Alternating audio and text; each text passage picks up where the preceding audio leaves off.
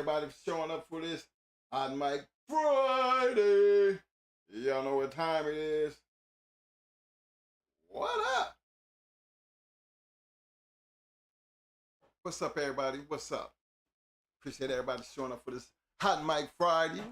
You know what I mean? If you haven't already, hit that like button. Hit that like button. If you haven't already subscribed, hit that subscribe button. Big shout out to all my people out there on the back street. Big shout out to everybody out there in the Shark Tank. My man, Mr. Dickie Foster in the house. What up, fam? My man, Mr. Eli Monsters in the house. My man, GR.CH. What up, fam? Big shout out to my man M1 coming in with the 5-piece showing that love. Appreciate the love, fam. Shout out to my man Eduardo Venezuela. What up, fam? Yo, Dreadlock. What up, fam? My man Self-Made Kennels in the house. What up, fam? Mr. William McNeil in the house. What up, fam? My man Shady 3 in the house. What up, fam? In the Wood 456. What up, fam? Just bulldogging in the house. What up, fam? Appreciate you coming to the show, fam. My man Rhino Copperhead in the house. What up, fam? Yo, Double Limbs Desbos in the house. What up, fam? Royal Heart, I see you, fam. Representing the 216, Mr. 216 in the house. What up, fam? Yeah. My man, Mr. William Torres in the house. What up, fam? Dirk the Felon, I see you, fam. My man, Mr. Rodney Stewart's in the house. What up, fam? Saw stuff really. What up, fam? Hey, appreciate everybody for showing up and showing out. My man, Pit Bulls and Prospecting up in here too. I see you, fam. Hey, man, look here. Tonight's going to be one of them crazy shows. Y'all know how we ended this thing Friday. And so we got my man, MARLO, the legendary Super Kennels MARLO going to be stepping in, hanging out with us tonight. Yeah, y'all don't know, Super Kennels, all time, one of my favorite ones. You know what I'm saying? Put them up there with that, if not better than S.T.P as far as, you know, champions and grand champions. They was up there. You know, that's arguably, but, you know, when you're on that kind of status, just to even be compared to S.T.P, you know what I'm saying? Just being compared and all the great dogs that they had, and all the wins, you know what I mean? Hey, big shout out to them fellas right there, man. You know, we always included them as one of our top 5. But when you start talking about legends in the game, can't talk about the game if you ain't talk about them. That's all I'm going to say right there. We're going to go over some of them dogs and, you know, and let them give you some of the insight, you know, because again, you know, they were very, very good dog men, aggressive dog men. You know, we used to tell you how we used to all roll in the circles we used to roll in.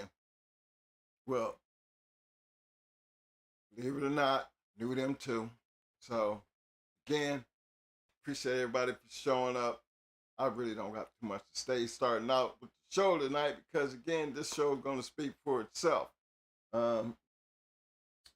I'm just waiting on Mo to step in here, and then we're going to get this thing started. But while y'all out there, don't forget to hit that like button. You know, don't forget to hit that like button. And then another thing, show your guests some love in the end. You know how I'm saying, you know, we always say them thumbs up roses and all that other good shit. It's kind of like we be falling off. But when I'm having my special guest on, I always appreciate it when all you guys show them love because, believe it or not, they always go back. And I just want them to see just how much they appreciate it.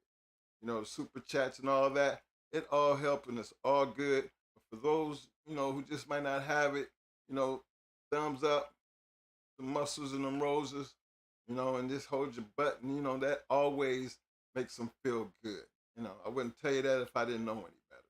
You know, it makes me feel good. So I can imagine what it does for them. So y'all give me 1 second here, and let me get my boy in here right quick. I think that's it.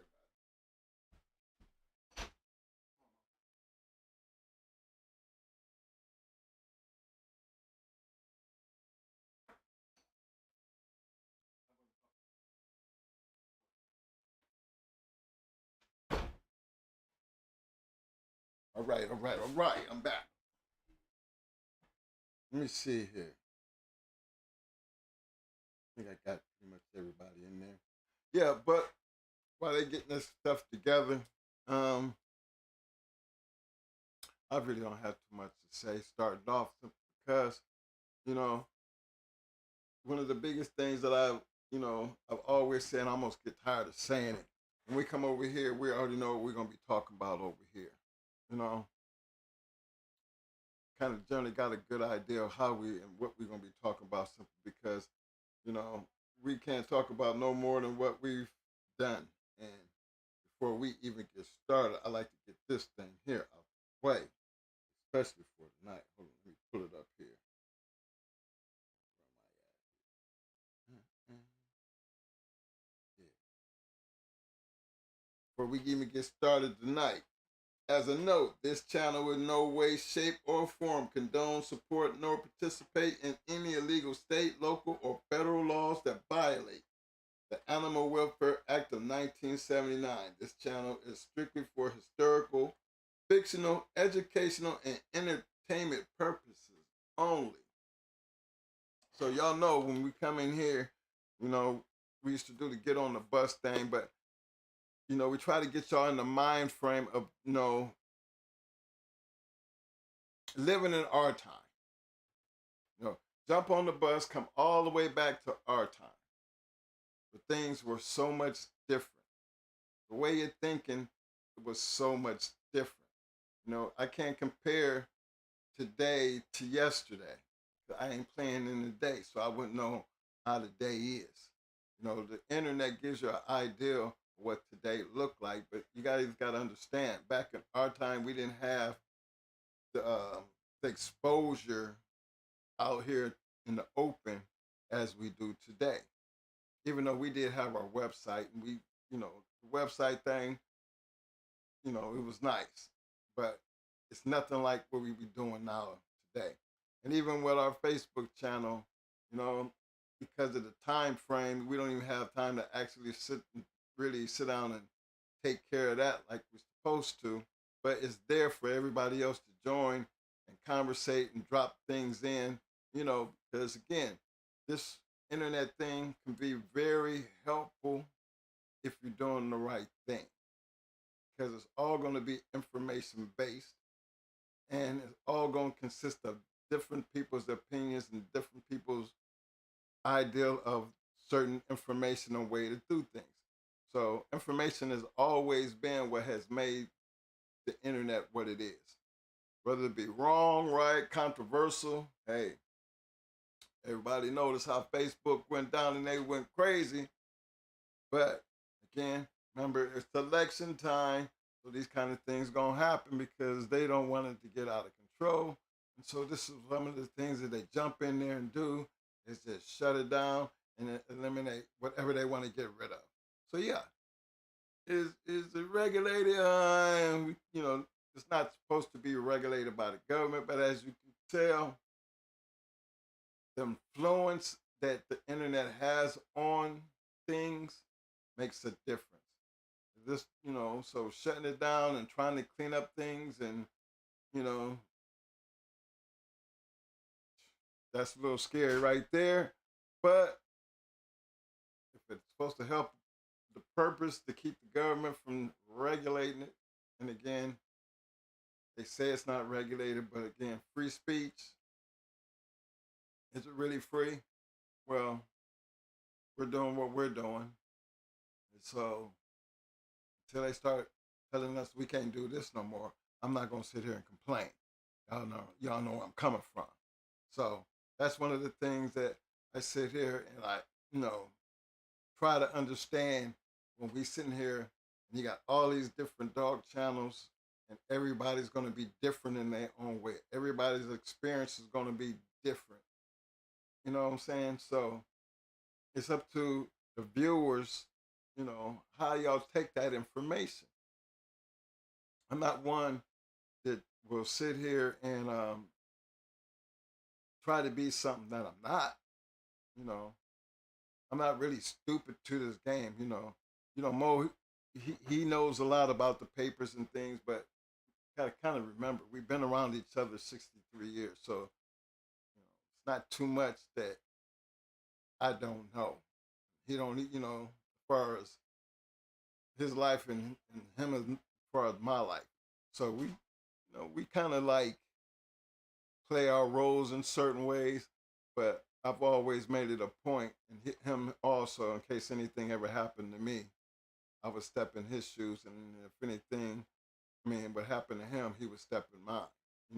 If something happened to me, he would step in my shoes. Something happened to him, I would be able to step in his shoes and pick it up right where he left off. So that's something that we have worked on, and again, our whole entire life, because that's just who we are. But come down to these dogs, I'm not as into papers, and yeah, I understand the conditioning because again, that's still something I was always a part of. But making the choices and things like that, that's what he done. He was more into the fundamentals. The deep fundamentals. It was easier for me because it was just like when we was in school. I was good at one thing, he was good in the other. Things I was good in, he wasn't, I go and take his test. And vice versa. It worked good up until our senior year and we finally got caught. But outside of that, you know, we were pretty successful at getting away with it. But kind of stuck to the same thing. As far as the trades and everything, we still do the same thing. We still know the same thing. And when it comes down to these dogs, the passion and the love is still the same. His is just a little bit more knowledgeable because he had his role, I had mine.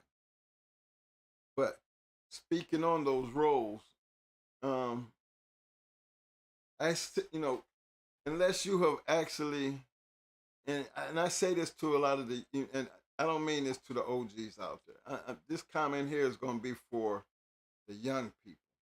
The newbies has got these dogs. We're living in a different time frame. So it's hard for me to sit here and tell you what you're going through now. But it's easy for me to tell you the way the game used to be. Now, we only gonna tell you based on experience. Now, some people, I don't knock anybody. Where I have a problem at is unless you have done this and had the passion and got on the level to do this to a certain height. There's a lot that came to this game. There was different levels to this game. I'm not a one to knock anybody regardless of what level they were on. Because you have to understand something. We've said this 1,000 times. It did not matter who you were when you climbed over that box.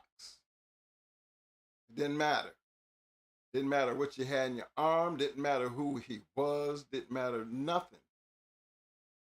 And that's one of the things that I want people to understand. Now, sometimes you had like great matches where people, they set it up and you kind of knew who you was going into, which that happened a whole lot because when you're hunting and the best is out there, you want to test what you have against the best. But then again, you might be one of the best if somebody's hunting you, and you're going to be there to accept the challenge. But then there's negotiations to make these things happen, just like in boxing or any other sport. And the camaraderie of making it actually happen to you when you got to the point of releasing the dogs, the competition started right then. Everything prior to that was all in negotiation. All the shit talking that came with it, all that was just like you see in any other sport. But when it came down to game time, it's just like any other sport. Bell rings, you know, horn sounds. Everything starts when, for us, is when it says release the dogs. You don't know what that felt like. You don't understand what came with that. Because this, in this game here for us, it wasn't all about, beating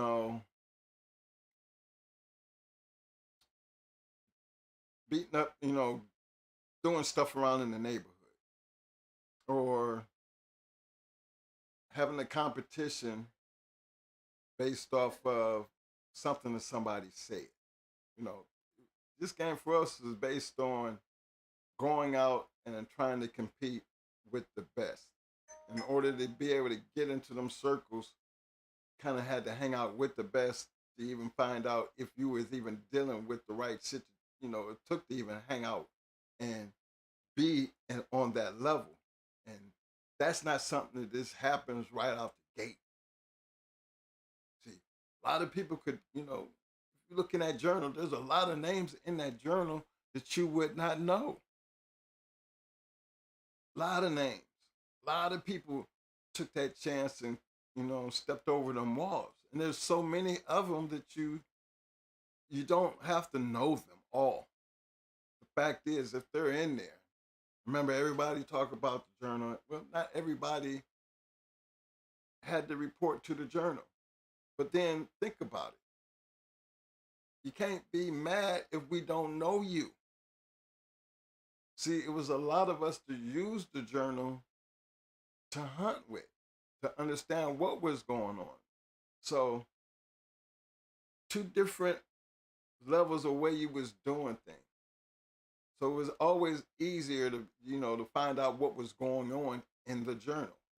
Just like you want to know what's going on in the news, you get a chance to turn on what channel and what news station that you want to get your information from.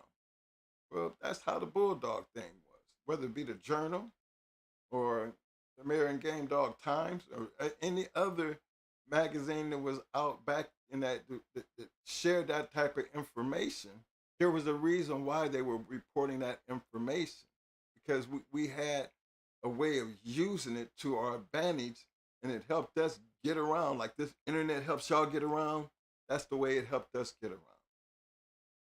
So it's not that I'm taking anything away from people who didn't report in the journal, but then again, people who didn't do that,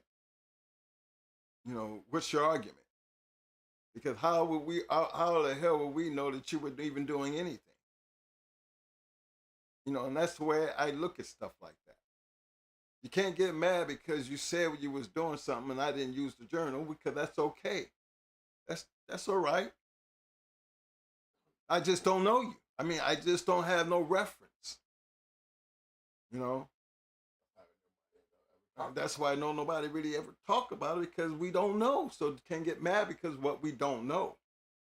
Hell, people didn't know us either. All they know is Going Hard Kennels. You can look, see us, GH.CH, all through the damn journal, but that don't mean you know us. That just, if you had a reference, if you just felt like, you want to know who he is, go get it, go get the journals. You'll see us in there a couple times. I mean, a lot of times. So this is why I speak on the now compared to the then. Because remember, we had all the information wrapped in the books when all y'all's information is right here, out in the spotlight. Remember, we paid for the journal. You're not paying for the internet. You're paying to have the internet, but look at all the ways that you can share your information. And it's got to be careful how you share that information, because this time is not like our time. For us and what we were doing, we were in a different era. So when you look at that and you try to appreciate, what we do back here, because if we didn't have the journal or have the page online and have things that would justify the things that we can sit here and talk about, then we would be no better than the next man who wasn't doing shit and don't have no way of even saying, I wasn't in the journal, but I did dogs. I just didn't report. Okay, that's cool. But think about that. How far does that person get based on that conversation? You can have good dogs, but if somebody's not doing something with those dogs, you're going, sooner or later they're gonna have to cross that fast lane sooner or later. I mean, how you gonna justify if you really want to be out there? I mean, how is anybody gonna know? Where does the conversation go? So this is why, you look at certain things and be like, certain things just be sounding crazy to me because you're putting too much on things that don't even matter. And if you was out there like that, you wouldn't even be saying the things that you say, simply because it never ever mattered. I wouldn't give a damn if you had a 85, 95, damn it, dog. You know what I mean? It don't matter. He could be 100 dog. We could be 200, when it comes to ratings, meeting each other. And don't care if he on roids or I'm on roids. It don't matter. What's gonna matter is what happened when you cut them loose. All that other shit don't matter. All that is just talk. Bullshit. You wouldn't even have that conversation if you was, out there and you knew. I'm not gonna sit here and try to tell you. I don't know what a 25 or a 50 or a 70% dog look like. I don't know. I mean, I don't know how to even ask that question. As many scraps we've been in, or I've never pointed my finger at a dog and then rated that dog. Let alone even cared of who conditioned him and how he was conditioned or anything.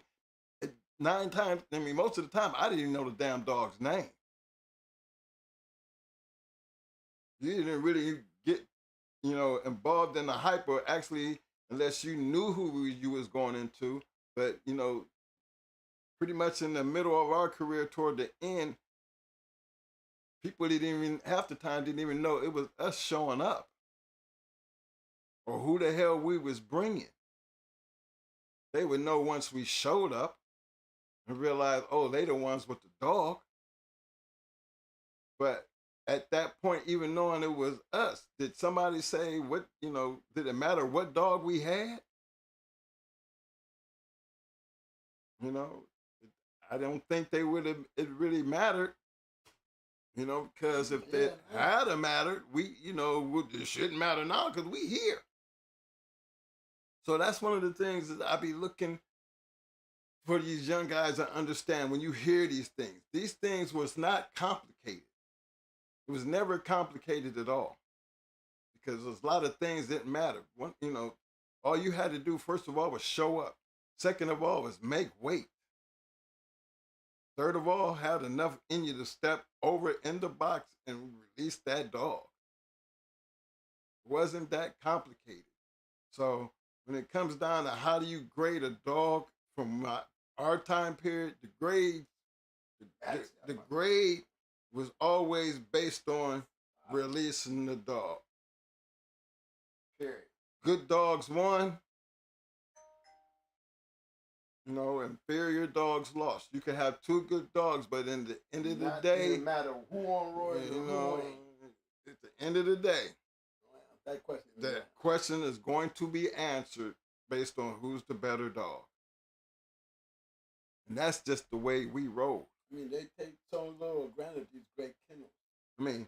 And we're going to be talking to a great kennel who was putting them down. Didn't care, and we're going to talk about them. It was a time they had 5 grand champions on the yard at one time. Add that up. 5 at one time. Outside of what, 30 champions? I mean, I said 5 grand champions at one time. 24. There's about 24, 25 champions at that same time. That's what you call bulldog. So just getting y'all to understand that it's not a complicated situation. Never was a complicated situation. It was a more of a direct, straight to the point. Call the weight, meet you at the scale, release the dogs. Everything else never mattered. Who it was never mattered. So don't get caught up in the complicated part of this, because I didn't give a damn how he fed his dog. Didn't really care who was conditioning his dog. Never asked. You know, it's just some things that we never really. I mean, I see the conversations and then I'm like, well, that conversation never comes up because it never mattered. That comes from some real dog. And that's shit. Just these conversations they having with the roids and all that. The shit. roid conversation, the percent, who, you know, the 20%, 25, 80, 25% dog type of. I don't know how you grade a dog. Who's doing a grade? That's first off. I be wanting to know who in the hell doing the grade. Who puts that number on the dog from the start? Do they match a lot of dogs? I mean, is there something that goes along with, you know, the analysis? The analysis, you know what I'm saying? The analytics. How did the analytics work out in the real world? You know, when we doing this, you know what I mean? Who's putting them numbers together for that to even make sense? Certain things that just don't make sense. Because, again, it never was that complicated. Never. Yeah. Give a damn what you did. Give a damn who you was conditioning your shit or who you was bringing. Shit, it could have been a 5-time winner. We wouldn't have never known unless somebody really told you or we knew that this was what we was going to do. And then, even then, I didn't put a percentage or even think about, I mean, what a 25, you know, a 25% quality dog look like. Never even condition a dog to even think that we put a number on and say, well, this is an 8 dog and we're going to make it a 11 dog. No. It was easy to say that when we start talking about a mouth. We got an 8 mouth, and by the time we get done, you know, I'm always looking at 11 mouth because now the dog going to bite as long as it wants to bite. We have no control over how hard he bites. But keeping this one thought in mind, the more conditions you in, the better that you feel and you want to bite, you're going to bite. That's why we did bite work. We conditioned for them to be able to maintain the strength and ability and the want to be able to do whatever they wanted to do. Whether it was a chest dog, a leg dog, a head dog, don't matter what style you had, the fact was you were going to first be in shape, conditioned to be able to do whatever you wanted to do. And so that's where the performance comes in, because we were always about bringing in the best conditioned animal possible. Because again, if the person that we fixing to go into is doing the same thing that we doing, then we're going to have a good one.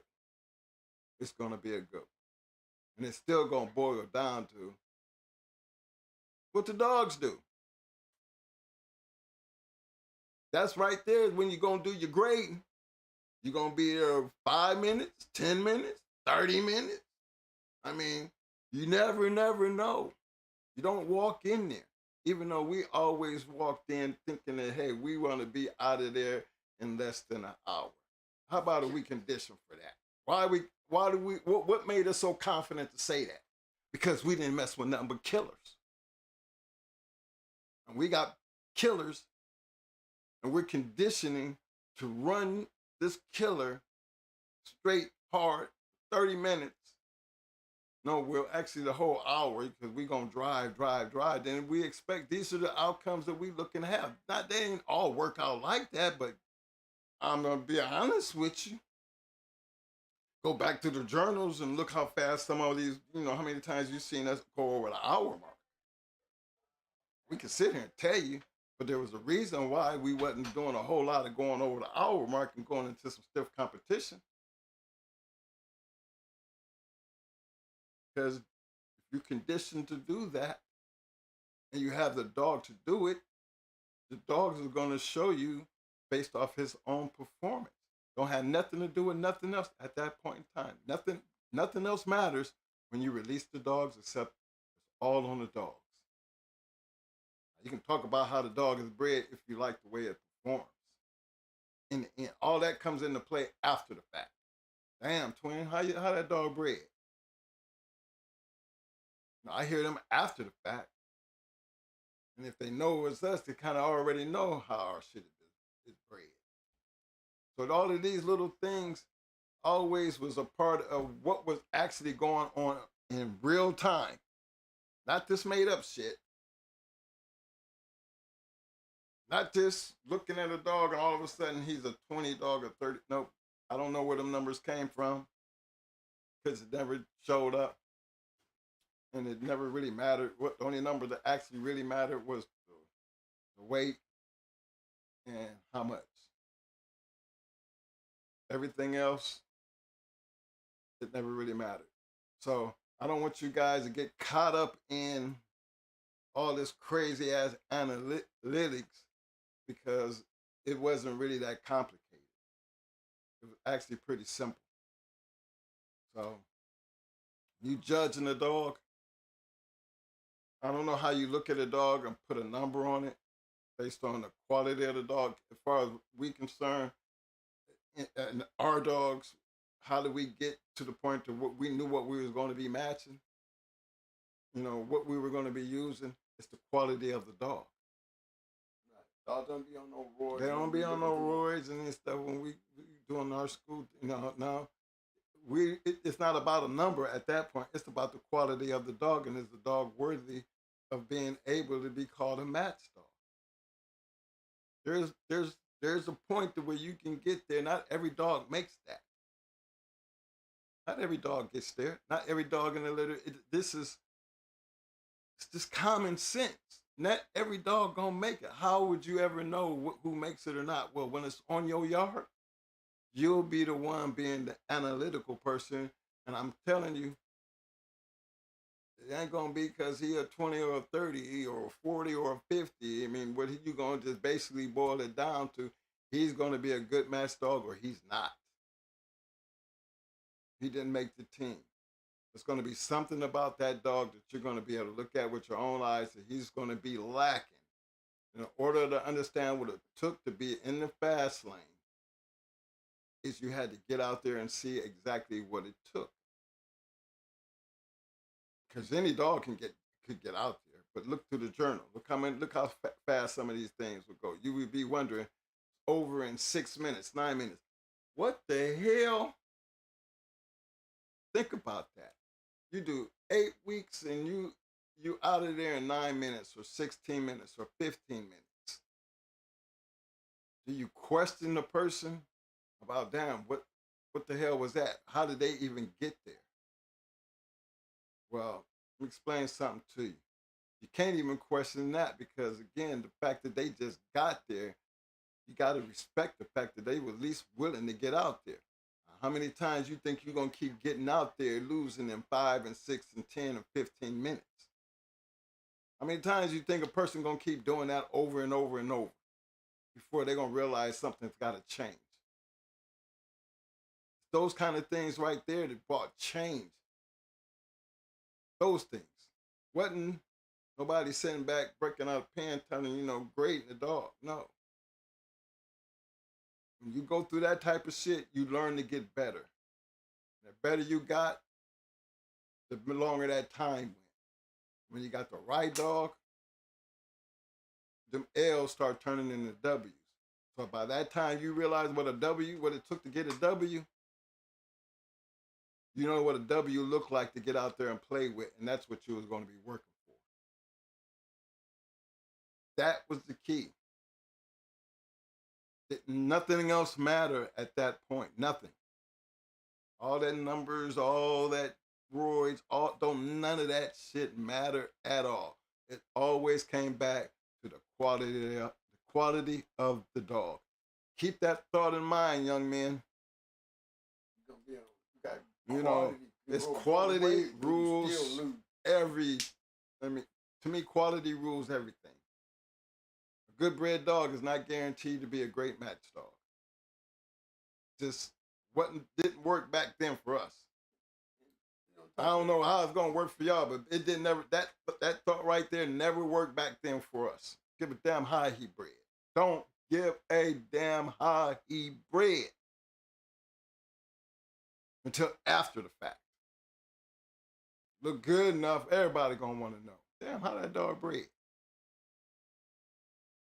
And it's up to you if you want to give up your little, you give it up. But who that dog off of, or who that dog come from? All that after the fact. Because guaranteed, most of the time, the dog who took the L, who stood there, unless you knew the person who had the dog, you was not going to be asking them, how was that dog bred? You're not going to ask them, because at that point, it doesn't really matter. Because regardless of how he bred, what you fixing to do with it? If it was a Jeep Red Boy Rascal and took a L, would it stop you from having Jeep Red Boy Rascal on the yard? Because of the failures of that one dog? Nobody played like that. That's why that kind of shit never made sense. Winning was always going to be the key. The quality of the dog was always going to be the key. It didn't have to be a great bred papers, because we're always going to keep telling y'all the damn dog make the papers don't make the dog. Competition speaks for itself. Everybody think they can whoop everybody until the goddamn bell ring, and then when it's all said and done, they raise the winner's hand. It's in every sport. So let's don't get away and make this thing some kind of technicality or a big issue.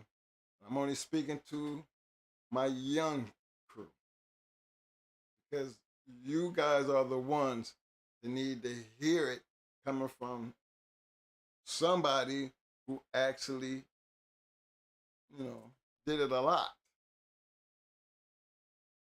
And I'm just being honest with you. Don't make it more complicated than it already is, because regardless of who's doing what, when it all comes down to it, it's the person with the dog who's making the decision, who's going to be responsible for the quality and the performance of your animal. And when you're dealing with fast lane, good kennels, you just better keep in mind that you're dealing with some high quality people who know what they're doing, and you better have your shit right. And if you go in with that attitude and you can come out a winner, guess what? Can't nobody take that away from you.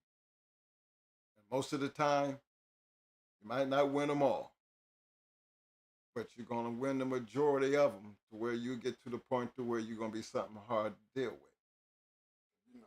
Because you know what it takes to win. And that's where I'm trying to get it. I'm trying to tell you what we did back then. The people that we bring on here, they're going to tell you about how they got there back then. And anything that they can tell you, and anything we can share with you, we're only going to tell you based on our experience, and let our experience speak for itself. I don't sit here and tell you what an 80% or a 25 or a 60 or a 50% dog look like. Then I mean, I can't tell you, because I ain't never graded a dog like that. And if there was a way to do it back then, I would have heard a whole lot more people doing it. I never heard nobody doing it. So it was a shock to me to even hear that you could grade a dog like that. It's just a shock. That box. I mean, his ass. I mean, Then what the grade shit look was like? just the grade thing was never, it just never was a thing, man. Especially if you have a yard full of dogs. I mean, it. I want everything, and everything that we feed and gonna have a purpose on that yard. Any and everything that we feed gonna have a purpose on that yard. That holds a whole lot when you're dealing with the bulldogs that we was dealing with back in our day. You can look out over your yard and you can grab anybody off of that bad boy and go jump in the fast lane with it. Regardless, I didn't give a damn who it was. Didn't care what they was bringing. It didn't matter. So keep that thought in mind. Don't get caught up in the analytics because if you're raising them and you're true to what you're doing, you'll understand that this is why we do these shows. To get you to understand exactly what we did, how we did it. Some people, they catch on. The old schoolers out there, you hear them repeat it. And like I said, everybody wasn't the same. That's what made the games, so competitive. It has always been that way. It's been a competitive game. What you know against what they know. And then you take that and you put two dogs together and you watch the outcome. That's not really all that complicated. Getting there, yeah. Getting there is the joy of the game, though. That's the whole thing about growing. That's that growing process.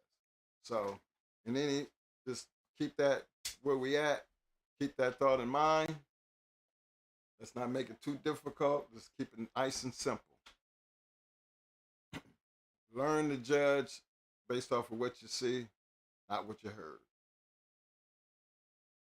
You know, because if you know enough, you're going to get better. The more you know, you have no choice but to be better. So that's the whole key to the conversations that we have. So we try not to stray away from that. Actually, try to reel you back in because sometimes it can get complicated when you hear a lot of things that you hear. But then when I'm listening to it, I don't hear the right questions because I be really want somebody to ask that major question.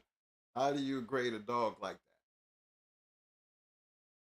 And who's doing the grading? What does a 50% dog look like? Me personally, I would never match a 50% dog. I mean, that's just me looking out on the yard. What a 50% dog look like. I mean, I, to me, a 50% dog wouldn't pass our calling test. You know, if I don't see 100% out of you, and in order to even be thought about going toward the box, you got to be 100%. As far as my confidence, most confidence. Most of the gentlemen that I knew, they didn't just go do this, y'all. They didn't say, "Oh, he was pretty good." If he was feeding it, he was better than pretty good. If he stepped across that wall with him, trust me, he thought he didn't go in there thinking he was gonna lose. I ain't never known nobody to climb over the wall and know they was gonna lose. Just never seen it, never heard of it. And I don't want y'all to think that you got to go out there and put a number on a dog just based on how good that dog is. Because on any given day, any dog can get beat. Any given day. History has shown that and proved it. And I don't think that part's going to ever change anyway. So, I'm turn this over to my man Mo. On you, Mo.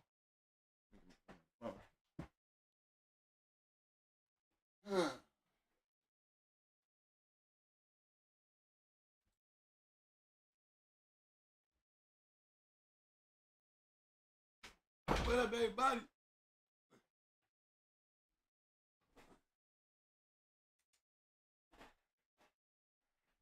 What's up, everybody? Hope everybody had a good week. Thanks for coming out.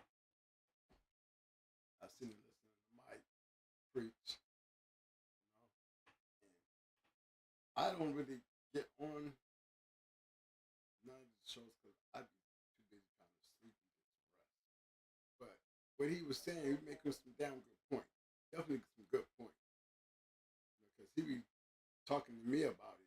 And my way of thinking, I look at what he be saying and be like, man, that shit don't be making no sense. I mean, we get up and we feed yards of dogs. You know, go out there and really, those who got bulldogs, go out there one day and just look out there and see what you getting ready to go out there and take care of. Knowing you got a family in the house. Incoming call from 954. Alexa, answer the call. 2552 for Alexa, Michael Baines. answer the call. Alexa, answer the call.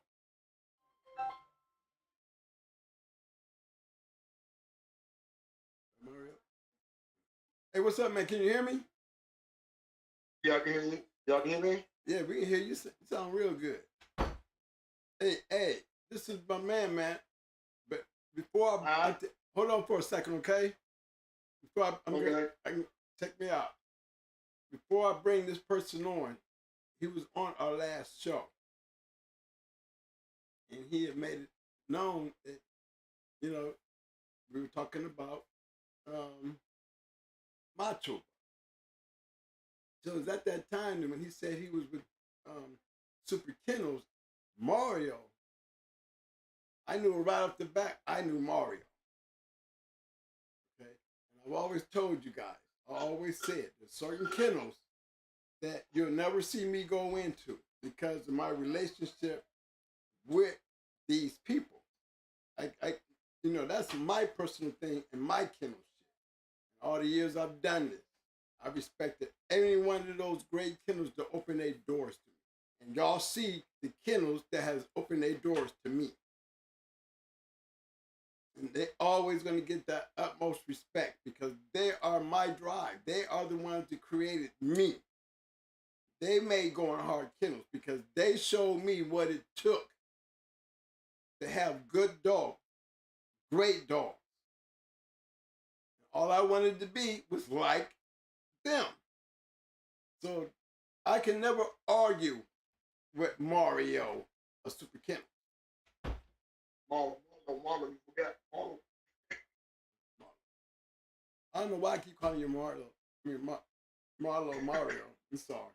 But yeah, Marlo. And I'm telling you, because me and this dude, I didn't know the rest of the Super Kennels. I knew him. This is years ago. And when they came out to Tom's, he wasn't there. But I asked about it. The mother don't come to this kind of shit, you know. And that's what they told me. But I had the opportunity to take a picture with Super Kennels and Tom Gardner and Rosterman. That was one of my biggest nights. I know everybody was there. You know, I felt like Michael Jackson with all the people that came out there to hang out there with me and Mike. But me and Mike was just like y'all to us. We was like that to them. It was a privilege and a pleasure for me to get pictures with Gambler and Havana Danny and Snake Man. You know what I'm saying? And Tom Gardner. It was that to me, these are my heroes. These are the guys that made Going Hard Kennels. Because they had good dogs and they, you know, if you understand what that means you have to get in the box. It was all about that. Mm-hmm. It was all about that. So me and Marlo, we done hooked up. He is here tonight. I just wanted to make something clear to y'all because I can never, ever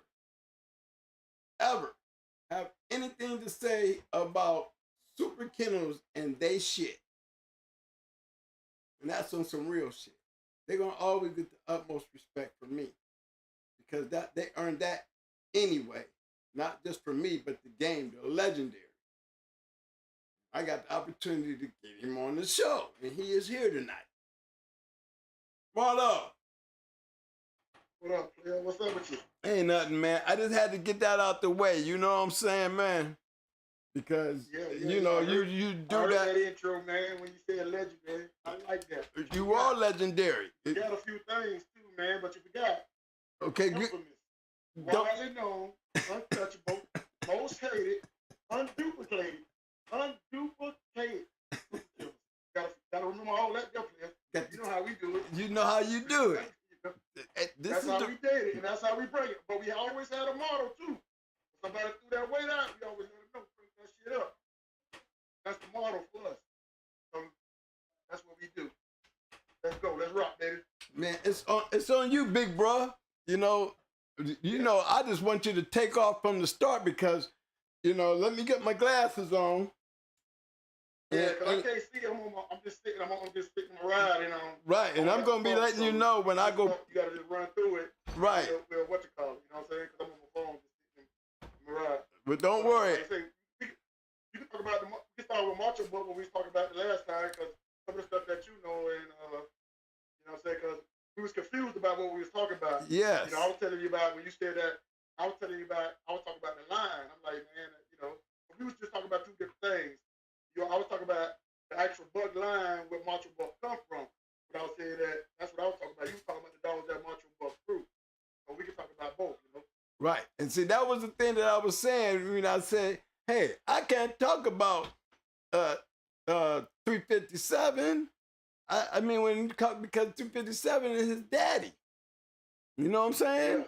Yeah. My thing was, that was undeniable, nothing for me to speak on. Because it wasn't, you know that. Yeah, so I was down on. I didn't know what you just told me that one time. I didn't know that through another grand champion. I didn't know, you just let me know about that. So, yeah. And it was like, when it came to Macho Buck, remember, I always never said nothing about Macho Buck. I always said it was evolution. Chico, not the dog. The people.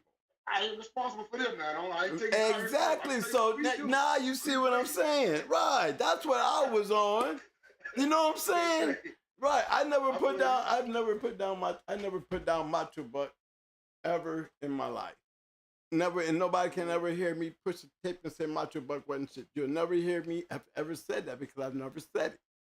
I said that people handling Macho Buck was getting over. You know what I'm saying? Had nothing to do with the dog. If you want to, the dog was a good dog. But if you in the game like we in the game, you know what I'm saying? That shit might work for all the people who don't know. You feel me? But when you inside that circle and you see it, and I have all the proof. I have Sarah Kell. I sent Ugly to Evolution. I have Pyro. So these was dogs. Pyro was off of Macho Buck. Yeah. You see what I'm saying? So I was far enough into them like all the other kennels, and the only kennel that I always had a big question mark on was them. Mm-hmm. Because everything that they did wasn't, when you're in the game like us, and for real, and you trying to build a reputation that you're putting yourself in a position like you are us, but you're selling. You know what I mean? You selling, and we still ain't running into you. You still got the Plow Boys, you know what I'm saying? You got the Wall Boys down in there. You had big thinkers. You got all these big-ass kennels. Dead serious, got all these kennels right there in Texas. Big kennels. You know what I'm saying? But it was all about the message that they were always talking was they was taking great lines, which they were great lines, and they was promoting them and selling them, not really doing the shit with the dogs, just trying to make them great by doing everything but putting them in the box. That was my point. And what they was putting in the box, the opportunities. Go ahead. Let me ask you a quick question. Put you on the spot for a couple of these newbies out here but they come at me with a certain way. Which dog you prefer to have, 357 or Macho Buck? With your knowledge of the game. 357 all day. All day. That's right. There's a couple cats that's out there. They keep coming at me a certain way. Just tell them about that there. Let me tell y'all, man. I was trying to get to I was trying to breed Brat to 357. I was trying to breed Baby to 357. 357, I mean, I'm gonna tell y'all right now, I don't got nothing wrong. There's nothing wrong with Macho Buck to me. You know, if he had been in anybody else's hands, he would have represented his father a whole lot better, because in the fast lane, and we can go ahead and pull him up. He's not his daddy. He's not his daddy. I'm sorry. I mean, and his daddy wasn't bred much. So the thing is, it matters when you're talking about guys that's in the fast lane who's actually doing dogs. You didn't hear me say I wanted to breed to Macho Buck with Bebe or Brat or Sarah Kell or any other dog I had on the yard. Never thought about it, because it didn't arouse me, because I wasn't bred to his father. You know, and it takes two good breeding, because Macho Buck is bred good. Yep. Marlo, what actually, back when you was back in that time period, you and Mo was talking, you wasn't really trying to breed. You wasn't ever trying to breed back then, were you? I wasn't breeding at all. Actually, how I went was, we bred in house. We didn't have to go up our yard because we had enough stud dogs on our yard. We had, like I said, we didn't even go up our yard, and we wouldn't even breed outside the yard. So just one of these days, it just came into the time when y'all was calling. I just wasn't letting nobody breed, because we didn't care about the money. We didn't need that. We weren't no, you know what I'm saying? We weren't no puppy peddlers. So this one day, me and my homeboy, we just sitting up under the garage. We're like, you know, he was like, man, we got all these damn dogs. We can't breed all these dogs. And let's let other people breed these dogs. So that's how that came. And it just so happened they called at that time. We just opened them up. You know what I'm saying? If you would have said that, if you would have said that 2 months later, Macho Buck would have been here. Because we just didn't say no to everybody. Mm-hmm. So that's how that went. He just called at the right particular time. My homeboy was like, let's breed them. So we had like about 5, 6, 7 stud dogs at least. And it was all worthy of breeding. You know? Mm-hmm. Probably more than that. I just threw a number out of my head. Could have about 8 or 9 stud dogs. I don't know. Only 10. If I can go to the name of the list. You know? And that was worthy of breeding. We couldn't do it. That was a hell of a breeding though, because that breeding that when they bred Mayday to Blondie, that was the breeding that actually put together what they saw us do. You know, that was the feud was over when they made that breeding right there. And I think it was historical breeding, but they knew what was coming based on they saw what we did. And that's the truth. Like, that's why they put the argument down to make it happen. Yeah, I knew it was gonna work. I know it'll work anyway, because we've been approached many times. All them dudes down south, all the Cuban dudes, everybody. You know what I'm saying? Big to everybody came to the house. Everybody came by to try to breed the 3. You know, we were like, no. You know what I'm saying? We knew it'll work, but it was our competition. Why am I give our competition some help? Right. You know. So that's just basically what it was. Well, I got Macho Buck up. I'm gonna hit on the on 357. Yeah, y'all got his champion, because you were saying that he went throwing, right? You said that his. Oh yeah, you want me to go dig in him? I'll go down there and dig in his offspring first. Yeah, you were saying that he wasn't throwing, because from what I know now, before he left the state, Macho Buck was registered married, so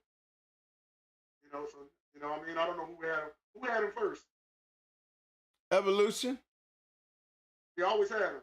Okay, so I know he had those like Sam, bisexual, a couple other dogs. He was registered married before he got sold. Right, but we So I don't know. Yeah. look, we have 343 offspring. Okay. Okay, I mean pages. Okay, we got one.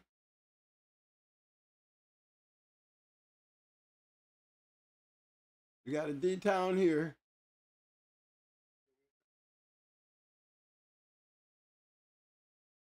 And they got Macho Buck, what does it say? Champion Unknown Sam. But the owner is D-Town. But it says the owner is D-Town. And that was off of Maz Chop Chop. A little, you know, that was Handicap and Mad, you know, Handicap and BB Red. Right. Yeah. With that Kimmer shit. He did real good. Had a good mouth. You know what I'm saying? So that's one right there. That's a good cross though, if you want to know the truth. Yeah, it is. Cause that Kimmer shit with that Mad shit, I know them. I'm pretty convinced that they was rough. What part you had the problem now? Because he was registered married at that time now. So what remember you saying it was Right. Well, I mean, okay. Now let me put it in short. All right. When you pull up Mayday and Frisco and all these other dogs, and you see pages of offspring, right? Yeah. You know, let's keep it real. Buck still on the top of the list, right? Buck still on top of the list. Mayday still on top of the list. Jeep still on top of the list. But you go in these pedigrees, you're gonna see pages of offspring. Yeah. You know what I'm saying? That was my point. When you got that many studdings going on, this is not a match thing. This is a breeding thing. You see what I'm saying? He might be an all-win, but damn, how many times was he bred? 200 times? Also, yeah, but okay, let's do this here. Macho Buck was a 5-time winner now. Yeah. Let's go see how many quality females he was bred to. But you can't go. Oh yeah, they got some good ones. Oh, they got some good ones. I'm sticking some anything to them. Let's count all the quality bitches. Count every bitch that was bred to that was quality worthy of breeding. Not no cold shit. I'm sorry about it. You know what I'm saying? Go ahead. You said talk to me. Not nothing cold. Not nothing cold. Let's count how many bitches that was 1-time winners. How many gifts were 1-time winners, 2-time winners, or 3-time winners? I bet you most of those gifts was just gifts on the yard with the bloodline. See, we ain't care about bloodline down there. Right. Right down there where we from. You know what I'm saying? We ain't run one bloodline. Like we ain't have one bloodline. We cared about bad dogs. That's it. We'll figure it out when it's time to breed. So when you doing that by Macho Buck, we also gotta see. Let's see how many quality bitches we got. Well, we know these right, the two bitches, the two dogs that we just did, right? Neither one of them was matched dogs, but they was bred good. Like this one right here, we got Champion Freeborn Kennels Max, who's a 4-time winner off of Macho Buck bred to Jennifer. Okay, and now Jennifer, she was off a son of 187-600 and Missing Links Melita. That 2-time winner off of Mayday and Golden Girl. And then then you got the John Ness 90 Kennels with that Kami dog, who was a 1-time winner, 1-time loser off of Short Day, and Carmella. You know what I'm saying? That's how the Jennifer bitch was. But she did produce a 4-time winner. But when you look at it, the way they bred, it still came through Macho Buck. You know Macho Buck brought that fire to that because I guarantee you this dog ain't got no litter mates. I'm hitting siblings. Ain't got nothing to show for her. You know what I'm saying? Yeah. Ain't nothing to show for her. Yeah. So But that's the way I look at it. Just You know, anything to a good dog, and they want to say the dog ain't throwing. but they're gonna throw that quality, but not in the numbers that you know. Come on now, Yeah. not in those numbers, because they're breeding, they're stud feeding. Yeah. Yeah. Okay, here's one. They got a chichia that produced grand champion S.P. Cooper. He was a 5-time winner, 1-time loser.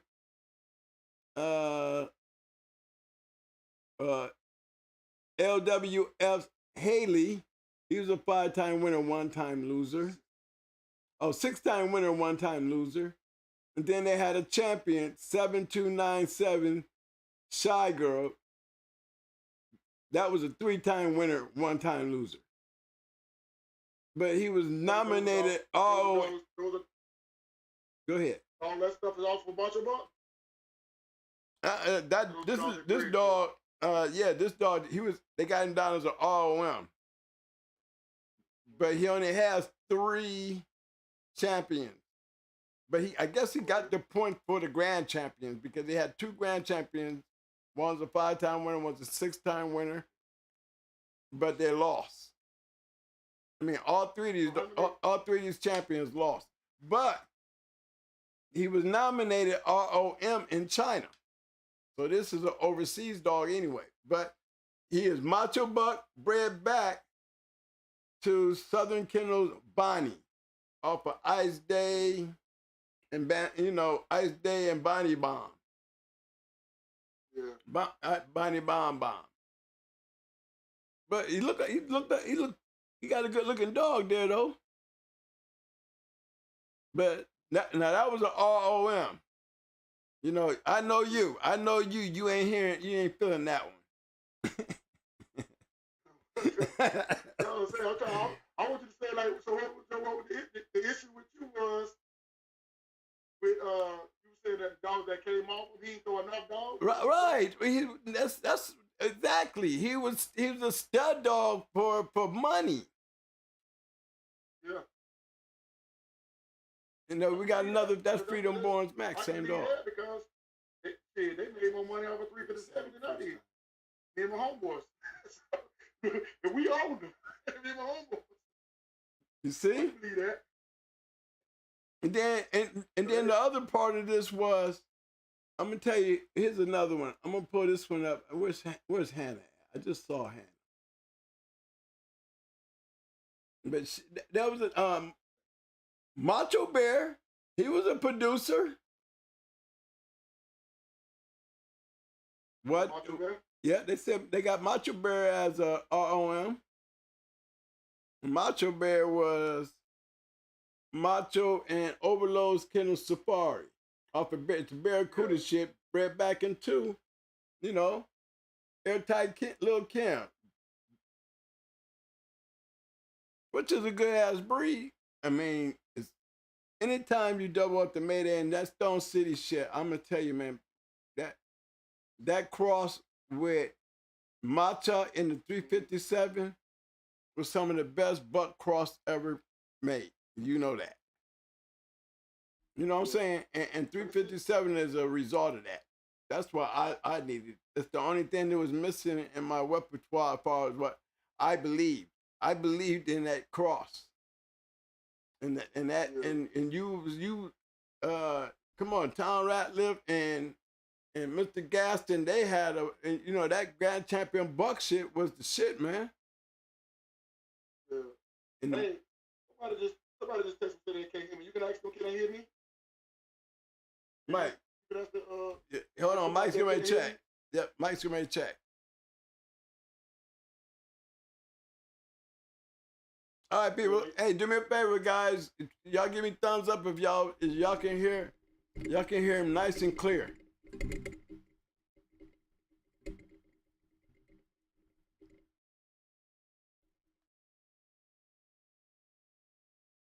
What is it?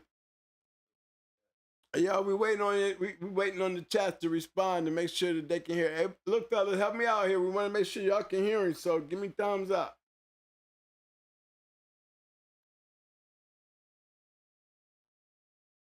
Okay, I'm still waiting. Hold on, Mike. Gonna go check and make sure. Okay, we got thumbs up showing up, bro. Oh, okay. Yeah, we got thumbs up. That's just doing it. That's their internet, then. Right. Right. So Yeah. I think Mike made it turn it up just a little bit more just to make sure. Okay. We got thumbs up, bro. Okay. They can hear you. Okay. But go ahead. Okay. Now they got they got Macho Bear as an RM. But when I pull up his offsprings, you know, he might have several different ones in different places, but I ain't seen nothing on this one. Yeah. But again, the breeding in themselves is what I be trying to explain to people when you dealing with dogs coming from kennels that selling dogs. You know what I'm saying? Yeah. And they was using Victor and Stone City, the two biggest kennels during that time, and capitalizing on it. You know what I'm saying? Yeah. And I'm just keeping it real. You know, and then, you know, with a Macho Buck and not taking nothing away from it, I would have loved to have him. Yeah. You know what I mean? It wouldn't be no question mark in my eyes when it comes to him. You know, I mean, I'm inside the walls. I'm seeing the, you know, the mood that made him dog of the year. Remember, I'm right there. It's not like I was standing on the outside, bro. You can see, I got all the proof in the world to show you I was right there in a circle. And I seen what was going on. You don't think you should have made dog of the year either, huh? No. No, not when you standing there, and not when you standing there seeing what's going on. I'm standing there. I'm standing there. I seen everything that went on. No. You see the dog? Did you see them go? You don't think he deserved it? No, but I mean, I'm saying this. Knowing I know evolution. Okay? Yeah. Not saying the Macho Buck didn't go into anybody. What I said was he didn't go into the right people to go get dog of the year. Not when you got true colors in there going into far better dogs. I mean, there was two dogs. Their matches was far better. Huh? I said there was two dogs that their matches, you know, they were just better dogs. And again, let me repeat myself. When I say I was in the circle, don't make it a coincidence that when you got jammed up and things got bad, you know, based on that raid, okay? Same year that he got raided up, right? And went through all that trouble was the same year that they gave Macho Buck Dog of the Year. And I'm telling you, the man got 10, you know, he got paid. And that's it. And that, I remember a person, and when I say stuff, I got proof that I know all of these people. I know everything inside and out with them because I had dealings with everybody. I wasn't no stop in, stop out. Like I said, I had Sarah Kell. Where she come from? Evolution. Ugly ended up down there on Evolution's yard. Where did she come from? She came from my yard. You know what I'm saying? Going Hard Pyro come from who? Evolution. Was I a fan of Evolution? No. Because my thing with Jesse was always, man, how did they doing that? You don't say nothing. Do you hear what I'm saying to you, bro? Yeah. How do you sit back and watch them do that and you don't say nothing? Because it benefits y'all because y'all sell more dogs? Is it benefiting Victor because, you know, everybody's going on this craze? And all Evolution did is this what Tico Lopez did. They just plugged into it.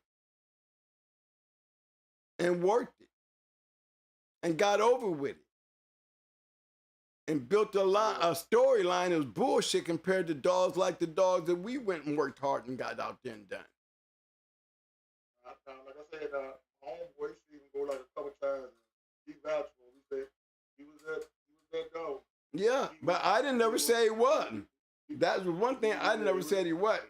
But I also say If he was in my hands, it would have been a different situation.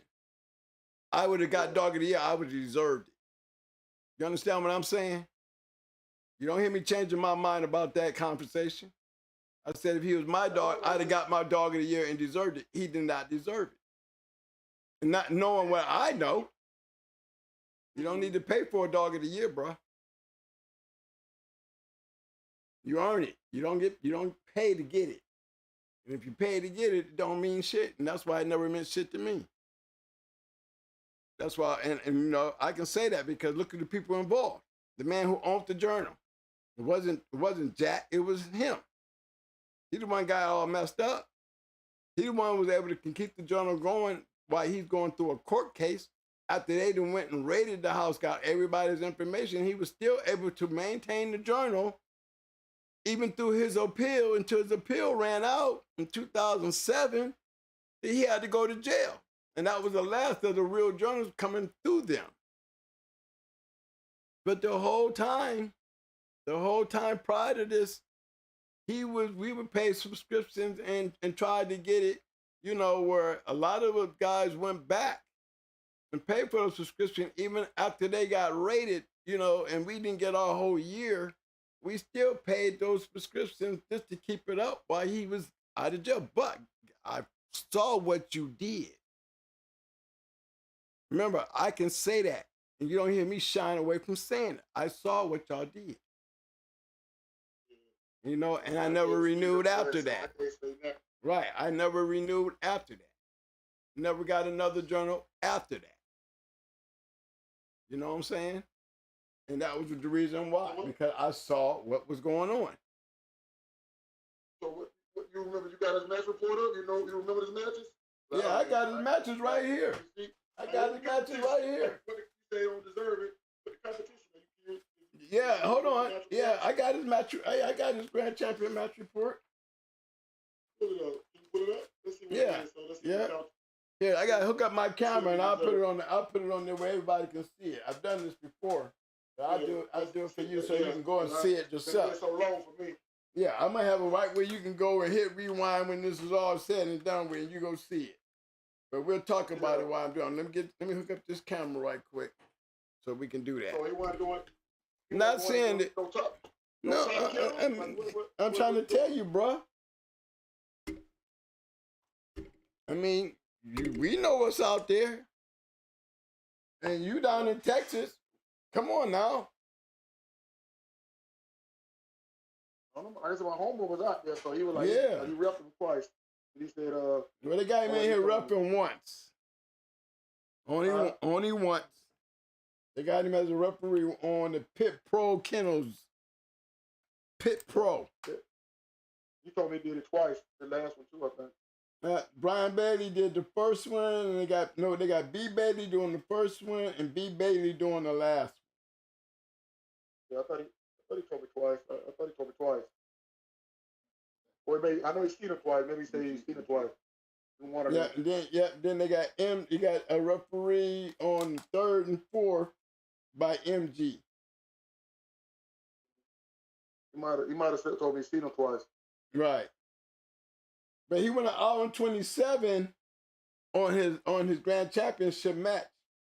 So that's when, you know, and I know that, I don't know, you know, I hear different story because shit, his grand champion, I done heard two different dogs. Okay, put it like that. I heard he went into a champion for his grand championship, but his report does not say this dog was a grand champion, a champion. So, but he went an hour and 27, so you know he was on, he did his thing. You go an hour and 27, you got to be a bulldog. And that, in his blood alone, that, I mean, come on, man. I'm not taking nothing away from the dog. But you just heard me right off. He went 17 minutes with America's Most Wanted Kennels, Jimmy, at 53, 17 minutes. The second match, he went at 48. Pit Pro Kennels Blue at 48. And this is one Super Kennels referee. He went 22 minutes. And then he went into Jacob's Coyote, a male at 50 minutes. He went 28 minutes. MG was the referee. No, okay, yeah. Jacob's Coyote, he went at 50. And it went 28 minutes. MG was the referee. T Nice Kennels. Yeah. Little Blackie. Male. At 50, it went 31 minutes. Okay? And MG refereed that one. That 3 and 4. Okay, that was 3 and 4. Now, you heard these names, and I'm going to get the camera, I'm going to put it up where everybody can see it, okay? And then I'm going to show you the dogs under him that made grand champion. I don't want to be biased, but I'm going to show you, you're going to see the politics behind what I just showed you. That might work with everybody, but we in the game. You know what I mean? And that's my point. Can you...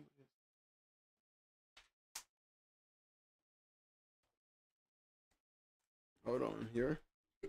Let me see if I can get this thing up here right quick here. So none of them killers, you know, from what you know, they don't bring good dogs. About your boy. I guarantee you what. I tell you like this. You go back to all the journals and you tell me if you ever seen those names again. One time, at least once. Okay. I rest my case. Is that the only time they ever matched the dog? Did they get out of dogs after that? You never seen them before then or after that. Yeah. I told you I'm not a rookie. You know we're not rookies to this. If we in it, we see it. You know what I'm saying? I'm sitting that close to it. So how can I miss it? Come on now. I'm not talking like I'm some dude that's hating and I ran the damn line. I'm telling you what I saw. And I seen the same shit coming out of Chico. They fell out telling on each other. You hear what I said? They fell out. Yeah, I hear. And they shit spilled out all out there in the dog world. And how Chico dogged them, but y'all taught Chico that shit. Mm-hmm. You know what I'm saying? I'm just talking. But you know what I'm saying? So yeah, I always know when you sit as close as I was, I seen it. And like I said, why would I be asking Jesse, what is it? How are they getting away with that? And y'all ain't saying that. You see what I'm saying, man? Ain't nobody saying that. I want to rap, so I can't really speak on that. You said, that's why I say what I say. And I stand on what I say. I say, and because I'm there, I got proof that I was around. I got proof that I knew what the hell I'm talking about and what I saw. I didn't have to hear it coming out of nobody's mouth, not when I'm standing there. You know what I mean? Yeah. I seen it all, bro. And was questioning them the whole time. Wasn't trying to do it to them. I was just asking questions. Yeah, he's selling a lot of dogs. That's what it's all about. Just like Victor and his Mayday dogs, 1,000 Mayday dogs. I was really talking about, like I said, we was talking about two different things. I was talking about the line, you know? Right. And I was never talking about the dogs. You know what I'm saying? The dogs, it's not really the dogs, it's the people that hurt the dog. You know, I'm always question it, you know what I mean? Because I seen what was going on. And I say that because I got the opinion. I ain't no rookie to the shit. And I've done my time in the shit. So my opinion has a little bit more, hold to it because why would I lie? I ain't hating. You see, I done had dogs off them. You see, I done dealt with them before. You know what I'm saying? So, and I was that close. I was close with Victor, Jesse, all of them. You still there? Alexa, answer the call. You back? Yeah, I had to call you back. I'm in these damn mountains in Cali. Oh, okay, that's all good. If you lose it, we're going to get you back. Yeah. Okay, I was cool with all of them, big bro. I was cool with all of them. I was cool with you. Better tell them, man. Yeah. Tell them how long we used to talk on the phone. Yeah, but like I said, I was talking. I mean, that's when it made me. When I was writing in, I'm talking about the line, you know. Right. Like, I know he takes care. I know it and that's why I said you was cheating when you. I know he come from that with macho bread, bread. I know he come from that old stuff. It ain't none of that new water gas stuff that's around. He come from that old stuff. I used to man house all the time. You know what I'm saying? Mm-hmm. So I know what macho buck himself was. Like I know what he is. You know what I'm saying? Yeah. But again. Yes, but you hear what? But you see my point. What I was making here. I'm pointing out what my concern, what I was catching them doing. And even you said evolution really didn't match dogs, but I knew that too. I knew that. You know what I'm saying? And I asked Jesse why wasn't, you know, like I said, I used to ask him. Go ahead. What about Dave? Dave did everything. The dude that was with him. That was really like, you know, the one that was behind it. Right. Doing everything. Well, again, if he was doing it, guess what? I wouldn't be having this conversation. Oh, so I thought he did him all over. You know, that's what I was saying. I mean, again, I said if I seen it happening, Jack Kelly had the journal, it would have been a totally different outcome. But it wasn't Jack Kelly that had the journal. Yeah. And I told you what $10,000 to get you, dog of the year. During a time that that journal had got busted. And it got raided because of what happened in 2003. You know. Yeah, well, like I said, we usually talk about two different things, but shit. That's all. Get off of them and let's run but then remember I told you that. Man. Remember I told you, I said, hey, bro. Remember I said, I can't, you know, don't get me wrong. I can't argue with you about Super Kennels on 357. Because I can't. I can't deny anything that you say about that dog and what he can produce, even though he's macho. But I didn't say nothing about him not being macho boy daddy. I didn't say nothing about he wasn't bred good, none of that. Never said nothing about the dog. And I'm going to continue to say that. Now, I'm going to show you the other part of the dogs that was under him. And the people that he went into. Okay, this is the runner-up. This was True Colors now. Make It Happen Kennels and True Colors Dynamite. Mm-hmm. Now, he went into 6 feet deep in the Screamer. Grim Reaper was the Grim Reaper. He was the one that lost to Joey going for his grand championship. He was the referee. This was a male at 43, went 47 minutes. He went into Contact Kennels General. That was Scrapyard Kennels. That's another Kennels out of Detroit.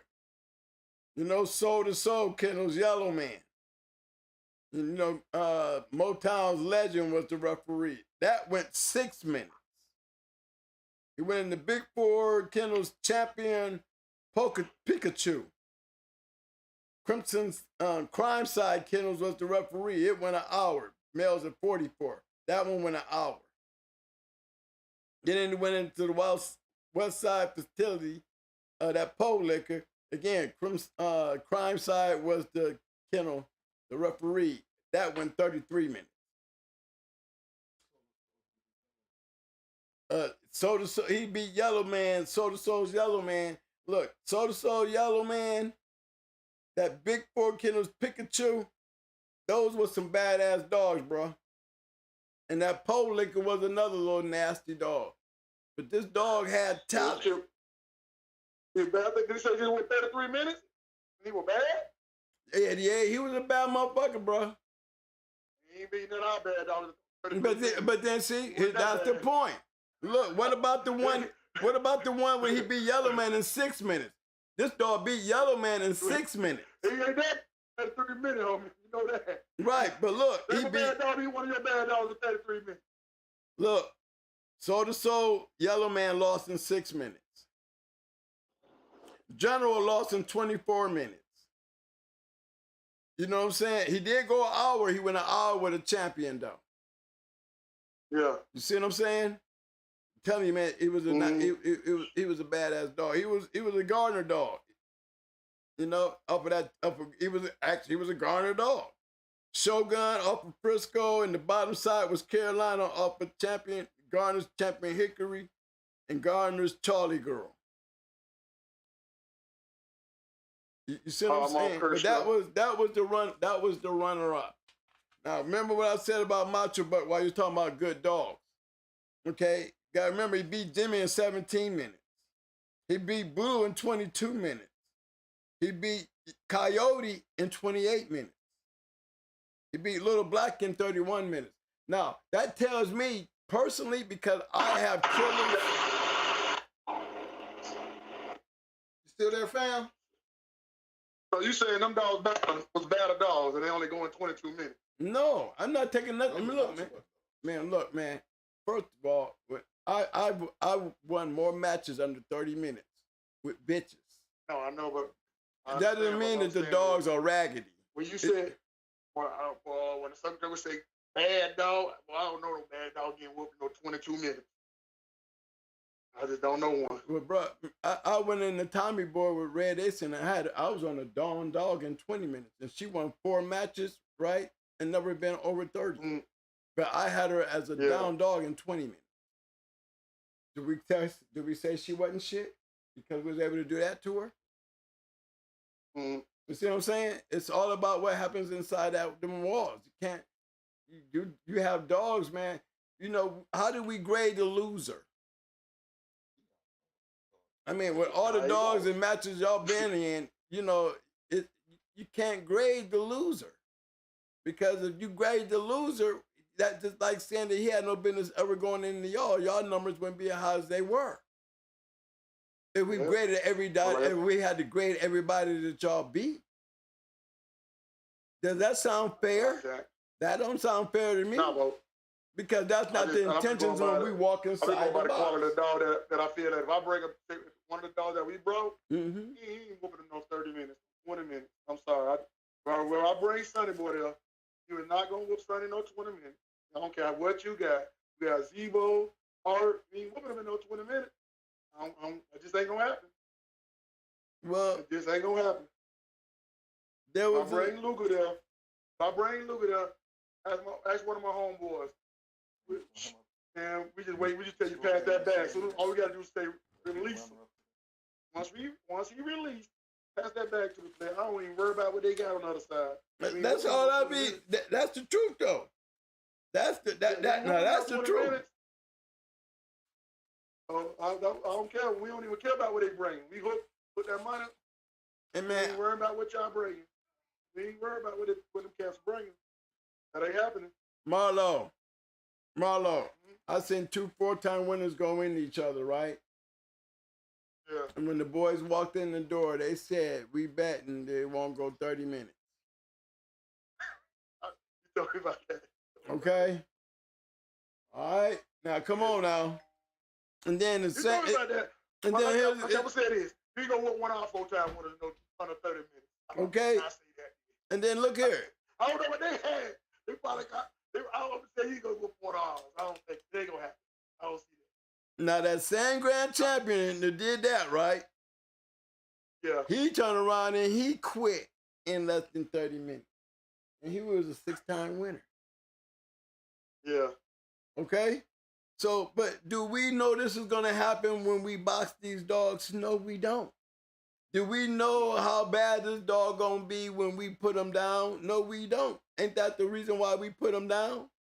See, they take too much away from. See, I wasn't knocking the fact of who Macho Buck beat because his owners played that role. You understand what I'm saying? And when your owners play that role, and it's obvious to see, it's clearly obvious to see the Dynamite was going into better dogs. You can go back in those journals and find every one of those kennels in the journal matching, winning or losing. You go back here through Macho shit, and you ain't gonna see them kennels again.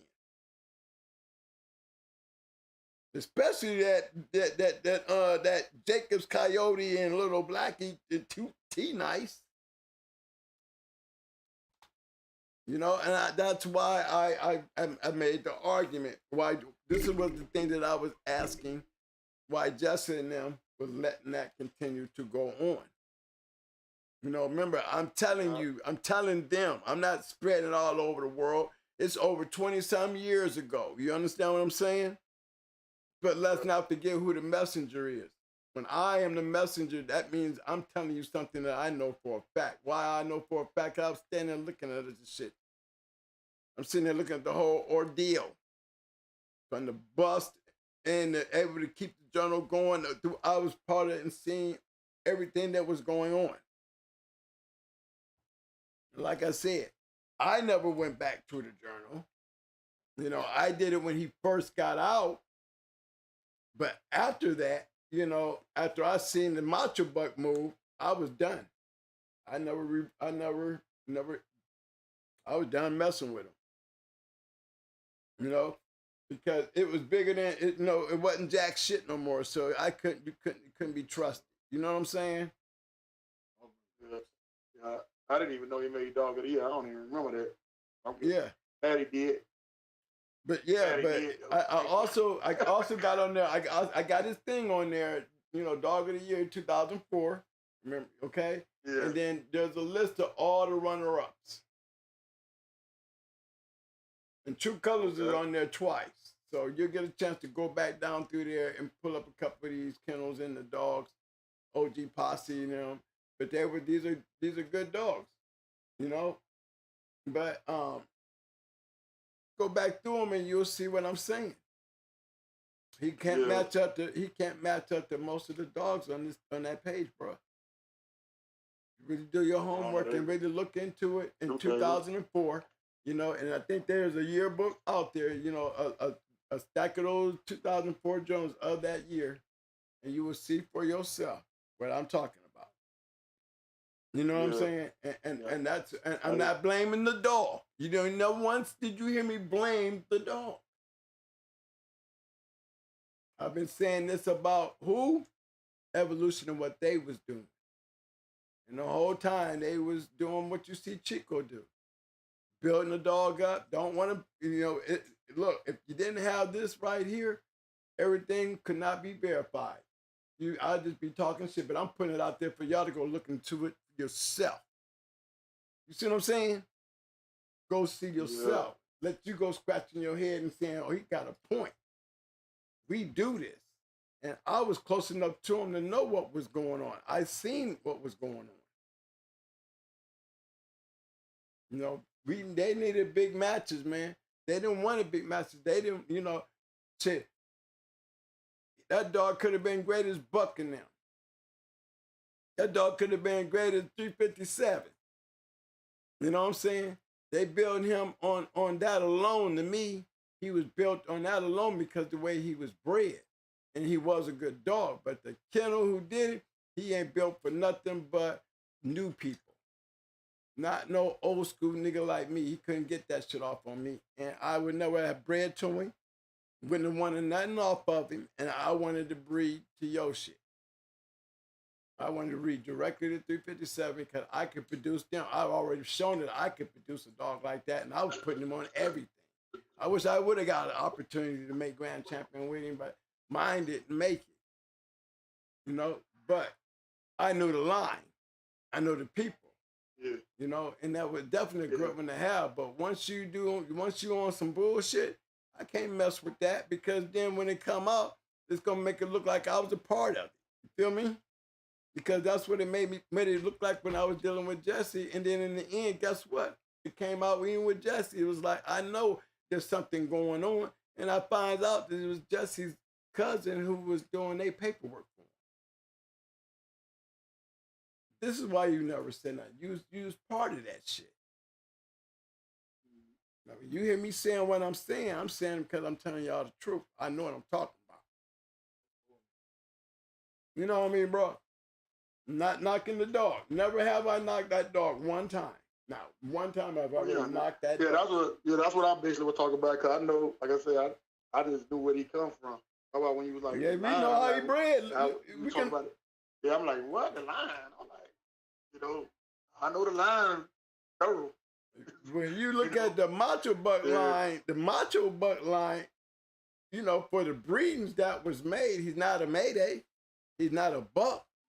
You know, he's not a barracuda. He's not a Luke Kane. He's definitely not a Mega Red and none of them. I'm sorry. Because he wasn't out there like them.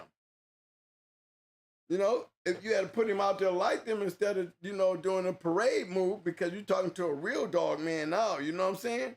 Instead of walking him through the galleys, you didn't, you know what I mean, you glide through the galleys when the competition was far bigger, better dogs out there that could have got his ass. And we could have really got the truth. I mean, you living in Texas. You think there wasn't people barking at them? They separated themselves from them, and they all, and to this day, they still do. You know, I mean, I'm just being real with you. When I started seeing them going to the kennels that I noticed in Texas, them fast lane kennels like Mad, you know, Wall Boys, you know, Big Thicket went back in that time when they had those dogs running them dogs, you know what I'm saying? You never once catch Evolution going into none of them. Thunder Kennels, none of them. They all right there in your backyard. Never have went into none of them. He could have whooped some of them dogs. I seen it. He could have whooped H.J. He could have, but then guess what? Been better said. I bet you to whoop H.J. Guess what, bro? It's better said to believe, but when you had the opportunity, because I said if he was in our hands, he'd be a lot greater than he is. Yeah. He's only great to the new people. Yeah. He's not great to me because I'm from the old school and I saw what they did. They only had, only thing I know they had was just Ajax. What else they had? Oh, they had Mallory. They name from. They had Mallory. Huh? Mallory, Ajax's daughter. She went through there and crushed them. But we Deep South went down there and stopped her with a one-time winner. She was a four-time winner going for her grand championship, and she got stopped in like 24 minutes. And they went from Florida down there to Texas. See, but guess what? He putting his neck out there. He thought since he beat Noriega, he probably could whoop another Mayday dog. Well, he got the right kennel coming down there to see. Deep South went down there and stopped her. And she had a Little May brother, Dum Dum. You know, he was a champion too. You say Deep South? Yeah, Deep South. Yeah, Deep South stopped Mallory. Okay. I think I remember something. I think I heard about that one. Yeah, they went down there and got that bitch. But these are the things that I'm saying. You know, it's not like Big Thicket ain't calling out your ass. Not like the Wall Boys who ain't gonna call out your ass. Not like Thunder Kennels and the McCoys and Madden wasn't calling out people. You know what I'm saying? That's fast lane down there. If I'm in that kind of circle, I got to be touching something. You know what I'm saying? Got to be touching something. And I always, but guess what? I kept on telling you. Why was I constantly asking Jesse, what is it, man? There's something to this. Y'all ain't saying nothing. You and Victor ain't saying nothing. Because y'all are getting the remnants of what they're doing, because as long as y'all selling dogs, you know, what's the name gonna still get theirs, but you know, Stone City was still selling a lot of dogs and Victor was still selling a lot of dogs. And so was Evolution. Then Chico, look what they all did. They all benefit off of a charade. And I'm just telling you, I saw it. And I always said, ask the question about it. But I called it the Latino connection. Hey man, I'm pulling up. I'm going to pull up. Hey, can you do me a favor? Can you let the audience know, because we done with the Macho Buck show. Let's get on some shit. Y'all far greater than that. Okay, way greater than that. Can. Let's talk about them grand champions. Talk about something. Yes, I want to pull up. Put up, son. Put up. We want to put up. We want to start with. Well, let's start with Omega Red. You got a pedigree? Yeah, hold on, let me see. Yeah, hold on. I didn't even know his pedigree was up. Yeah, I had it up. Yeah, I seen it before. I'm gonna pull it up again. Yeah. What it say? You got the right one? Is the right pedigree? What it say? Okay, I'll tell you in just a second. I'm putting it up now. Let me see. Yeah, I didn't even know Pedigree was out there for Omega Red. I didn't even know people know about him. They ain't, cause you know what I'm saying? Yeah, you're a grand champion. I didn't even know people know about him. Bulldog. Great bulldog. Yeah. His daddy was a champion too. My homeboy had his daddy and everything brought down. That's how that breed came up. Okay, they got him here. Super Kennels Grand Champion Omega Red. They got him from Paul's Buddy Red is the daddy, and the mama is Trace's Lucky Lady, which is unknown. The bottom is unknown. Okay, they ain't got the bottom. The bottom, I think, what the Posse Buster got the Jip name. But yeah. Yeah, they got a Lucky Lady. They got the daddy off and Buddy Red down from Skillet and all that, right? Yep, Skelly and Cherry. Yep. They're supposed to be half brother to Termite. Yep. Yeah. Red did that game. I actually had him hooked. I had him hooked in the Ajax. And I was supposed to have been an Ajax stopper. He was actually hooked when we was spinning a forfeit up. That's when they called me. They was like, cause they previously was hooked in the Noriega, and then they kind of fell out. Then I got in touch with them, and then we hooked them two in each other. Then when we was finna send the forfeits in, that's when the big ticket called me like, man, I was hooked in the Ajax. You kind of want to go back through. They were like, can I get out of the match? And I was like, well, if I win my fifth, y'all win y'all fifth, can we put 2 5-time winners on each other? So that's the only way I'll let you get out. Promise me that. And I was like, yeah. I seen Ajax, he couldn't whoop him. Nice dog. Couldn't whoop him. I see why he made it, but he couldn't whoop him. He didn't have enough ability. And he took too much bottom. Take bottom 2 or 3 times on Omega, we ain't walking. Mm-hmm. That took too much bottom. He easily, you can flip him over real easy. Scratch kind of right in the middle of the chest. But he wouldn't have whooped it. I mean, I might be biased, but but I don't think he would have whooped. Yeah, I don't think he would have whooped. But he was a good dog, real good dog. Yeah, Mega Red was. He sure was. Real good dog. 6-time winner. That was a truly amazing individual, dodged by many at that time. Well, it was true. Omega Red remember, man, y'all, see, in my world, I call y'all sharks. We're sharks. We're looking for competition. We don't stray away from it. We don't mind losing. You know what I'm saying? I put a dog in keep. I don't know who the hell we gonna go, what you're going into. And I know you don't believe you're gonna win when you walk in there. You come in there with the dog, make sure the dog is right, and believe in that, and let's go see.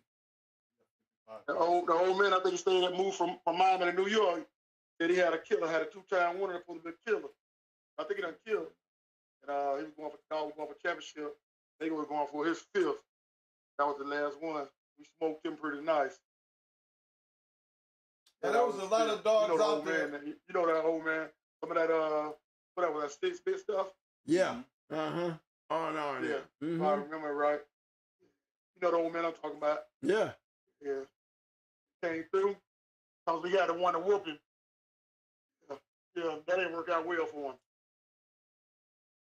Okay. That didn't work out well. Now I'm going for another one. That was Omega Red. Abbott. Yeah. Grand Champion Abbott. Oh, man. Yeah, Abbott was nice, man. Actually, my homeboy, he seen him he seen him in the journal, knock the dog out the box for his first time. We won 4 with him. On his first time, he read it like that. He knocked the dog out the box on a scratch, on a courtesy. Yes, courtesy. And I guess he got in touch with him, and man, we won 4 with him. You know what I'm saying? He was the first grand champion of Tab too. Yeah. He was a bulldog now. At 51. We had him we had them boys up there. You made it some runs from him too now. I know you love that made stuff. That is the boy we had him hooked in the Barracuda now. They didn't want to do it. We were hooked. We were hooked at 53. We were bringing them up for 50 to 53. And they want to call me back and tried to get me to go 54, 55. The dog was a 50. We told him we were smoking. We done seen him. We done seen him too many times. Right. We done seen him. We know what we was gonna do to him. We know. Yeah, ask that nigga, that dude, that old grunt. You know, the dude that old grunt. Right. Yeah, that grand champion grunt. Yeah. Man, that was probably his third. That was probably his third, man. We go up there, we go up this house. I'm gonna tell you how this one went. I went by his house. He had the dog. He was telling me how hard he did. So I go by his house. I said, he was gonna sell him to me. The back he was already hooked. He's telling me how the dog break muzzles and stuff. I said, man, sell me the dog, man. He said, all right. So I go back south to pick the dog up. He was like, man, I heard your dog couldn't bite. It was Abbott. I heard your dog couldn't bite and all that deal. You know what I'm saying? I said, this dog right here? I said, man, that dog like a 48, 49. Man, he gonna get smoked. And I heard your dog couldn't bite. We gonna get him. So the match went on. Man, Abbott hit that joker so hard. I guess my homeboy told him that deal. 23 minutes, smoked him. Man, on the Curtis's scratch, caught him and the handle in the corner. Smoked him. He was yelling, foul. I'm screaming, yelling, nigga, you saved me $3,000 on that curse shit. You know how we do it like that. Smoked him. Smoked him, folded him up. Cause when Abbott come through, he come through like a Mack truck and hit you. Folded them up folded both of them up on the corner. I was laughing. You saved me $3 grand with that curse shit. Folded them up in 23 minutes. Straight up bulldog. You can see the pedigree. You call that out for the people out there. Oh yeah, no, we got it. It's on the screen now. Oh yeah, it's sitting up here. They might think I'm biased, but I'm telling the truth. Those some amazing animals that we came across now. I might say it a few times now. I'm telling you the truth. Right now, he said his. I'm telling you the truth. I know you always talk about your boy. See, your boy up in Orlando. What's his name? You always talk about him. We smacked him too with it. For his grand championship. Jesse. Hardcore. Hardcore. Hardcore. Hardcore. Nah, yeah. That's cool. Hardcore. And then you be up and up too. Yeah, we smacked him too for his film. Yeah, I definitely. But that's how it's supposed to go. That's what's supposed to happen. We hunters. That's what's supposed to happen. Yeah, he had a dog. I think he had that Bozak dog, right? Yeah, what's the dog called? He had supposed to be a registered going from registered mirror. Was it Bozak? It was Bozak, probably Bozak, Red Man. Yeah, he got a dog going for supposed to be a registered mirror if that dog won. Mm-hmm. It ain't worked out well for him. It ain't worked out well for him. I don't know if he ended up making registered mirror, but that one ain't worked out well. Not that night. But with that was he a two-time winner? Yeah, he was going for championship. Mm-hmm. We were going for 5th. Yeah, like I said, they would have won. That dog would have been in the registered mirror. But see, those are the kind of matches. But when we say that, you know what I'm saying? And you beat hardcore. Yeah. I mean, when it comes down to it, you know, they took their two-time winner and went into a four-time winner. That don't sound like no duck move to me. You know what I'm saying? They wanted, you know, again, there's a point to be. We weren't ducking them either. Right, but listen to the point. But that's what I'm talking about. That's the world that I'm talking about. That world. That ain't the same world as when we talking about everybody else and what they doing. It doesn't sound like the world that I'm talking about right now. You know, and in his first time out, they said the quality animals, you don't care. Exactly. It don't really matter, does it? Did Mike give a fuck that you had a full-time winner? Did Mike give a fuck that you had a full-time winner with all the champions and the winners he had? You know, y'all got good kennels. Everybody, when it comes to them, y'all are my top 5 kennels. I mean, y'all still on my top 5. Listen, when I got with my homeboys, man, the standard was already set. They were good when I met them. They taught me the game. The standard was already set. So they showed me what Bulldogs was. You know what I'm saying? So it was like I went to Bulldog College. So the standard was already set. They had Bulldogs already when I met them. You know what I'm saying? I got a question for you. So I remember. Huh? I got a question for you. What's up? I got to answer. Okay. His first one, he went 2 hours and 18 minutes. That was a period there. We knew the first. We did the next 4. Okay. But that show you how game he is, though.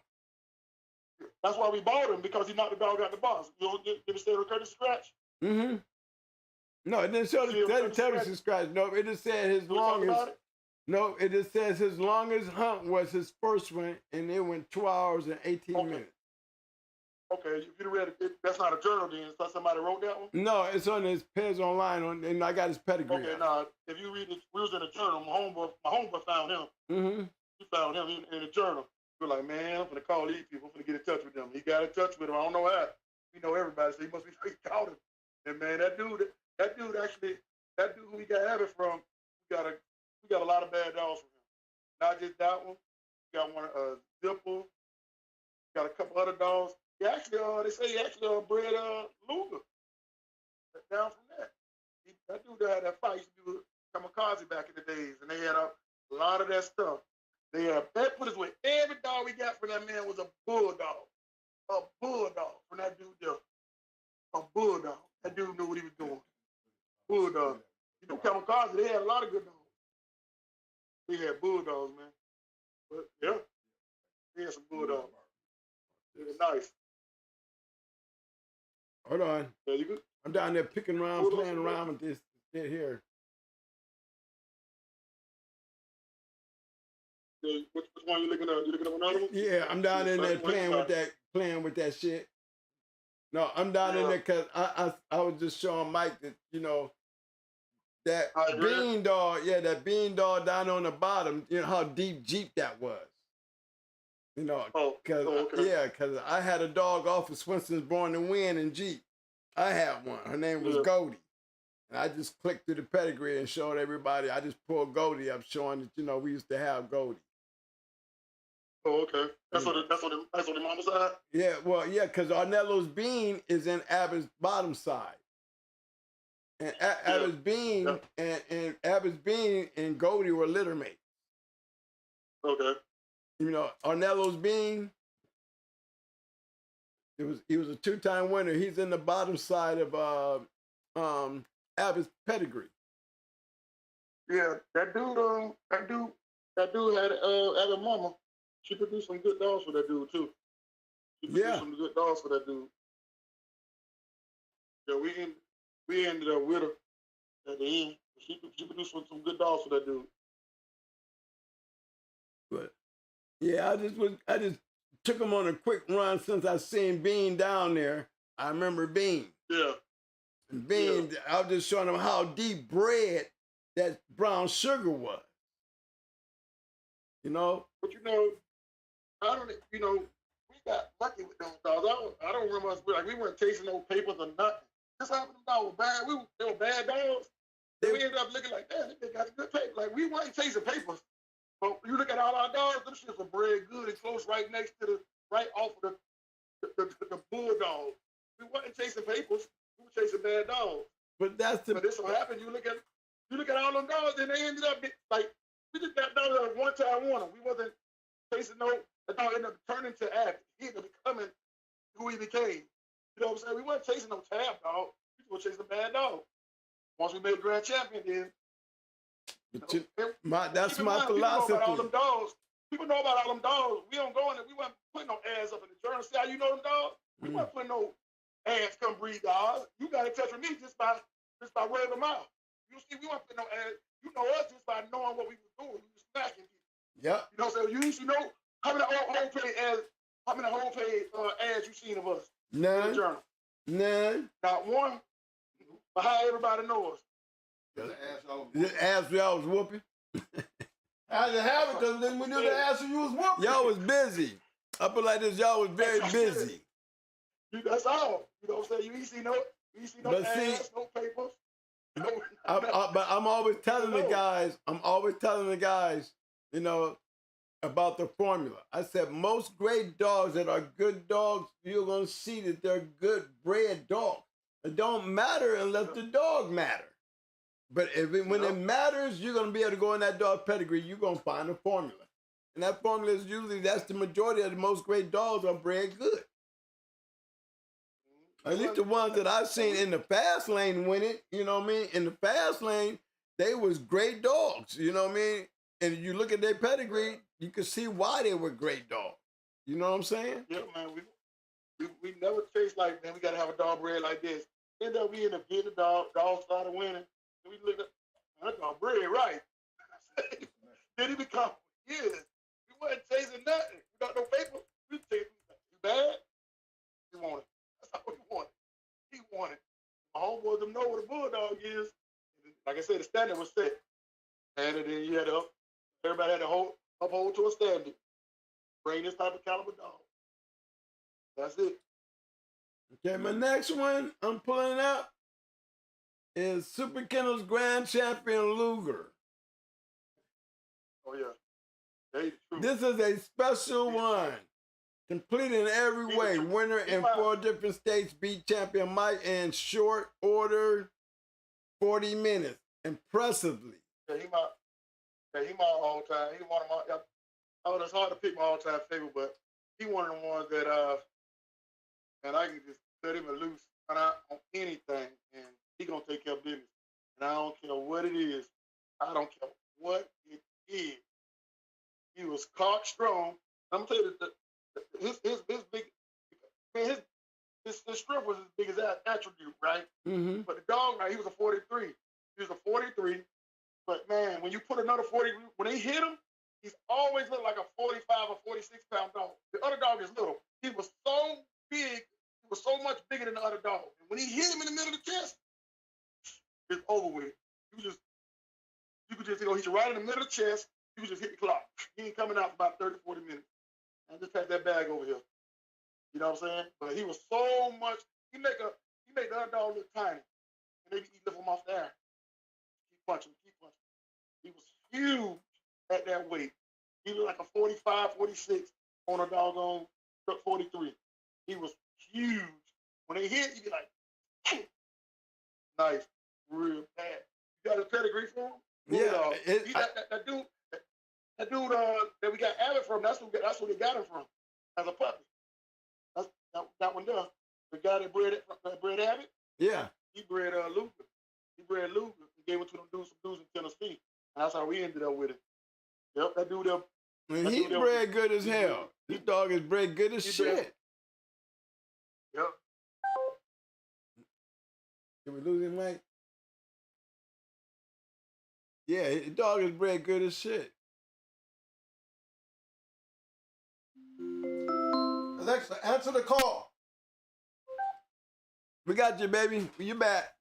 Yeah, I'm up in these mouths, man. That shit dropped. Yeah, I got him, man. I got Rock Bottom's Recon Ranger, the one-time winner off as long as Abe and Rock Bottom's Missy.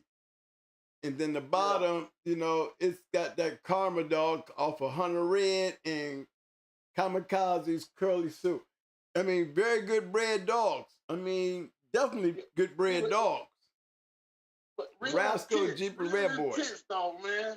Real intense. Stick on you. Real intense. Anyway, you can't even breathe. Stick on you. That was an amazing animal there, boy. That was an amazing animal, homeboy. Hey, did y'all use roids on your dogs? I mean, honestly. Some people didn't. Okay. Some people did, some people didn't. It depends on who's doing the keep. We had probably about 7, 8 keepers. So, right. You know, we don't warn with them with both. So right. It depends on who was doing the keep for the dog. Like, you know, so it didn't matter. Like, we didn't care if for people that didn't use them, they did just as good. Right. Like, I think, the dude that did like Abbott, Cha-Cha, and all them, he really ain't use Royce. I think Abbott might have been on him one time. You know what I'm saying? But so we did good with him and without him. You know? Right. I did like, when I do like Omega and all of them, Omega, Farmer and all them, I use them. You know what I'm saying? Because I like them. It depends on who do it. So right. I like it. I like my dogs on Royce too. I did it. Shit, I don't see no crime. Yeah, like it depends on who do the keep. Like everybody had their own dogs and they just run them out. Like whoever doing that keep, okay, just run them on out until you finish. You know what I'm saying? So it depends on who doing them. Some people didn't like them, some people did. But we did good both. We didn't care. Right. Exactly. But I like them. I prefer them. I prefer them. And why would you prefer it? I mean, honestly, because I want to remember that you're talking to a bunch of people out here that they're really confused, and we got one of the greatest kennels of all times explaining to them your philosophy pertaining to it, because it really didn't matter like you said, but tell us the reason why you like it. I just like them because they make my dogs breathe better. Feel more oxygen. They gonna be, you know what I'm saying? Mm. They just gonna run all night. You know, they just gonna run all night. They ain't gonna run hot. You know, because they're gonna build up the red blood cells. That's why I prefer them. If you pick the right one. So I ain't gonna tell nobody the mixture now. You gotta, that part of the game gotta be sold. I ain't gonna tell you the mixture. Okay. But that's why I like them. I like them how they make you run all night, run smooth without running hot. You know but you know that during the keep, you know, but you notice it in the keep. You don't have to wait till that night to see that. You will see it in the keep. Am I correct? Yeah, I know what they're doing. Yeah. Okay. My other question, since I got you on this subject, a lot of these young guys believe that your dog must not be all that if you need steroids. Now, this is a good point for you to make clear to them about that comment. I mean, what do you hear in that comment when you hear that being said? They don't understand the steroids, and they don't understand like the dog got our hard. If he ain't a bulldog, I can put the steroids on a dog that ain't a bulldog, he's still gonna lose. You know what I'm saying? So you gotta have a bulldog at the beginning. You know what I'm saying? Steroids just you know, it's gonna help him, but you gotta have a bulldog. It starts with that. Bottom line. And put some steroids on him, he's still gonna lose. That's right. Still gonna lose. So the steroid don't make the dog better. No. Not make him win. If he'll hurt. No. Good. And that's a great point, because that I heard, you know, the issue with a lot of these guys, they don't really get that. You know, it has to have the right dog. When we are looking at these dogs, when we seeing these dogs' careers, they still have to go through the same process of schooling, getting checked and all this. We're not using roids on these dogs when we're doing all that. Am I correct? Yeah, you gotta have a bulldog. Right, we don't know we got a bulldog when we hook him. We know we got a bulldog when we finally hook him. That's the only way you think that you know this is where it started at. It started at when we know that we got something to go with. Just like y'all said, when y'all might see something nice in the box, you come right over there, y'all was a habit, y'all would buy a winner out the box. If you could get him, I want it. Gotta have that bulldog. Yeah, gotta have that bulldog now. Gotta have that bulldog. But see, your level of bulldogging is all, you know what I mean? That's what my impression is. I'm enjoying showing them what fast lane really, really look like. You know what I'm saying? When you doing what y'all was doing. You know what I mean? Probably. They probably don't even believe them our dog that we had all them dogs. Like, you gonna keep pulling them up. Like, I'm still going. I ain't done. Now I gotta go get. That we were doing that. They probably. I wonder if they really believe that we had those dogs. Man, I'm a witness. Okay, I knew that was going on because these was all the dogs out there going. Grand Champion Sonny Boy. Let me hold on. I'm putting him up now. You on him? That's what you on? Oh, man. Yep, I'm going out to him now. That one there. Another amazing bulldog. That's the truth. Another amazing one.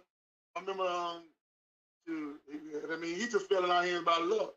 Unfortunately, from somebody, say end up going into like prison, and they white called my homeboy. It's like I guess they must be needing a little helping hand. It's like, man, if you can send us a couple dollars, you can get Sonny Boy. My homeboy ain't hesitate. Western Union that money. He was on the plane the next day. The dude that told us about him, they were like, "You got a broken toe?" He was like, "Yeah, that's him. He like a creamish white color. Don't let that creamish white color fool you. At the end of the night, that joke will be red. Don't let that cream color fool you. That joker, like my homeboy say, he don't say violent. He say violent. That dog is a violent. That's what that dog is. He's violent. That's what he is. He can squeeze. Read it if you. And his pedigree is now. You said Abraham had this dog. Am I correct? Abraham had this dog. What? Yes, Joe. sir. Okay. Yeah. If you ever read the story, he'll talk about him, man. He get nasty. He get nasty on that face with you too, man. All that get on the ear and run on defense. He gonna grab that muzzle and push you into the wall. And violent. But look how he bred. He an Eli dog. He bred to bite. You best believe. I bet you this dog can bite. And he was raw. Yeah, what his name? I think they say Cochran bred him though.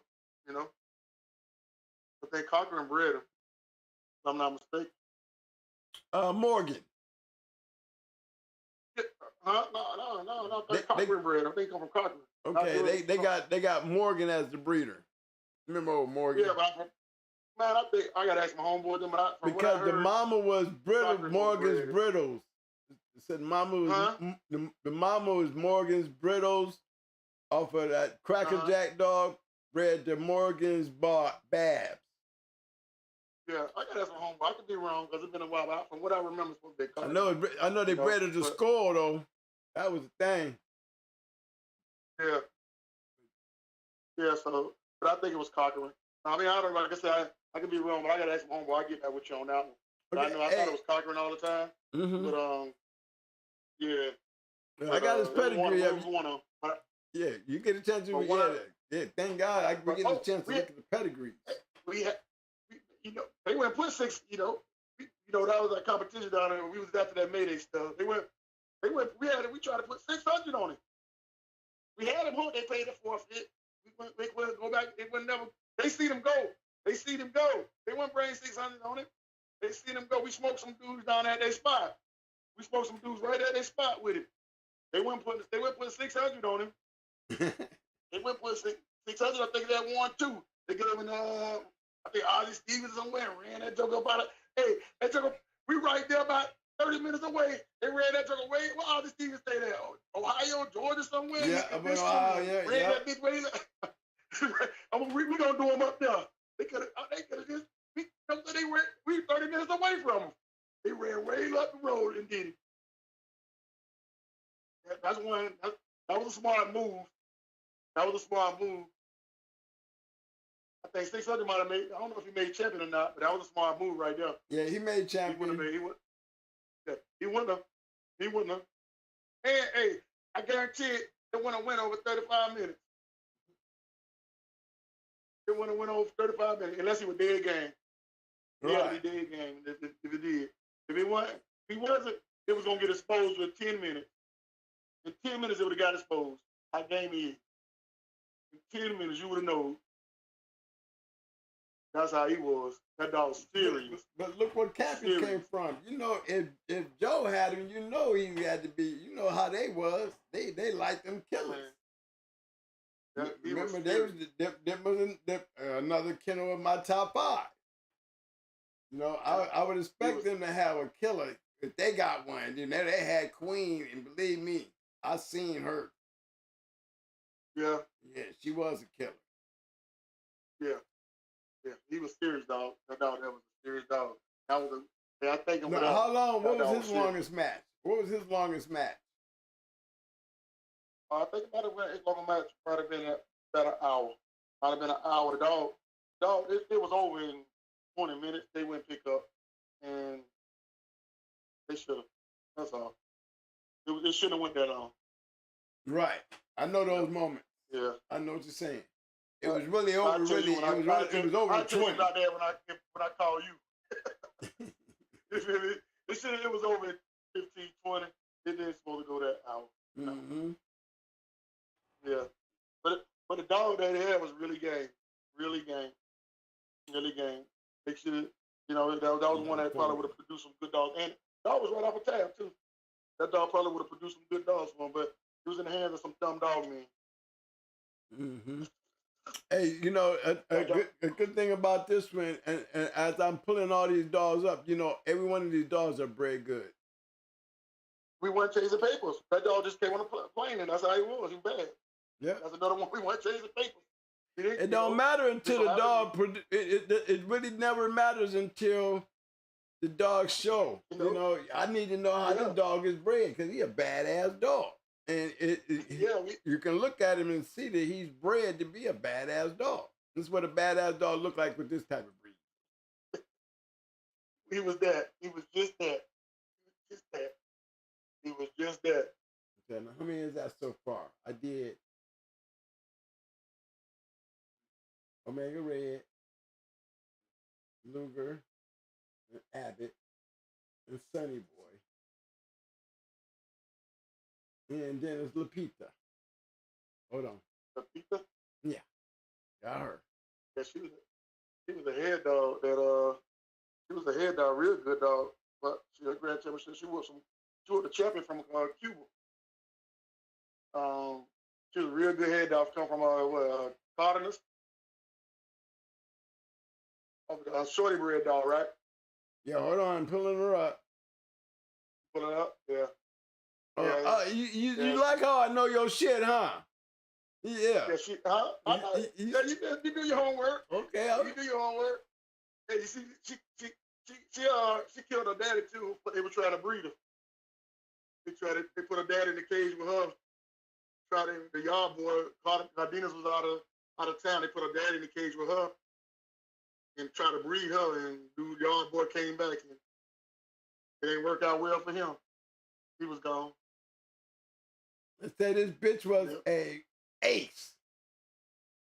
Yeah. Morgan Cardinia blood. They don't know nothing about that real shit there. Yeah, she gonna push your face right into the ground. Here, dog. You ain't gonna touch her. She was nice. Like I said, they might hear me say it a few times. That was an amazing animal. That was an amazing animal. And here, again, another very well-bred dog. That dude was a good dog man too. A lot of them dogs, even not, a lot of them dogs, man, they came from really talented dog men. If you see who you know them. Every time you see who them dogs came from. Yeah. How good were the person? They were good. They were top people. That's right. They were top people, right? Yeah. And that was out of the country. That dude that's there in Mexico. Every time you see where them dogs came from, they all was top level dog men. And y'all are hunters. Yeah, a lot of times dudes getting dogs from anybody that ain't even doing that. You see, everyone, if you ain't at our level, we don't need your shit. We don't want your garbage. Don't fill our yard up with your garbage. You gotta stand it. But you'll see, all them dudes you keep naming out, they was great dog men. And that's 5 grand champions right there. Now, that was 5 right there, right? That's 5 of them. 5 grand champions. I don't know. Yeah, we got some more. We got some more now. Keep it going. Okay, well, give me some more names and I'll see if they in here. We can even throw some of the champions out. We got Pistol. One of my homeboys, I know my homeboy, I didn't get to see him go, but I know they had one called Cuffles before I came around. I'll see if you got a Super Kennel Cuffles. Should be like a boomerang snooty dog because he's a love that death. But I didn't never see him go. So he had him too. That was before I even came around. They've been around. They was around forever. So you might see a Grand Champion Scuffles. Yeah. Okay, hold on. Let me check. He probably should be. I don't know the pedigree in there, but he probably a boomerang snooty bred dog. Kind of similar breed to like that Clip. You know our Clip dog? Clip. A lot of that stuff came. You seen like Clip? They probably got the same similar pedigree. The homeboy love them dogs. They produce some good dogs. Well, I'm going through quick and see if I can find Scuffles. I'm gonna tell you, I see some good dogs off of that Clip stuff, Rick. That collar stuff worked good with that buck stuff. I see some Clip stuff go good with some buck stuff. It was nice. It was nice. Hey, spell Scuffles for me, big bro. I need to scuffle. Oh man, there you go. Okay, hold on. We can. SCHUFFLE. SCHUFFLE. Sound like it to me. I'll tell you. Hold on. Did that come up? It might not be in it as a whole, but I know we got one in stuff. But I don't know. Like I said, I can't tell you the pedigree now. Well, we're gonna go take a peek right quick, fam. And then nothing to do but to do. My thing. I got a question for you. Y'all are hunters. Am I correct? Oh yeah. Y'all not breeders. Y'all were not. You were. Once the career over, you know what I'm saying? Once we got the caliber of the dogs that we wanted, like we didn't you notice like a lot of them dogs wasn't bred when they 1 or 2 times won them. Right. You know what I'm saying? Once their career was over, we made sure we had the caliber of dogs that we wanted. They want a yard of curry. You breed a dog and then he cur out and you got 2, 3 litters off of him. You know, I'm gonna feel bad going to feed him. You know what I'm saying? Mm-hmm. You know, I ain't gonna feel comfortable. So you know, that was our thing. Wait till their career over. That's why you see a lot of them dogs don't got a lot of litter because you know, a couple things happened and we didn't end up showing some stuff. You know. Mm-hmm. So yeah, that was our thing. Wait till their career over. We'll know what we got. Then we start breeding everything to each other. We didn't even have to go out our yard. Okay, I got one. Here's another one. Used to be grand champion. She's a 6-time winner, 1-time loser. Great dog. Beat champion Joe in great fashion and lost at 8 years old. Damn, 8 years old? What y'all doing? Doing a dog at 8 years old? That's our dog? Yeah, Super Kennel Scuffles. Oh, Scuffles, okay. I got a pedigree here off of Crenshaw Screamer and Bloody Mary on the bottom. They always talk about him. Hybrid. They always talk about him. Heavy snooty. Yeah, I told you guys I clip a breed. Probably got some boomerang in them too. They love that boomerang. It got iron head in it. That's what it started off with. Yeah, iron head, misspike, snooty, APBT'S, Molly. On the bottom is Thor and Otis. No boomerang. Yeah, that's some of the stuff they started with. They love that stuff. That's a lot of old stuff. Yeah, that iron head misspike. That's coming off of that champion honey, bred to Snooty. Yep. And then Screamer was an all-women self. Then the bottom is Snooty and APBT'S Molly, bred to a daughter off of champion Thor, Snooty's son. Yeah. Bred to a Jip off of Otis. Yeah, that's the stuff they started off with. I remember that. Hell of a good bred dog, though. Oh, it's gonna turn out to be that. That's no reason. We started off with Snooty dog. That's what we started off with. We started off with Snooty and Molly B. Our dog was off of Snooty and bred to Molly B. Double bred, brother sister breed. Yeah, that's what he started off with. Yeah. There's some good dogs too. I mean, I don't understand how you gonna match a dog at 8 years old though. That's what you can expect that from you goddamn hunters. We do shit like that. I didn't know that part. I'm asking my dad now. Now that part I didn't know. You know, they probably told me. I got to ask my dad what happened with that. You know. Mm-hmm. They'll tell me about that. I'll let you know. I didn't even, like I said, I don't know. That's like a long time ago too. Yeah. I find out about that. So they said he was matched at 8 years old? Yeah, so lost at 8 years old. Okay. I gotta find out about that. Hey, I don't know too much on him. Tell me, give us a little story on 357. Somebody wanted to know the story. Scratch Line News. My little brother, he wants to get a story on 357. I get a story. Well, we got shit. How we had one of my homeboys, them Color Brothers. Matter of fact, the dude that how we got him, he whooped Color Brothers with a dog called Champion Boy.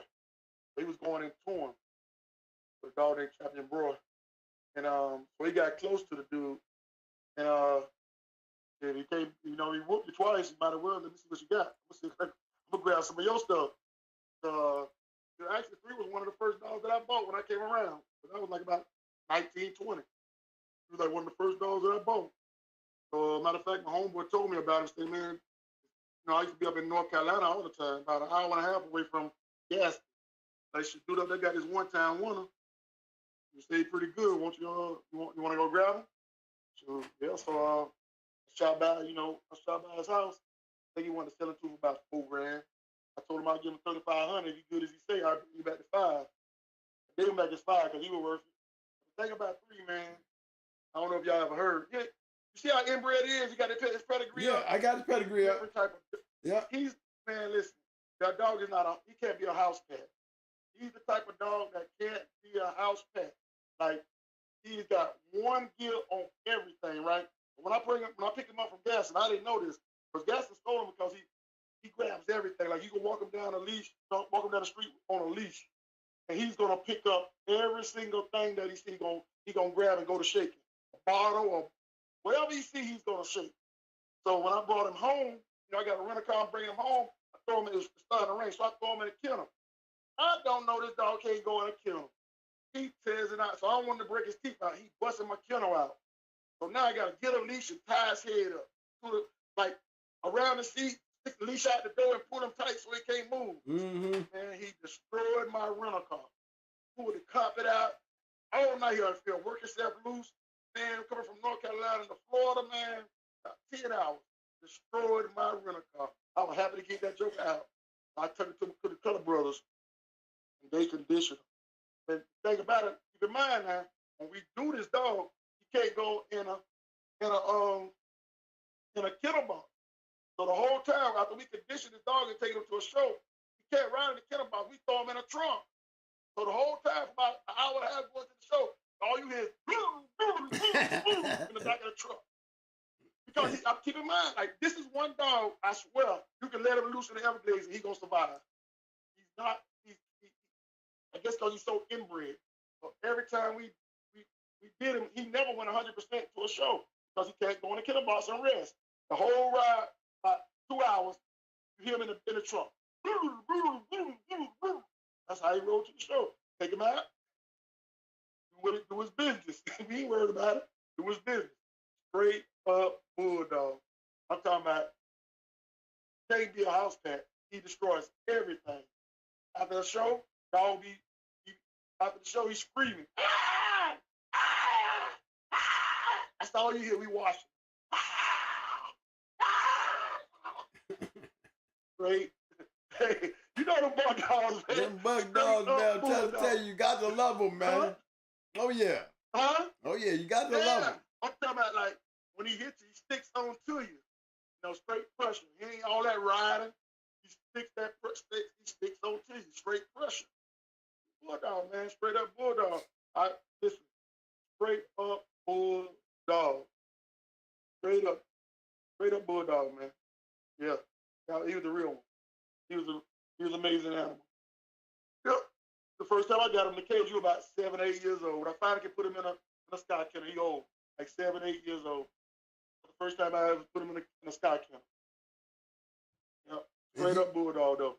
He had settled down by then, huh? He'll settle down. He get a little booty now. You know what I'm saying? Right. He gets some booty now. You know what I'm saying? He got to be good to get a little, he get a little booty every now and then now. You know what I'm saying? So he on his best behavior. Living good. And that's surprising to have an inbred brother sister breed and produce such a great dog. Yeah, man. Yeah. That's we ended up with the rest of them. I think my homeboy, he ended up with his brother. He didn't turn out like 3. He won 1 and lost 1.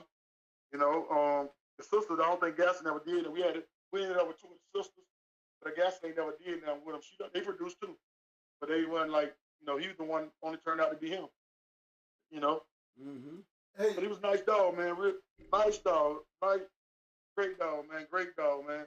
I'll tell you what, I love to have about 10 or 15, that's the only one that I had like him, and I had some really good buck dogs. I had some really good buck dogs. Osama, really good. Mean dog, real bad. you know. But like he wasn't like a three do everything hard, work out hard, everything hard. You know, Summer was lazy, but a monster. So I never had a dog. You know, he a different type of dog, man. He, you know, he was a blessing to have, man. That was a good dog. Now you were very familiar with Gaston. Are you? I have a question. Oh. Somebody wanted to know about that Gaston's Grand Champion Heartbreak. Are you familiar with him? Yeah, that's what Summer was off. He put out a Summer. Yeah, I'm very familiar with him.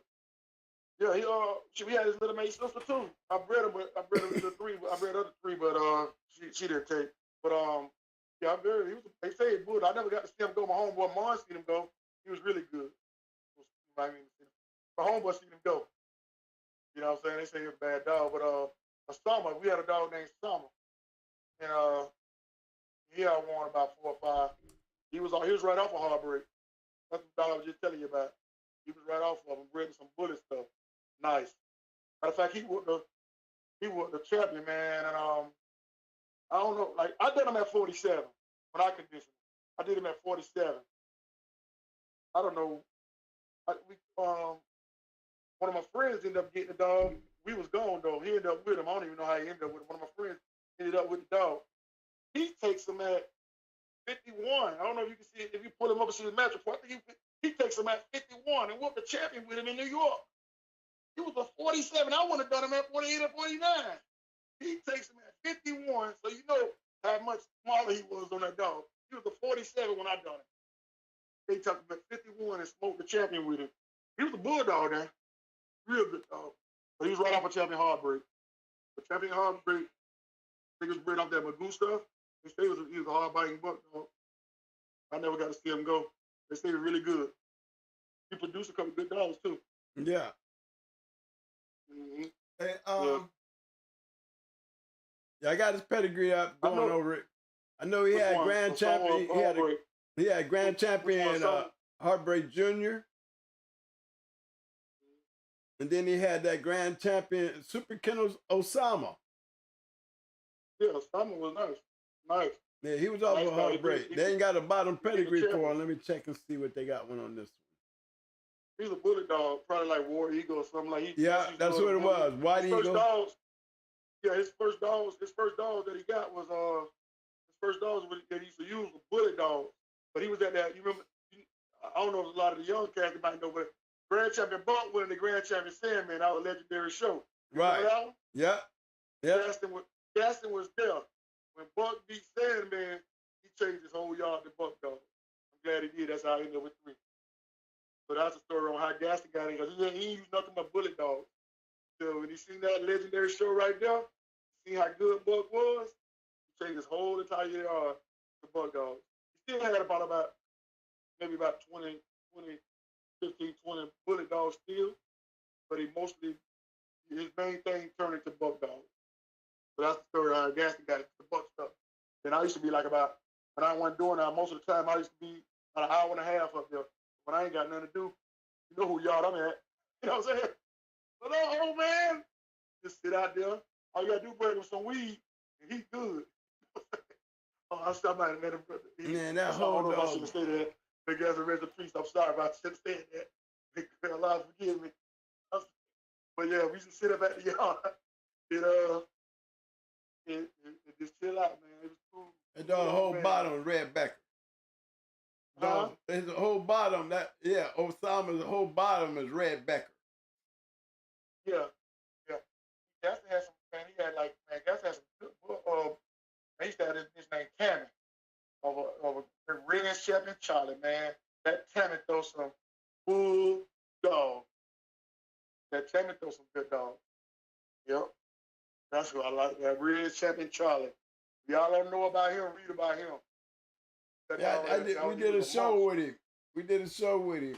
That's the one he gave that pitch. Remember he told Pitts, if you last 30 minutes with him, I'm going to pick him up. Pitts made country a grand champion. They had that champion country dog. They both were 4-time winners, that champion country dog with that red champion Charlie dog. Yeah. And they didn't want to hook it to him. How they did the match, they said, if you go an hour with Charlie, you can win the match. Yeah. And the Albemarle, Charlie was killing him. And then they stopped the match, and that's how Charlie became grand champion. And Country became grand champion. Mm-hmm. But they said Charlie was a monster. And Gaston had a bitch off of. I got that's my home, but we had a dog named Butch. Butch was nice. We ended up losing, but he was a nice dog. I think Butch was off of a dog named Chainsaw Tammy, if I'm not mistaken. You might can pull him up, but he was nice. And I had another bitch that was off of Boy and Tammy. And Tammy was right off of Red Champion Charlie. Yeah, I got it right here. I got Champion Tammy up here now. Yeah, that dog that was serious. Yeah, she's a registered you go back and read it to find his stories. Read about him. Y'all need to read about them stories. Find his stories. That was a bulldog. Yeah. That's had some good dogs, man. That old man had some good dogs. Good dude, man. You know? Good dude. Now, I just heard you speak about a loss. Which one? You just said you had one that you lost with, right? Yeah, a Bush dog. I think I got that's my home. I think Butch, the dog named Butch. Okay. Yeah, but he was good. Really good dog. Now, He just ran into the wrong dog. Tell me, well, yeah, that wrong dog. I was just telling him earlier, that, on any given day, you can have a good dog run into the right dog and a loss. Now, tell me one of your most disappointing losses. Was it that one or was it another one? Hell no, man. Yeah, no. One of my most disappointing losses? Shit, man. Same dude, Bill Buster called me back with a call name. Did I call you how he called me with Sunny Boy? He called me with a dog named Smoke. Shit, I goes up there. He said he told me that the dog was a 3-time winner. Goes and get him. And took him for a lot of, bought him, put him for a couple dollars. Shit, that motherfucker wasn't worth $500. That wasn't worth $500, man. Oh yeah. You might have to bring up old stuff. You just broke my phone. Because somebody in the chat asked, you know what I mean? So, that's probably my phone. Yeah, I'm thinking because, we got Sunny Boy. That's how we got Sunny Boy. He called us and told about Sunny Boy. He did the same thing with Smoke. Okay, I'll shoot right up there, pick him up. I wonder, man, if this dog was too clean. He looked like a Stafford Terrier. But he was like, he was too clean. I ain't see no cuts on him in him. But yeah, I was disappointed, man. Let's get off of that, man. Well, I had to ask, man. When the Shark Tank asked, I had to ask, man. We lost some too, man. But that's the only time we lost anything that was over. I can't remember anything. When somebody say, hey, if you ask somebody, they say they beat us, I bet they went over $5,000. That's the only time I think we ever lost something over five. I can't remember no other one. So if you beat us, you might beat us with a dog we just check it out, or a dog that we might have got for somebody we didn't see. Just put 200. If somebody say they beat us, I bet you ask somebody if they beat us. They'll never say that one show for over 5. We ain't lose them, but we know what we were bringing. Ask them what. Sometimes we might got one 2,500. Might have got it from a person that said it was good. Okay, we'll put it about 500 a piece. Let's see what he is. Instead of looking at him, that's how we lost. But you know what I'm saying? We ain't lose them in the ones for 5 or 10 or. You feel me? Yeah. We know what we were bringing. You pull that paper out. We bring them. We coming with that 5. So that's what I'm saying. When somebody say they beat us, they were, hey, how much that show for? I bet you they gonna say over 4. I bet you. We ain't care. You know what I'm saying? I bet you they say that there. We would try something. And that's it. But they ain't bringing that because you call out that nice piece of chain, boy, you gonna get studded 3 Google. Somebody coming. Somebody coming. You know what I'm saying? Somebody coming. Somebody coming. That's how it go. They coming for that change. But we got some more champions. Like, you know what? I went to this couple. We had a champion dog named Super Red. They love my homeboys love him too. He might have been off of Scuffles. I think he was off of Scuffles, if I'm not mistaken. You can look him up. Super Red. He made champion. You can look him up too. I think he was off of Scuffles. If I'm not mistaken. Never threw him. Nice hard bite, dog. Nice, good dog. All right, good mouth. That's one. Yep, I forgot about him when we thought about him. He just happened to, I don't know why, his face just happened to hit my mouth. I mean, hit my mind. No, they got Yeah, I wonder what happened. I ain't, damn. I forgot about old Super Red. Yo, Super Red. I forgot about old Super Red. I think he was off of Scuffles, if I'm not mistaken. Good dog, a good dog to wrestle real good, strong. I forgot about old Super Red. That's some old stuff too. It's gonna be some old, probably some old Snooty Boomerang stuff. If you see that, I don't know if this pedigree might be in there. Yeah, I got it. Hey, they said Scuffles got stolen on your yard, man. On somebody's yard. Probably my homeboys, them I heard about that. Yeah, I think so too. Yeah. Yeah. I see Clip on here too. Is he off of?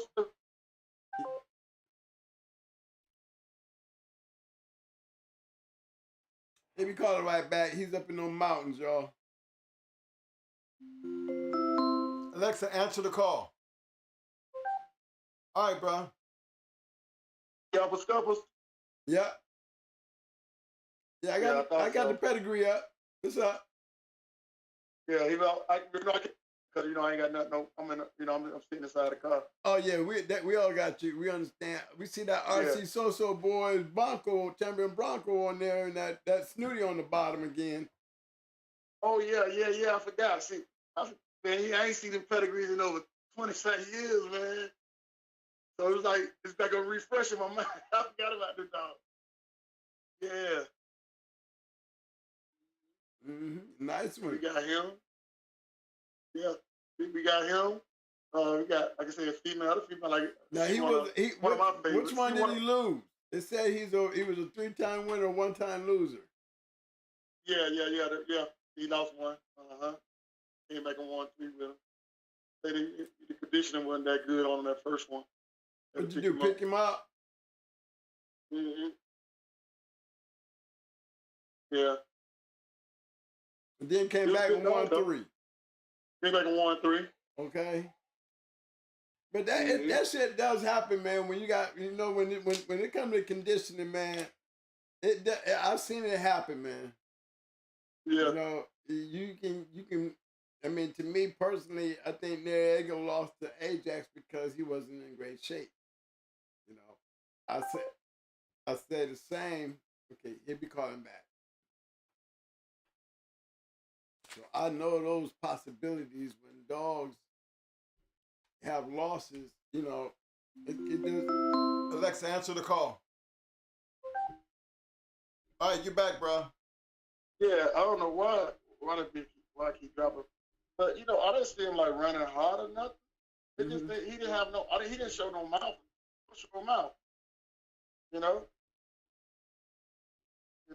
He was a nice dog. He was real game too. He was real game. Nah, a real game dog. Y'all guys were known for get this going. As we look at your work, y'all really didn't stick to one particular bloodline. So how did you grade? How did you grade? I mean, when you look at a dog and you've seen plenty good dogs, what's that thing that you look that just tickles your fancy? You like, man, I got to have that. What makes y'all do that? I mean, everybody got a different one that they like. But like for me, I love intensity. I love dogs that's intense and strong. Before, they gotta have that bottom. But I like that intensity. And then if they super strong with intense, then I care about the mouth next. Because I done tuck intense dogs that's super strong. You done tuck them and beat dogs that bit way harder because they can't breathe. So I like it. Then when I get me a tense dog that can bite, oh man, like Sonny, you in trouble. So all them dogs that we telling you about, they was intense game, strong dogs, and they all, some of them can hurt you more than the other ones. But yeah, I love that intensity, man. That was my philosophy. That's what I liked it about my Mayday Stone City cross dogs. They was real intense. Rat wasn't even a Stone City dog. Rat was off of Mayday, Yes, but sir. she came off of So Grand you know what I'm saying? Champions. So that's that. Yeah, that's what we use. We like our intensity, and we come with that strength. We gonna bite you down. Yeah.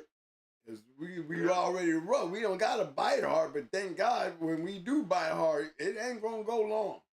We won more matches under 30 minutes than we won in matches over 30. We won a lot of matches in short order.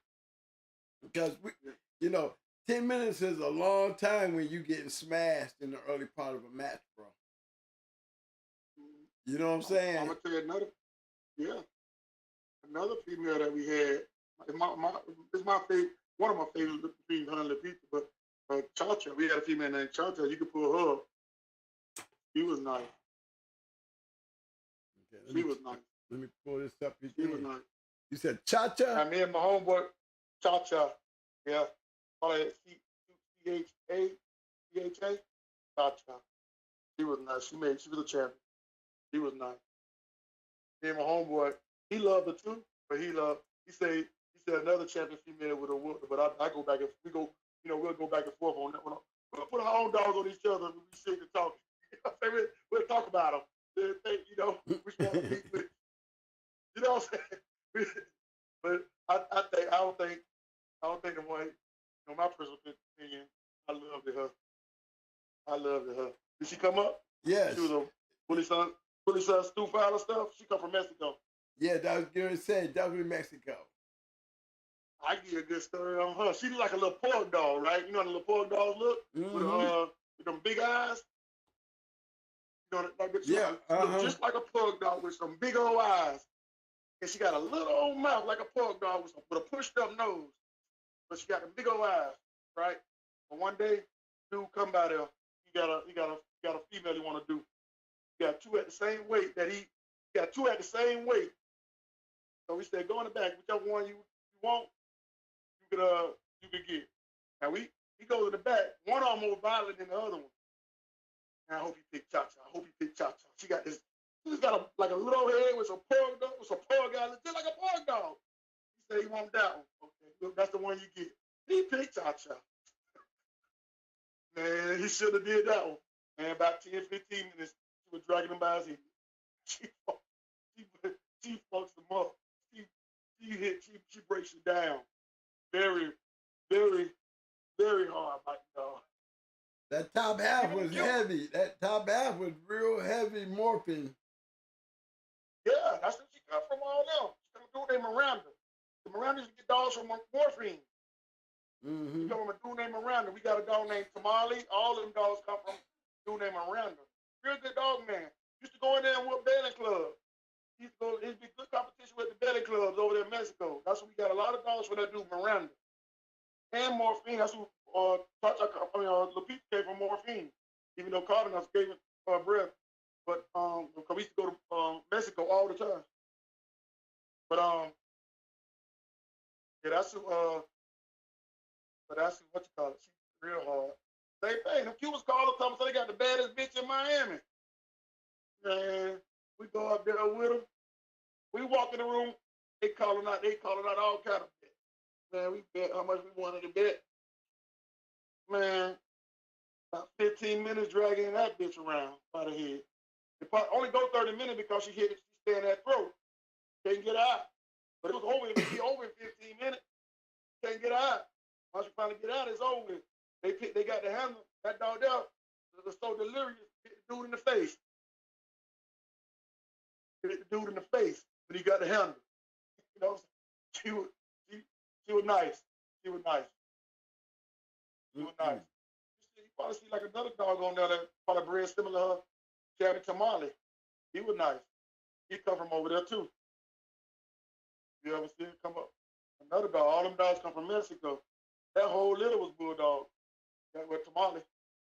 That whole litter is bulldog. I said they got Abbott bred to her. They took Abbott and bred to her. Yeah, got some. We just ain't get to show them because we were gone. I told you about that. We had some bulldogs off of them. Yes. Had some nice ones off of them. Nice ones. But we didn't get to show them. We were gone. Breed Albert to her. That would have been a nice breed. Yeah. Mm-hmm. Remember I told you that's what a lot of stuff that when we started becoming, doing a breeding when it was over with, we just ain't get to show a lot of them. We went around. Now, why did y'all wait so long to even consider a breeding program? I mean, we followed y'all from way back, and the way y'all held us off with the breeding program, we were shocked when you did that the 357 breeding. No, we waited till their career was over, and then we started. Once their career was over, look at Abbott. Abbott went 5. That was like a few years. You know what I'm saying? Once their career was over, then we started. All of them career was over similar around the same time. Mm-hmm. Abbott, Stunning, Omega, all them dogs' career was over at the same time, Right. Now, most of them dogs y'all had on the yard at the same damn time. And wasn't breeding nothing. Yeah. That's why my homeboy told me that we got to let people start breeding that dog. That's when they called. We had all of these dogs at the same time. So that's when we started. That's how Abbott them having to call at the right time. And then that's how that breeding took place. Okay. Yeah, so but they didn't wait so long. I was telling you earlier, we waited till their careers was over. We didn't hit them off when they were 1 and 2 time winners. Hey, like when we did that breeding, what you just seen, that was a grand champion to a champion. If you look at a lot of breeding that we did, it was always to that. You're right. We bred Sonny Boy to Cha-Cha. We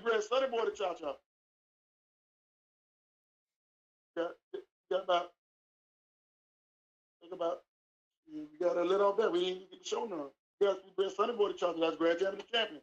We bred, you know what I'm saying? Every time you see. So all the dogs with careers, if you look at when they were bred, that's what we bred. Mm-hmm. You see Sonny Boy to Cha-Cha. That was bred. Their careers was over. We didn't breed a 1-time winner to a 2-time winner. We just didn't get the show number of the dogs. I had a monster. Off of Sonny Boy. Straight up monster. Right? First time out, I could have put on anything. That's how good he was. Anything. Right out the gate. They can call out the number and I'm gonna bring him. That's how good he was. We didn't get to show him. Yeah, if you look at Lil Sonny, look at his little pedigree. Lil Sonny. That was the truth. I see you in the color.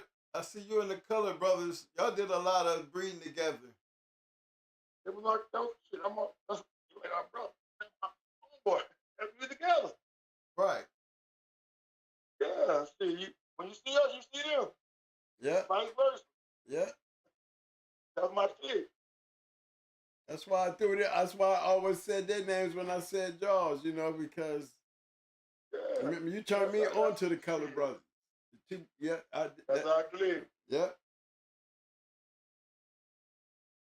I'm telling you, man, me and you used to spend a lot of time talking. And I always, and never really got into telling what we did. I mean, we could talk all night, Mike, and never once did we talk about how we conditioned or how we breed. They do so goddamn many matches, man. I'm getting the full stories on these motherfuckers because they were so busy that I could sit there and we just be talking about the matches that they was having. Can I put y'all in that 90% club? Because I always thought you won 90% of y'all matches. I definitely had you up there high. We won a lot of them, so I know we ain't lose 90%. I know one time I went to a long time. Like I know we won so much. And one time I came home, I told my daughter we lost. She was like, stop playing. So I know we won. She never heard me lost. So she was like, stop playing. Like we win a lot. It's probably up. It's gotta be up there. We won a lot. You can see the dogs. I would say 90%. Good dogs. I would honestly say 90%. Because y'all kept the journal Y'all kept the issues going in the journal because you was always matching dogs. Y'all, these are true hunters right here. Super Kennels is a hunting kennel.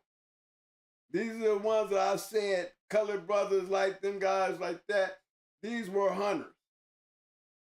Yeah. Vicious. You know, Very busy hunters. I mean, they got something to keep all the time. we try to, you know, y'all was one of them kennels, y'all and the Color Brothers was one of them kennels that we was trying to you know, I'm trying to get all like, I was trying to be like y'all. Yeah. You know, because we wasn't trying to breed, we was trying to stay busy like y'all. Yeah. But we didn't have the ability to go out and get the dogs the way y'all was doing it because we had basically bred up everything that we was using. Right. We didn't get the opportunity. We didn't get the opportunity. Yeah, y'all was doing what ProSet was doing. Look what ProSet was doing. He went out there, he was buying dogs out the box. He bought May, he bought Milo. I mean, he was out there, he bought Champion Sugar. He was just buying the dogs and matching them, you know, because those y'all hunters. Yeah. The game was like gamble. Y'all Super Red and some of them dogs, they were bred up over there. See, some of them, like by the time we started, you know, the dogs that we showing as they were there, what we breeding now, we didn't get to do it. So a lot of them dogs, you would have been talking about them now also, but we wasn't able to show those dogs. Yeah, so we still had stock. We left a lot of meat on the bone. You know what I'm saying? We just ain't able to show them. You know what I'm saying? We left a lot of meat on the bone. That's it. You know, we didn't get to show a lot of stuff. You know? Somebody want me to pull up 357 to Champion Road. Yeah, we did do that. My homeboy loved Rose more than Cha-Cha. That's what I was talking about. He said Rose with a whoop Cha-Cha, but I don't think so. I believe he just rode Cha-Cha would have drove me about 15 minutes dragging him by our forehead. But he don't believe it. Hold on, let me find that's what we put on each other. Yeah. And we bred Abbott the Rose too. Bred Abbott the Rose. Yeah. Hold on, let me pull it up. Man, when you go back down to these videos, you're going to say, Twin, you did a good job, man. You was pulling that shit right up. Yeah, I can't see nothing. I'm just talking. Yeah, you're going to sit back and get a chance to hear yourself and watch the show. There's some dogs I wish my homeboy I could talk. Like, there's some stuff, I can't even remember all the dogs, right? Like, we had so many dogs, man. I can't even remember a lot of them. So I'm trying to think of stuff, you know? You know I got to pull up Rat before I dip away from here right quick. I just pulled up 350. So I'm going to pull up Champion Little Rat. There my little thing is. That's the 357 right there, y'all. Now you see the pedigree? Now that's a nice pedigree. Yes, sir. What dog got a pedigree like 3? With all that registered merit on? Can you match one? No. With all that, now this one come almost close with grandparents and parents on both sides. You got registered merit on everything on both sides. Oh yeah. He come kind of close. He come a little close, but there ain't no pedigree like that one, ain't it? Nope. With everything registered married. He registered married. Mom and dad on both sides registered married. Grandparents on both sides of the parents are registered married. It's supposed to breed. It's supposed to produce. Oh yeah. That's why he produced. That's why he registered married. That's why Macho Boy registered married. That's what they bred for. Man, I seen Rat and them as puppies, bro. Yeah. I seen Little Rat and them as puppies because I was with Jesse when, you know, they don't got her down here as a 2-time winner and 1-time loser, but she lost to the Tennessee Dog Pounds champion China. Rat did. And because I know I refereed the match. Mm-hmm. But the thing about her, man, she was sick and it shouldn't have been done. She didn't do anything wrong. She was a hell of a dog. It went over an hour or something. But the whole time, I'm scared he gonna lose her, man. And I think she ended up dying a couple of days later, but I no, she died. She ended up selling it. I thought he sold it to one of my homeboys. So, bro, Rat died. yes. Rat died. Nah. Yes, she You did. sure? After that Tennessee dog bomb match. Yeah. Nah. I thought he sold it to one of my homeboys. Prime. I know that wasn't Little Rat that died after that match. Man. The one up. No, the one up for 3. The one right after 3. Just right after 3 that they had. No, you talking about Rat or a Little Rat? Which one is over 3? Which one you talking about? The one directly after The 3? one off of 3. The one off of 3 is Little Rat. Okay, that's what I'm talking about. Right, Okay. you're right. Okay, no, Rat died. Little Rat, she didn't die. But no, I'm talking about Little Rat. I mean, Little Rat's mom. I remember, Okay. they hooked her. Okay. Those Little Rat and them was puppies when they did that match. Yeah. But yeah, I remember Little Rat, man, them when she was a puppy, man. I used to be up there a lot. I used to be out there with Stone City a lot. Me and Jesse, we ran around together. You know, and I enjoyed it because why you think I kept bugging you? You see the breeds. When you go back down there, you got to go check in my yard and see what I was dealing with. You know, I actually was into the Stone City dog before I was into the Mayday dog. You had the best buck shit that I done seen in a while. That's what I was on. I tried to mix that was my final move right there. If I could get the buck stuff to cross into my Mayday Stone City stuff, man, the world is in trouble. If I could have ever got that move. I had a hell of a connect. I stayed at that old man house. When I ain't doing nothing, I practically stayed in Charlotte. When I ain't doing that, man, I'm always at his house, man. Man, I at his house a lot. Oh. I went up to Carolina and met Tom Ratliff, man. I told you he had a thing on his ankle. You know, when you're on house arrest. Yeah. Dude's a funny dude, but he used to talk shit. He's from Ohio too, so we was like homies anyway. You know how crazy he was, but. Yeah, I know my homeboy been in his yard, but I never been in his yard. I was always at Gaston House. Mm-hmm. I stayed at Gaston House a lot. I was always at Gaston House. So I stayed at Gaston House a lot. If he's doing one, I'll always go. He'll call me up and let me know he got one going. So I go there. You know. Hey, Fort Lauderdale D wanted you to talk about what about Champion Elbows? Oh yeah. You know about him. Yeah, that was another Mexican breed dog. I forgot about Elbows. I don't know about him, man. Elbows, he was nice. He was a nice dog. He was on as a puppy. He was a Mexican bred dog. Let me see if I can find him. Yeah, you can find him? Yeah, I'm gonna see if I can find him. Oh, you gonna like going back through here, looking at all the pedigrees, and you're gonna be like tapping yourself like, yeah, we did have some shit, didn't we? Cause I said, very sudden do you see a champion that doesn't have a nice ass pedigree, a nice formula. Some of this stuff, man, I haven't even seen man, probably it's bringing back memories. Probably 25 years, man. That's some of this stuff. Hey, but at what some point of it older than that. Some of it about 30. Like some of them go back 30, 40 years. Probably about 30, 40 years, like 35 years. You know, some of them stuff that you breaking up. That's a lot of old stuff what you breaking up. Right, but at what point did y'all ever stop and look at a damn pedigree? I mean, just wondering. I mean, my homeboys probably every now and then, but I mean, after their career over, I guess we cared. Okay. It just so happened, like I say, just so happened all those dogs had really, like, it ain't like we bought a dog and said we found him just for this pedigree. No, we never did that. Just so, I didn't know nothing about 3 like that. They just told me 3 was a one-time one from Gaston. I ain't know Gaston. I went up there and got 3. They didn't tell me like, oh, this dog, you didn't go and buy specifically how he bred. We just want to go buy a bad dog from 3. If it happened, it became a little famous. That's what he wanted. You know, so we did, but if you look, all our dogs are bred well. Now, when you get a chance, right? Yeah. I want you to, when you go back to these videos, I want you to right here at this point here, I pulled up Grand Champion Miranda's and Coaster's Onyx.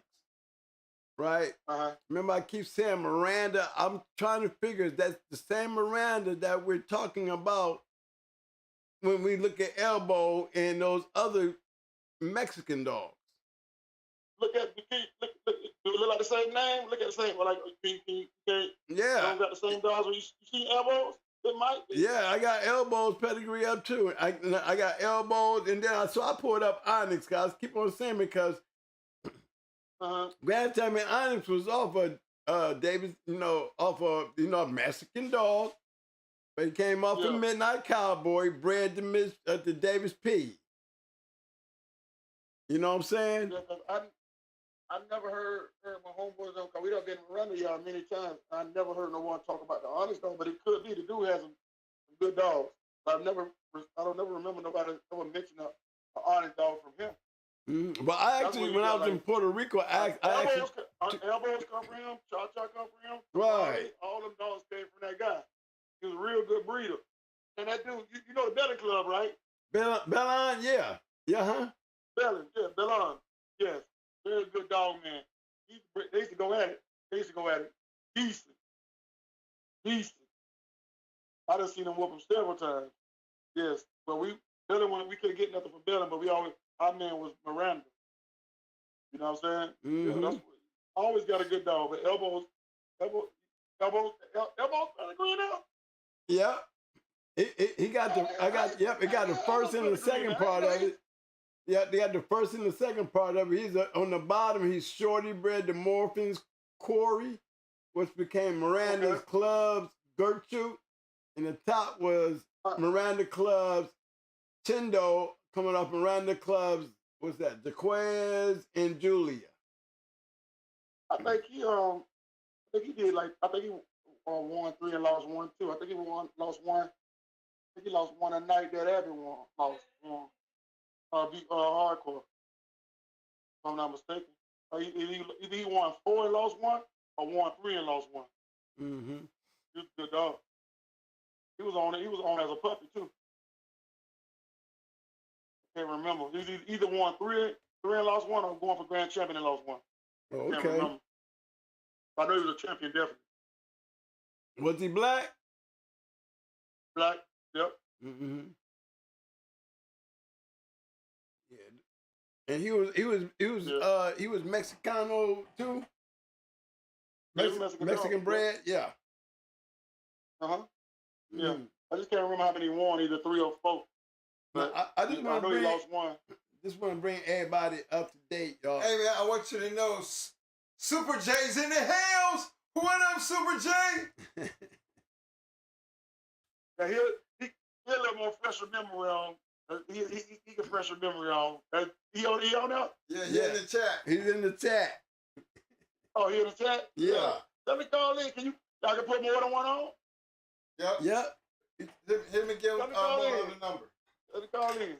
He got your number? Yeah, he in the chat. He can hear you. Hold on. Let me get the number. How do you want to call in? Oh, yeah. He can tell. He'll tell you about the honest dog because he called Miranda still. He know Miranda. We'll give it. Okay, hold on. I'm gonna put the number in the chat so we can call in. Then I can get both of y'all on. Hold on, let's see.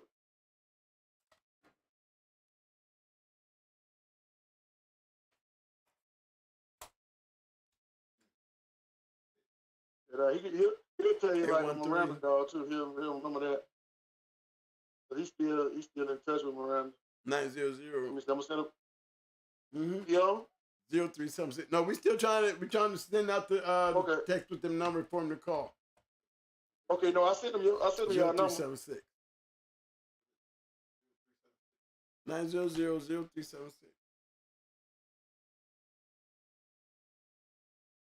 Yeah, I sent him your number. You should better call in. Oh yeah, that's true too. He'll definitely tell you about the honest. If the honest dog there, he probably can tell you about that. Because he know Miranda y'all really well. Because Miranda, he know a little Spanish, so You can talk to him, but we never Oh, talked about okay. an dog from what I remember.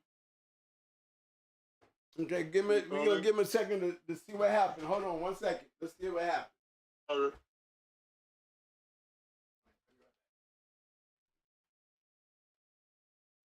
Marlo, let me ask you something. What made you get into Bulldogs, man? What was it that you said, man, I gotta have me one? Man, honestly, I wasn't even thinking about it. Then, you end up getting us. Pit bulls came in style and at a certain time, and you thought you had a pit bull, and nigga had a Stafford Terrier. You know what I'm saying? Right. I'm running them down the street. You rolling them, messing with them in the neighborhood. That's when I met one of my homeboys. You know what I'm saying? My homeboys, them, they was already doing their thing. They were like, what you got there? Talking. They told me I had the wrong dog. I think they showed me what they got. Like, somebody was like probably like a one-time one other son, maybe the first time out. He looked different from my Stafford Terrier. And I gave my damn dog away. And I started fucking with them. I'm about 19 years old. I was saying 19, 20. I started messing with them. That's when they taught me the game. Like I said, it was already a good killer when I came around. They already had a standard. You know what I'm saying? So, yeah, they just learned. I sat there and listened to all them old stories with them.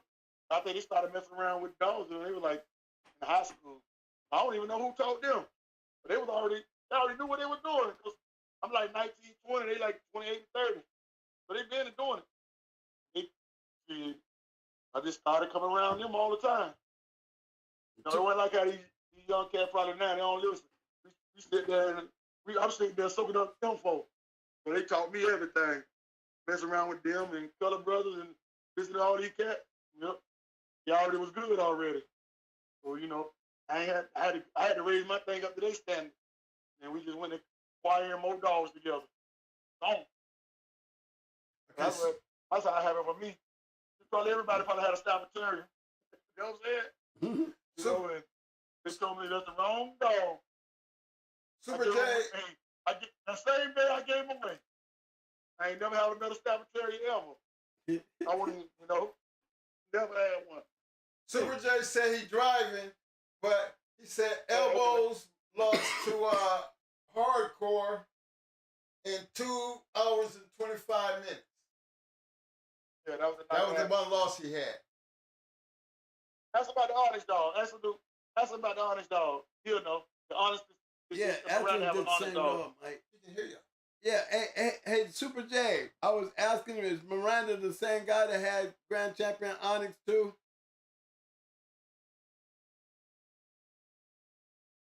Yeah, that's a question I shot out there. See if you give us a reply on that. That's a good one. Yeah, because I like I said, we've been over there. I done been to his house like 100 times. And I've never went us talking about an Onyx dog or any blood coming down from Onyx. You know what I'm saying? Right. Well, we seen Grand Champion Onyx. Yeah, I mean, I don't mean he have them, but I just don't recall nobody. But when we talk about an Onyx right, dog. that's why I was asking, because see, when I seen Onyx, he was in Puerto Rico. I was at Miranda's house, but he was in Puerto Rico at the time. But this was, when I say this was when, before we bred to Mayday. You know what I'm saying? This is how long ago this was. This was like 1990. You know, when we went to Puerto Rico and went in the Tommy Boy, we went to his house and I got a chance to take some pictures with Grand Champion Onyx. Dude he has super money. He had a lot of money. I know that much. He was packed. He had one of them Castle houses. Marble patio and all that shit. I was like, damn. Man, this dude's rich. Yeah, because I like I said, I don't recall all the Onyx, but they look like the same. It might be him. Same around the same Mexican stuff. Yeah. I mean, back then, I mean, this dog here, he's up close, Midnight Cowboy. He's off the son of Midnight Cowboy. Yeah. Stuff that he used a lot of that stuff like that too. And that's why I was wondering, hey, this could be, is that the same Miranda? Because I definitely had me an opportunity to take some pictures with the dog. And he look like like one of the Mario brothers off the video game. Yeah. Yeah. Ever said? Yeah. The mustache go the same way. Like Mario, bro. Mustache the same way. That slick ass hairdo. The wet lip. The wet lip. That probably was him. He look like one of the Mario brothers. Nice dude though. Nice dude. He look like one of the Mario brothers. Heavy set. Nice dude. Short, heavy set. And he knew those dogs. Yeah, real good dog, man. Real good dog, man. I done seen him. I done seen him beat some real good dog man over there. Yeah. We got a lot of dogs. We got a lot of dogs from him that was really good. Like if you pull up Tamale, you pull up Tamale, you'll see he bred. They say that the same. Got one called Tamale. He's a champion. He bred up that same stuff. Let me see if I can pull her up. Pull him up. Yeah, see if he bred Super up. J said he was from Puerto Rico, so that was him. That was him. Yeah, see, I was right. That's him. He said Miranda. He said Miranda from Puerto Rico. Yeah, he said Miranda was from Puerto Rico, so it was him. It was him. I was at his crib. Yeah. See, I didn't know that. See, every time we seen him from like a damn Mexican. I guess in Mexico you look like a Mexican. But we always seen him in Mexico. I told you I've been around, baby bro. I told you I've been around, man. I've been around. Yeah, yeah. Yeah, I had pictures with the dog, but I was more impressed with his house. I thought he was Tony Montana or something. I mean, when you said it, like, I don't know too many people who put Miranda, like I said, it always was him, but I just we never talked about an orange dog. He said this one here, I think he said that Miranda there is from Mexico City. The one you talking about. Oh, yeah, the one I'm talking about from Mexico City. So they two different Mirandas then. Yeah, they're two different ones. Yeah, it's two different ones. Okay, well I know the honest that come from Puerto Rico. I know that one. Yeah, that's the one I knew. Okay, I do know that one there. I didn't know I didn't know his name was Miranda. I do know an Onyx from Puerto Rico. We took a bitch off of Onyx and bred up to. Matter of fact, that diesel dog was off a bitch named put it off a yellow buck in an Onyx bitch. Yeah. The diesel dog they had over there. Yeah. Yeah. See, I know that's the Onyx. I took the same bitch that threw the diesel dog and rode in the tree. They got some bad dogs. Yeah, but see, that's the Onyx I know.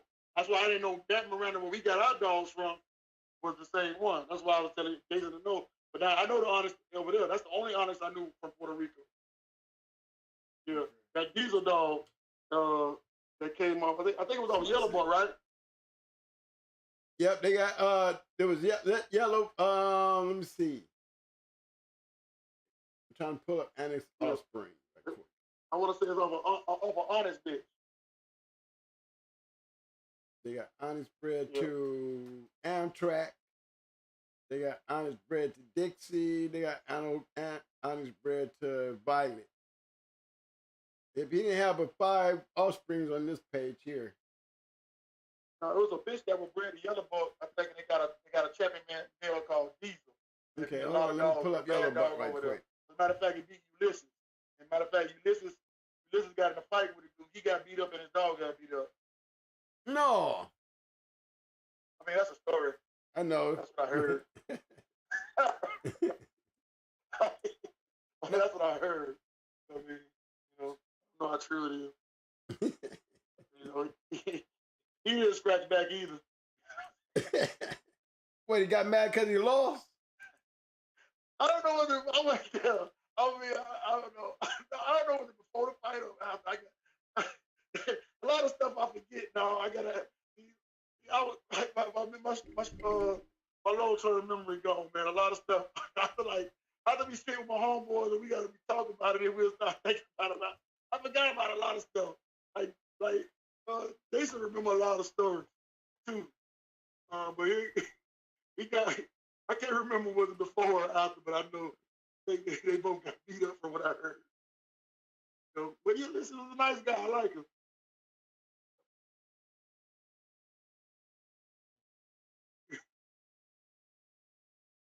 Yeah, but it was a Diesel dog. I think the dog's name was Diesel. Okay, I'm looking for him. I want to say it was off a Yellow Buck. I thought it was off a Yellow Buck. Man, I forgot the dog. The Puerto Rican dude, cool dude too, man. I can't even think of his name. Cool dude, man. I used to talk to him all the time too. Who? Well, what's ugly? Yeah, ugly would be bred to Blondie, not that. You talking about this one here? You don't say it ain't come up? Hold on, I'm still looking for him. He got 2 pages. You talking about this one right here, Mike? Yeah. Yeah. Ugly. Oh, that one right there. Now that ugly is off of Yellow Buck and Blondie. Hold on, I'm still trying to find. Hey, you remember the 357 ugly? You remember that breeding? Yeah. That was evolution. Was that evolution dog? I believe so. I mean, somebody's asking a question about it, so I was just thought while I got you on here. Yeah, I remember that. Yeah, and I wasn't too happy for that breeding. You was giving these boys all that damn breeding, and we couldn't get one. Man, I'm mad at you, Marlon. No, I don't know. I'm upset, man. I don't know. No, I only bred 2 dogs to him. Yeah, I always used to talk shit about it. I was like, man, I love to breed my shit to your dog, man. 357, man. That's what I was in love with 257. I was in love with all those black dogs. This ugly here, Stone City's ugly. I'm gonna check and see if it's under Evolution's ugly, but she's off of Yellow Buck, bred to Blondie. That's how ugly was bred. And she was a ugly dog, y'all. She was definitely an ugly dog. She was one of the ugliest dogs you ever want to see. I go to Blondie pedigree. This she did.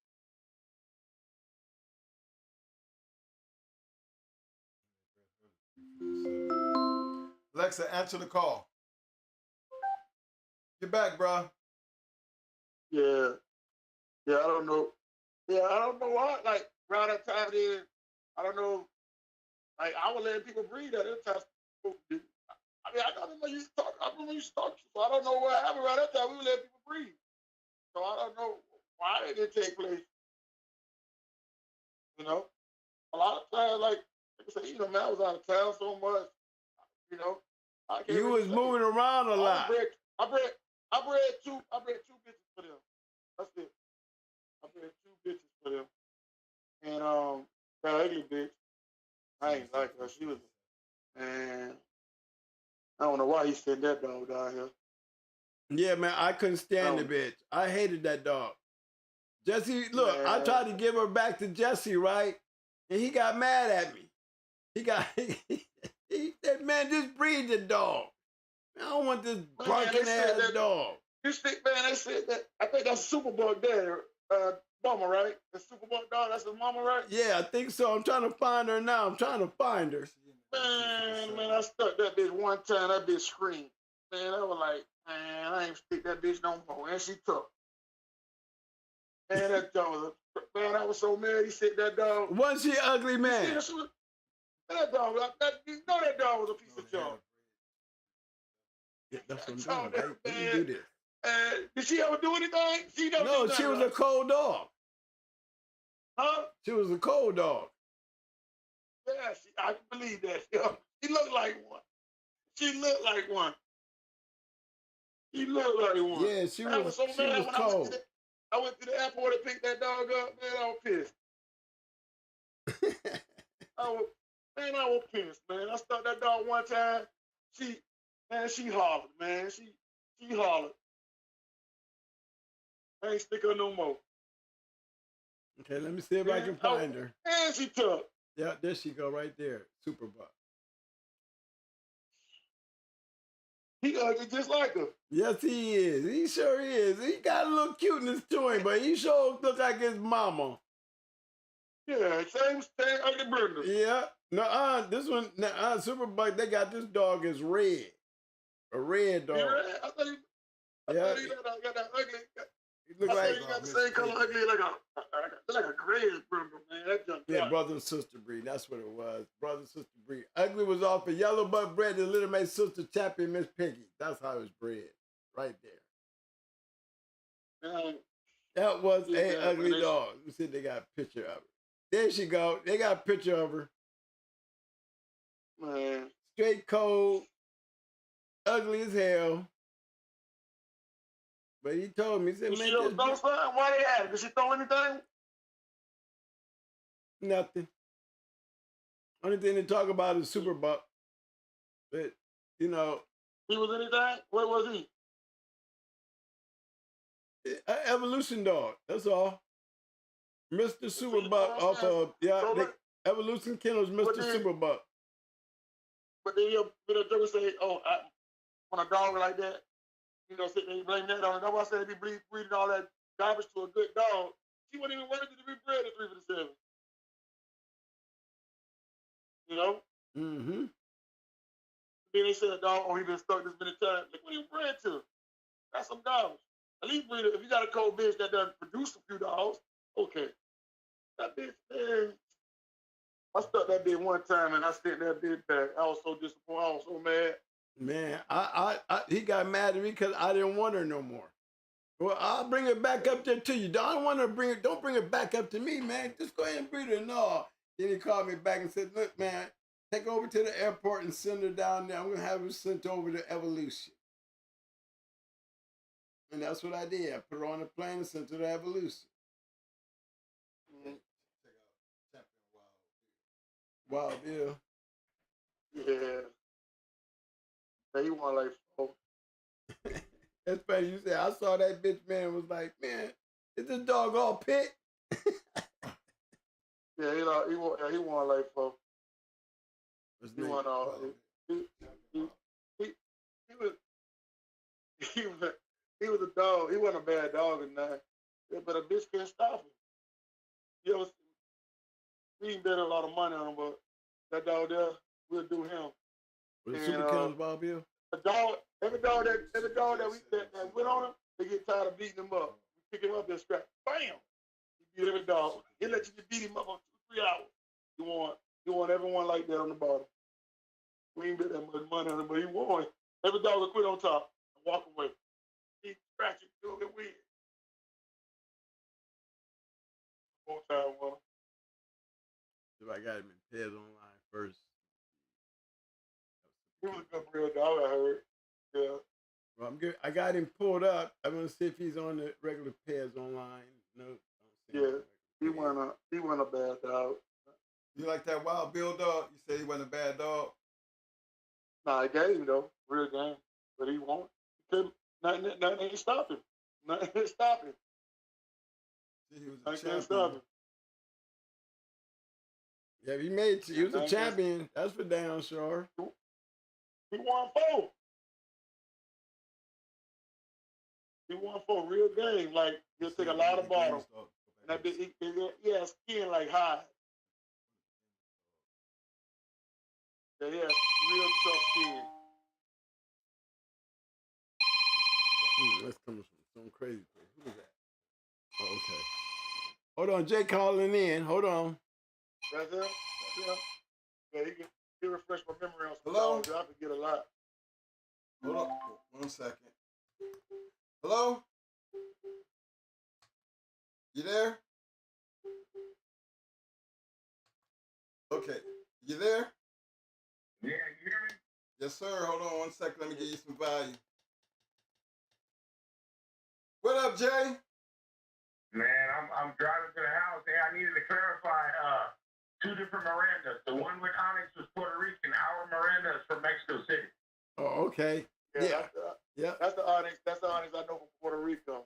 That's what, but I didn't know. The Miranda, that's the one I know. Remember I told you that is the one from Puerto Rico is the one I got that Ranger dog from, Champion Ranger.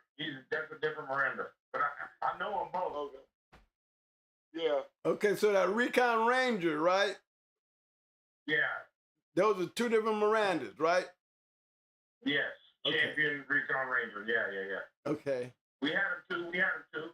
I had them for a little while, and then I let Rattlers get them. Oh, okay. Yeah, me and Rattlers did a little deal, and I let them get them. We had them too. A lot of people don't know that because I haven't put Super Kennels Recon Ranger, but that was my dog too at one time.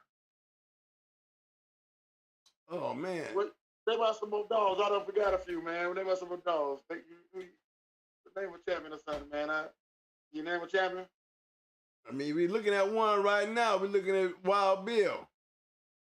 Yeah, yeah. Wild Bill was a I voodoo got dog. him when he was older, though. I got him when he was older. Did he produce? Yeah. I know his daddy looked like he was a producer. Yeah. What you want, Wild Bill? Uh-huh. No, we don't think we got none of Wild Bill, did we? Nah, Wild Bill, he died after that when I did him, and I tried to breed Wild Bill, and he would bite all the girls' coochies, man. He would not breed for nothing. Zero. Mm-hmm. I had one like that. Sure did. Putting scars on their little twats. Try to get him to sniff it. He died after the fourth? He died after the fourth? Yeah, he died after the fourth. Mama, remember, he died at the vet, remember? That's one of the ones I tell you, man. I thought the vet was knocking the dogs off. Okay. No, tell him about it. They tell him about everything. Just walk off from him. They couldn't stop it.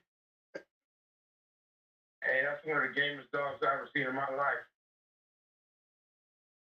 You got that Miss Boobs in him too?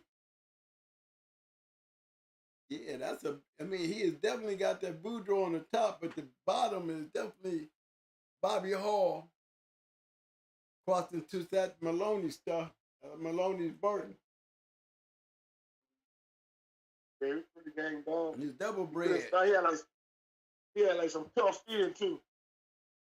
Yeah, I beat remember, Marlon, we beat that son of Mayday to NGB, 2 ROM parents that night. We curved him out. Yeah. Uh-huh. Yeah. Yeah. Was it a long one? That dog was supposed to be registered married too, ain't it? Man, it was an hour 45. Dang. And Brian Johnson did the keep on him for me because I was doing other dogs, and he was going through divorce, and he didn't work the dog, bro. The dog laid down in 15 minutes and got drugged the whole time, but gave me 14 scratches and curved that Mayday dog out. Remember, Martin? Yeah, because what dog would have made register married that night? That it was using, right? That's right. Yeah. Damn. Yeah. Man, Yeah. look, Every time you pick him up, he's coming now. Marlon, take care of this. I'm gonna call y'all right back. I gotta find some stuff, go to the house, and call y'all back. Okay. All right, I bet. All right, thanks, bro. Yeah, but yeah, that dog that had that skin like that hide, man. Say hour 40, this dog done fell out and he's still scratching. Oh yeah? I think his last one he won in 230. I think 230. Dog just walked away. They just knew they won. The dog just walked away. They knew they won because every time the dog he scratch hard, he coming back. Boom. He win, but he just gave up. Fuck it, I'm cool. He hit him with the kitchen sink. He couldn't stop him. He couldn't stop him. And I guarantee he was a black dog for sure. No, actually. He wasn't? Let me see what his color was. It was like a red. Wild Bill? Uh-huh. Yeah, he black and white. Black with like white sleeves. Yeah, white socks. Yep. Yeah, he was black and white. Black and white dog. Yep. Like some of the other dog. Yeah. Black with white. I think white socks. Yeah. He was bred good too now. Like I said. You know, I've been going over. Yeah. As we've been going through these pedigrees, I've been watching the Buck shit and the Eli shit, which I'm always called the Boudreaux and Midnight Cowboy. I just think it's Eli shit. Boudreaux shit. Y'all have had some of the greatest success with these mugs, man. And it's been considering y'all just start off dealing with the dogs first, and then you look at the papers. It's amazing with the success y'all have had with the dogs we looking at tonight, man. I mean, y'all still bringing them out to woodwork. Look at the people they come from too now. They were True. good. Right, y'all hunters buying dogs. That's it. Y'all Yeah, hunters but just we- bought dogs to match. We don't go back. We don't get no dogs from nobody that don't know what they're doing. Because y'all matching the shit that y'all get. Yeah, that's what I'm saying. But that's why them dogs are bred good, because we, you know, from the people that knew what they're doing, it was good too. That's why you see the papers, you know. But we didn't call them and they tell, oh, the dog bred like this and all that. And he bulldog. Y'all was hunters. Y'all ain't damn that slash breeders. Y'all was just hunters. Period. Yeah, we'll match stand up with him in a minute. We got a bitch that'll match up with him. Come on, let me get it. We know we got a bitch that'll match up with it. Let me get it.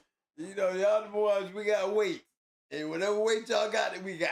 Okay? We gonna figure it out. What y'all got? Don't worry about what we got, because we got everything. We just need to know what you got so we can get on. When did it become hard for y'all to get matches? Did it ever come to a point that it got hard? People was more, you know, or did y'all play the weight game so much it didn't matter? Nah, what you mean, like when you say when it got hard? Like, what you mean when it got hard? Like what? I mean, like,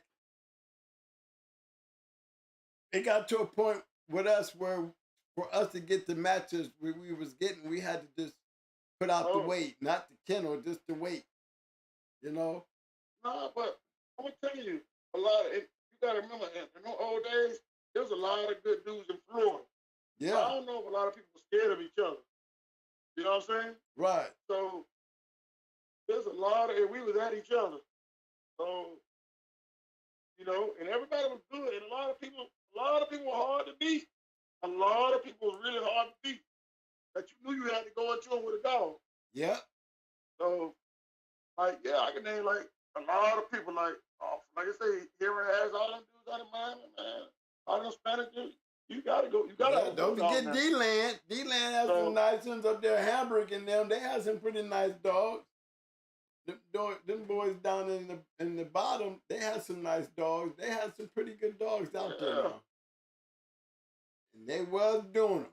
Florida was on a run. That's what I said. So it wasn't like, man, a lot of people, I think we might have, like, man, one time everybody had each other, man. Yeah. You see what I said? Yeah, man, Florida, listen, one thing about Florida, people that come in, most people that came in with a good dog, they tried to come into Florida, they pretty much lost. That's how much talent was in Florida. Mm-hmm.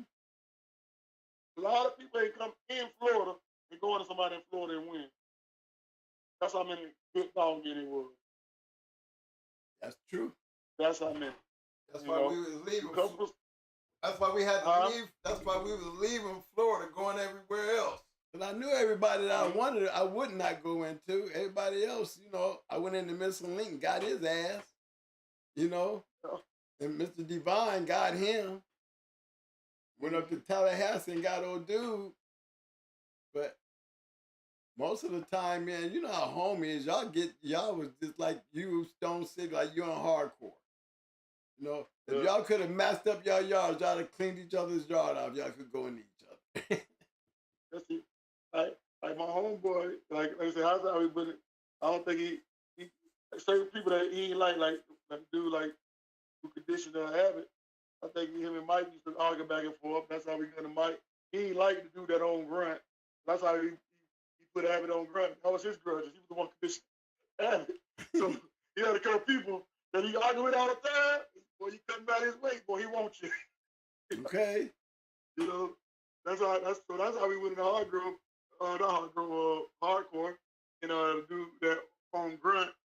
He ain't like to do that on grunt. They used to argue all the time. So he had to have him.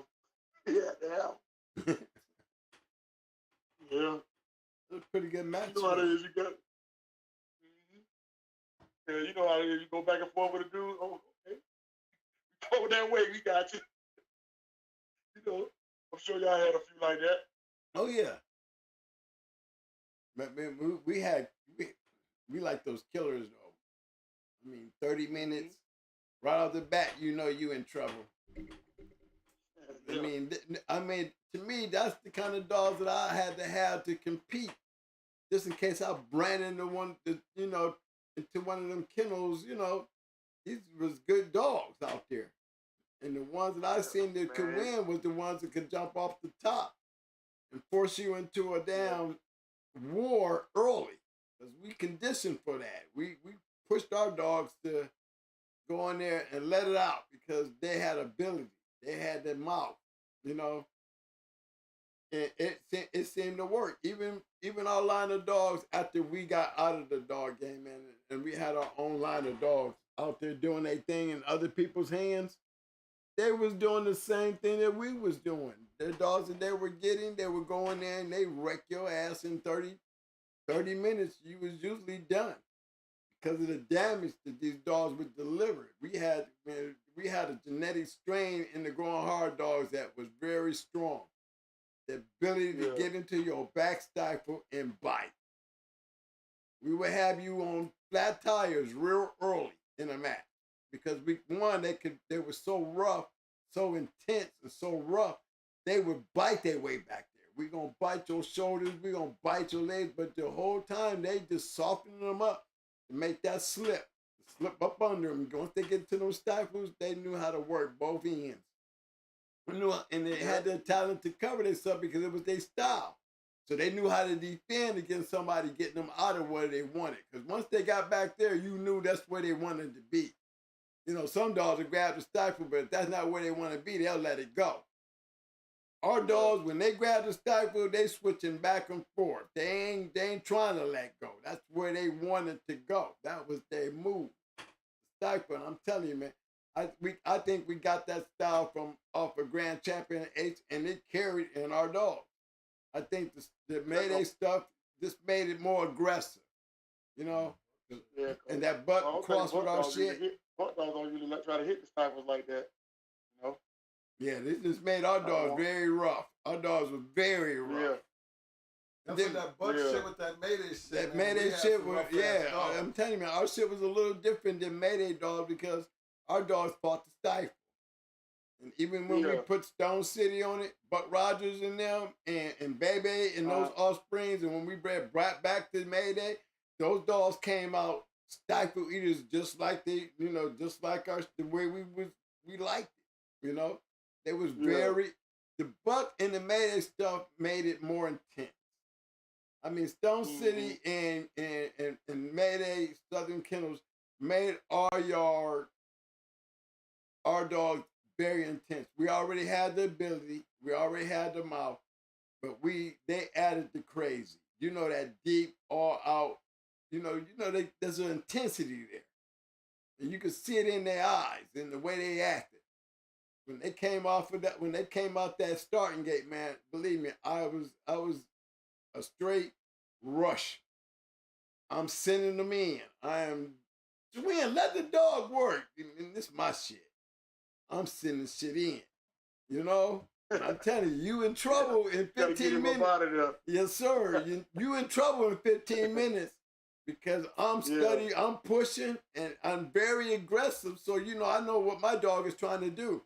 They take the shots at the stifle, but they don't mind busting up your upper front end because they don't like getting grabbed in the face. So they'll keep punching in your shoulder and your chest until they can get you up in there where they can slip back there. And then once they slip back there, believe me, they close off on your ass. You get bit in the back, but you won't be biting them on the nose because they'll just bend their head and go right down to the other stifle and pull it under and kind of bury their head into them stifles, really making it hard for dogs to get them out. And believe me, man, there's several going hard dogs out there who won their championships with that style. And they won them in close, quick order. And the ones that had to go out there and work hard for it, they showed they had the gameness. Because, I'm dealing with, man, the only thing I was missing was 357, bro. I tell you, I'd have had everybody fucked up. That was the only thing I was missing. Let me ask you that too. I just thought of this dude, I don't think he really knows too much, but he said Macho Buck made 357. What you think? That's true. Bullshit. That's bullshit. I mean, where? I mean, No, how? I let that dude. Where? I mean, how? Macho Buck, I'm sorry, bro. What makes a it wasn't statement? Macho Buck. What makes a statement like that? I wanted to breed to 357. I was never interested in Macho Buck. I'm not hating y'all. I'm not hating. Remember, I got Stone City going hard, Mayday dog. So I'm not hating on Macho Buck. But I cannot fuck with a kennel.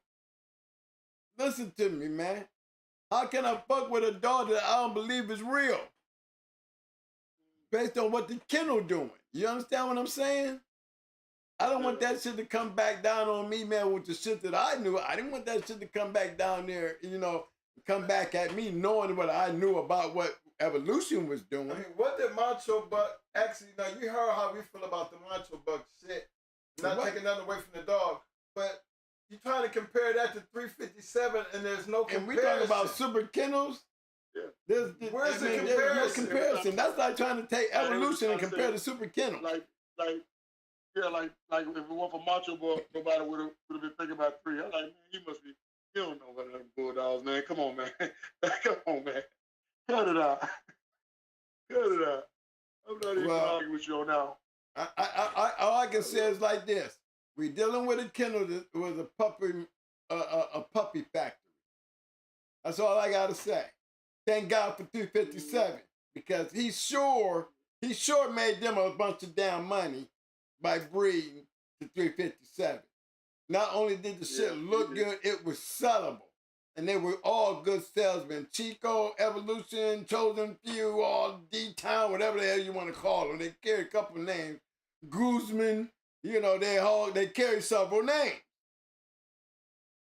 And again, you're talking to somebody who knows. Tell me I'm lying. I'm right there in the midst, seeing what's going on. Trust me, bro.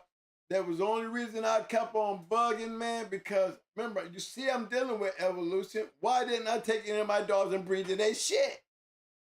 And if it don't be for 357 getting stolen. And if it don't be for 357, I would be getting stolen, man. I would have got my breed. I know it. Somewhere along the line. I was breaking you down, bro. I had you calling me now. Remember, I had you calling me. Once you start calling me, I'm getting closer and closer. I'm going to get it. And then that big, you know, shit went to shit. You know what happened? Shit went to hit shit. And when it crashed quick. You know what I'm saying? But my opportunity never came. It never happened for me. That's all I wanted. I really believe Brat in 357 would have produced some bad-ass shit.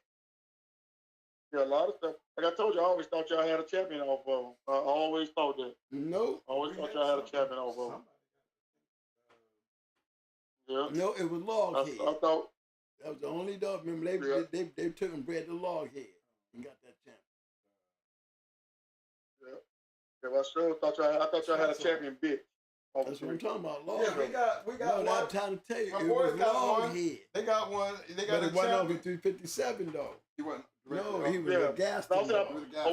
I thought y'all had one of the dogs that made him register married. I always thought that until we reconnected. Yeah, I never got the opportunity. I never got the opportunity to get a dog off of him or a breed twin, bro. Never. Because, you know, if I'd have got anything off of me, you know, I would have been breeding into my shit. But I didn't want to deal with evolution to get it. You understand what I'm saying? And you see I was dealing with him. You see I was dealing with him. I got proof that I was dealing with him. But still would never want to breed to that shit. Based on what I was seeing. Now that to tell you a lot of these non-believers, you know what I'm saying? Why wouldn't twin breed to him?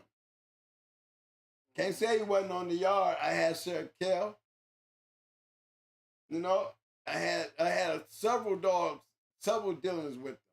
But why wouldn't I want to breed anything to their shit? Because to me, I never believed in what they was doing. They was peddling dogs. And I didn't peddle dogs. I matched dogs. He had a little bit brother going for championship. They messed him up. Dude messed him up, tried his first keep on the dog and lost with him. The dog won for championship. He let the same person he did try his first keep. He went in there walkabout with him. That was Macho Buck Little Mate brother. You know about him? I didn't know he had a Little Mate brother that was a match dog. Yeah. Macho Boy had a nice size little. They had a 2-time winner. The dog won the championship. Matter of fact, that there's a dog Walker on him had. I think the dog down from Big John that made champion. He made him on. I want to say he made it on. He made him on. What's it called? Little Big Brother. Macho Boy, Little Big Brother. He was a 2-time winner. I don't know his name, but a dude up there bought him from Alabama. I remember when he lost. Like, damn man, why would you try your first keep on a dog going for championship? You know. I bet you that is easy. That's a good one to know. That's a good one. New news for the Walk-em-all lovers. You know what I'm saying? You go in the fast lane with your first keep with a dog going to championship. Let me know how that's gonna work out. Mess the dog up. But that's what happened to Noriega. Remember that boy bought Noriega, and instead of giving the dog back to Havana Chico to conditioning, because he was one conditioning for all his matches, all of a sudden he changed up and said, "I want to do this for myself." And that's what happened. That's when he went in Ajax? Yep. That dude, that was the only dog he had was Noriega, and he tried to condition Noriega on his own. Chico wouldn't even help him. Once Chico realized that he wasn't trying to let him condition the dog, Chico told him, "I hope you lose. You don't know shit." And that's what happened. Noriega went in there 5 minutes into the match. He ran hot. Yeah, he did. When I'm thinking about it, he was running hot. I think Yeah. you're right about that. He took a lot of bottom. Yeah. You're right about that. Yeah, you're right about that. He did take a lot of bottom. He didn't show no mouth either. Did you ever see him go for him? You ever see him go? Yeah, he was a killer. He would have killed. He had mouth? Yeah, he had mouth. Yeah. He wasn't the same dog, nowhere close. He was totally different dog. He looked at weak and sick. He didn't look like he was in good condition. So, he had bottom too. I mean, he didn't quit. He had bottom. I don't remember him quitting. No, he didn't quit. He was game. Good game dog. Yeah. But I don't remember him quitting. No, he didn't quit. They ended up picking up, and I don't know why Ajax died, but you know, Ajax. He wasn't hurt. Huh? He wasn't hurt either. No. I think it was bad after kill. Somebody did something wrong. But yeah, man, that was the reason why I never messed with Evolution, and you know, I mean, I would never have bred none of my shit to them. You know what I mean? I wouldn't have never introduced them to that. You know, they was excited about trying to get something crossed off with Bebe and the Brat and them. I mean, and Bebe and the Brat and them. I just wouldn't do it. Because all they're gonna do is try to publicize it. You know what I'm saying? And it might have worked for Victor in Stone City, but I'm not Latino. I didn't know they was like that. Like I said, I never knew them before at all. You know what I'm saying? I didn't even know they was like that. I knew them all, man. I was in there with all y'all, cause I was trying to build out some of the greatest dogs. The best way to get great dogs, go mess with the guys that got them. Yeah, I'm telling you, I didn't know them until that time. I feel like this. Ever since Victor left Miami with Mayday, you know, this thing that I'm talking about, with the way I seen what they was doing with Mayday over there in Ecuador, what Evolution was doing, what Jesse was letting go on, and not saying nothing, sitting back, ain't saying nothing, knowing that, you know, he see what I see. They say that Macho Buck was supposed to be the youngest grand champion ever. The youngest grand champion ever. But when you look at his matches, you see why we be talking shit. Because it's the same dog that they talking about, this dog of the year. Then you look at the other dogs that was runner-ups and you kind of be wondering how. Because it wasn't real. I'm just being honest with you. I'm not taking nothing away from the dog. But you know. But how can you gonna put him on you remember everybody else is looking at the paperwork and what history has put out there for them to interpret, okay? My thing is, I'm sitting right there in the midst of the shit. I'm looking exactly about what I'm telling y'all was going on. So why would I want to breed to anything that ain't looking right? And I'm talking about Yeah, he was a bulldog. My home was seen him go though a couple times. Yeah, he was a bulldog. He was the truth. He was a bulldog, but like I said, in our hands, I would have seen what I wanted to see. Because, you know, I got killers.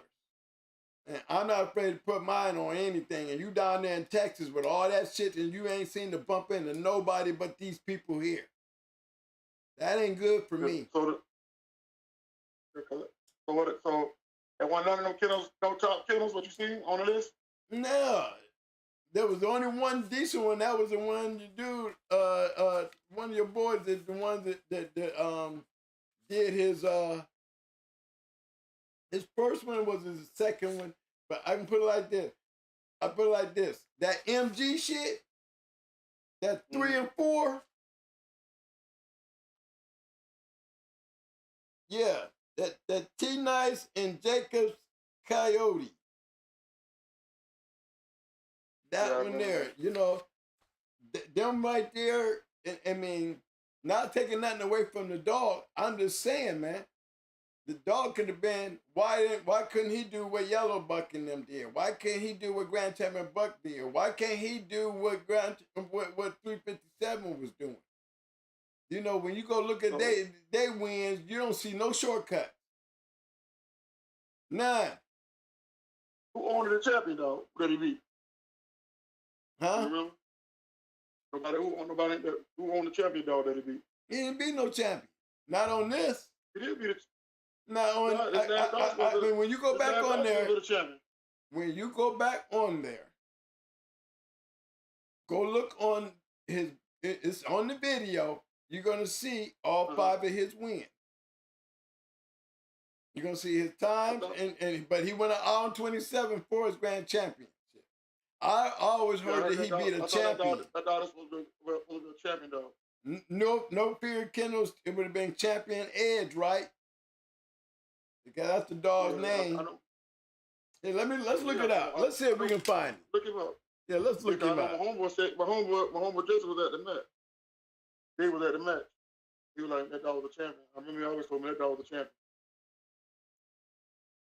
We're gonna check it out and see if we can find it. Yeah, he was the champion.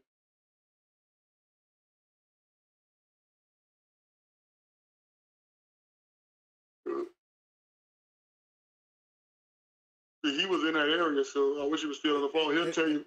That's what I got a picture of him. Here we go, right here. Yep, champion No Fear, Kennels, champion Edge. He won his first in 55 minutes. In his second in 30 minutes, he won over champion Goofy to make his championship, and he lost to. Can we give it our dog of the year back, man? Can we get me some credit? Can I get my dog of the year back? Still can't get dog of the year? Okay, baby boy, I'm gonna give you that just because you asked me. Just because of 357, I'm gonna do that. I'm gonna give you that. I'm gonna give you that on the air in front of everybody. I'm gonna give him his dog of the year back. Okay? Yeah, I'm gonna do that. But look what they say though. They say he lost game into Grand Champion Macho Buck pushing an 1/8 of a pound. What's that to whine about? An 1/8? Come on now. Yeah, he was pushing an 1/8. An 1/8 of a pound. What the hell that mean? They lost that in the first 10 minutes of the match. Shit, we pushing weight, man. What? That's a lot. That's a piece of a collar. Okay. He was one game one. Ran into a better dog on that day. That's what they say. They say he ran into a better dog. And you can't say he wasn't no bad dog because he was bred good, bro. This dog was off of his daddy was a one-time winner who was off of Comanche, handicapped in Mississippi, and the bottom was Coy. Some of that Thibodeau shit. I mean, that good Thibodeau. And then on the bottom, he was all That's sorrow. the edge dog. Yeah, he was bred good as fuck now. I can't take nothing away from that. Give me new life, baby. Good thing you said something about look him up. But I did hear that he'd be the champion. And you got to give it to him. An hour and 27, he beat a good dog, Incoming bro. call from 954-865-2552 for Michael Bayless. Alexa, answer the call. Yes, sir. Yeah, I don't know. I don't know if that's me or y'all. I got all my balls. Keep dropping. Hey, yeah, when you get a chance, man, when you gonna see this pedigree, he beat a good one now. Yeah. Yes, he did. He beat a good one, bro. So now what you? Now you think? Now you rethinking? You know Okay. I rethink that. rethinking. Like, gotta go back and go back. Because he and beat a champion. He beat champion Goofy to make his champion. You know what I'm saying? He went into a champion. You know, trying to get number 4. He went in the Macho Buck. So hey, you got to give it to him, man. I give him that. I think that last one might have been what put him over the. You know, I got to give him on that last one. Yeah. That's a damn good dog. That's a damn good dog he beat, bro. He beat a good one. You right. You got me, big bro. You hear me, right? You hear me saying it. I mean, I'll get that out of it. I heard he beat it. I remember that's what I heard that dog was a champion. But I didn't know later state. I didn't know it. I probably knew at this particular time, but you reminded me that he did make dog of the year. I don't know if you know what I'm saying? I didn't even know. I probably knew at a particular time, but I forgot. But I was surprised that he made dog of the year. Oh yeah, he made dog of the year. It's just how he made it. You know, that's the part that got me back now. Okay, I know how he made it. That so money, is you 50-50 or you 60-40 or 30? I'm gonna put it like this. I'm gonna take 50-50 on that right there. Okay, I'm gonna give that 50-50. I'm gonna give you 50% of that 100% that I didn't like about him at all because of what they did with the dog. But I'm gonna give him that championship match. But you know, you're gonna have to convince me on that 3 and 4. You know, to me, you know, that 3 and 4. It's that 3 and 4, man. You gotta tell me about that 3 and 4. No, my homeboy was there at him. See, that was his. He was in that spot. So if he was on the phone, he could tell you. He'll know that was his circle. He was in that area all the time. He moved over there. He could tell you about all the dogs. Right. You know what I'm saying? Jay could have told you. But he was in that. He was in Houston, and he knew all those dudes. So I don't know him. That old dog, Edge, right? Edge looked like he been in some work. Edge looked like he been in some work. You know, I say Macho Buck looked like he got champion work on him, but he don't look like he got no grand champion work on him. You know what I'm saying? Come on now. Come on. That's all I'm saying. I mean, his matches were all fast. He had fast matches. Hey, man, they came and we got fast lane dogs. They don't get hurt, man. They know they got them big bone scratches. Well, I mean, because we killing shit, but when it comes down to it, he showed he can go some time. He can go some distance. They put a real bulldog on him, and he handled that shit. Okay? You don't hear me saying nothing about it. From the beginning, I never said he wasn't shit. You know? But I'm just telling you about the kennel itself and the things that they was doing. But when it comes down to it, you know, to be known, he beat a good dog. He wasn't in no walk in the park, and he sure wasn't gonna stop that dog quick. He had to go hour 27 to do it. You know? So that tells you, that tells a lot. Can't crush everybody, but you can hang in there and win. But it's in their blood to do that. I mean, again, who was daddy? Who was his daddy? And look how he was bred. You can't knock that. I mean, the expectations is definitely there. I just felt like, I'd have loved to see him in a real kennel hand and not some puppy pellet machine. You know what I mean? Yeah. That's all it was. And I think to me, in the real dog world, is why a lot of old school dog, man, that's why we do not give Macho Buck the credit that is really supposed to be due. You know what I mean? You don't hear a whole lot of old school dog men say they didn't like him. And the only reason they didn't like him because evolution had him. And you can't trust nothing they was doing. You see what I'm saying? Yeah. They had nothing to do with the dog. Never once was, and they'll tell you, it never was the dog. It was the people who had the dog. You know, we hear the same shit about not giving dogs credit over there at Mile Camp. You know what I mean? Guys ain't known to match dogs, you know what I'm saying? And when you do match dogs, you're riding on skateboards and shit. So what do you expect from when a dog man look at your shit? We ain't no newcomers and we ain't trying to buy shit off your yard. So, you know, we see something totally different than what the you know, guys is trying to get into where we at, you know what I'm saying?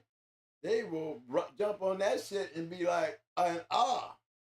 But us old school dog, man, we was looking at the shit like, man, I wouldn't buy shit from them boys.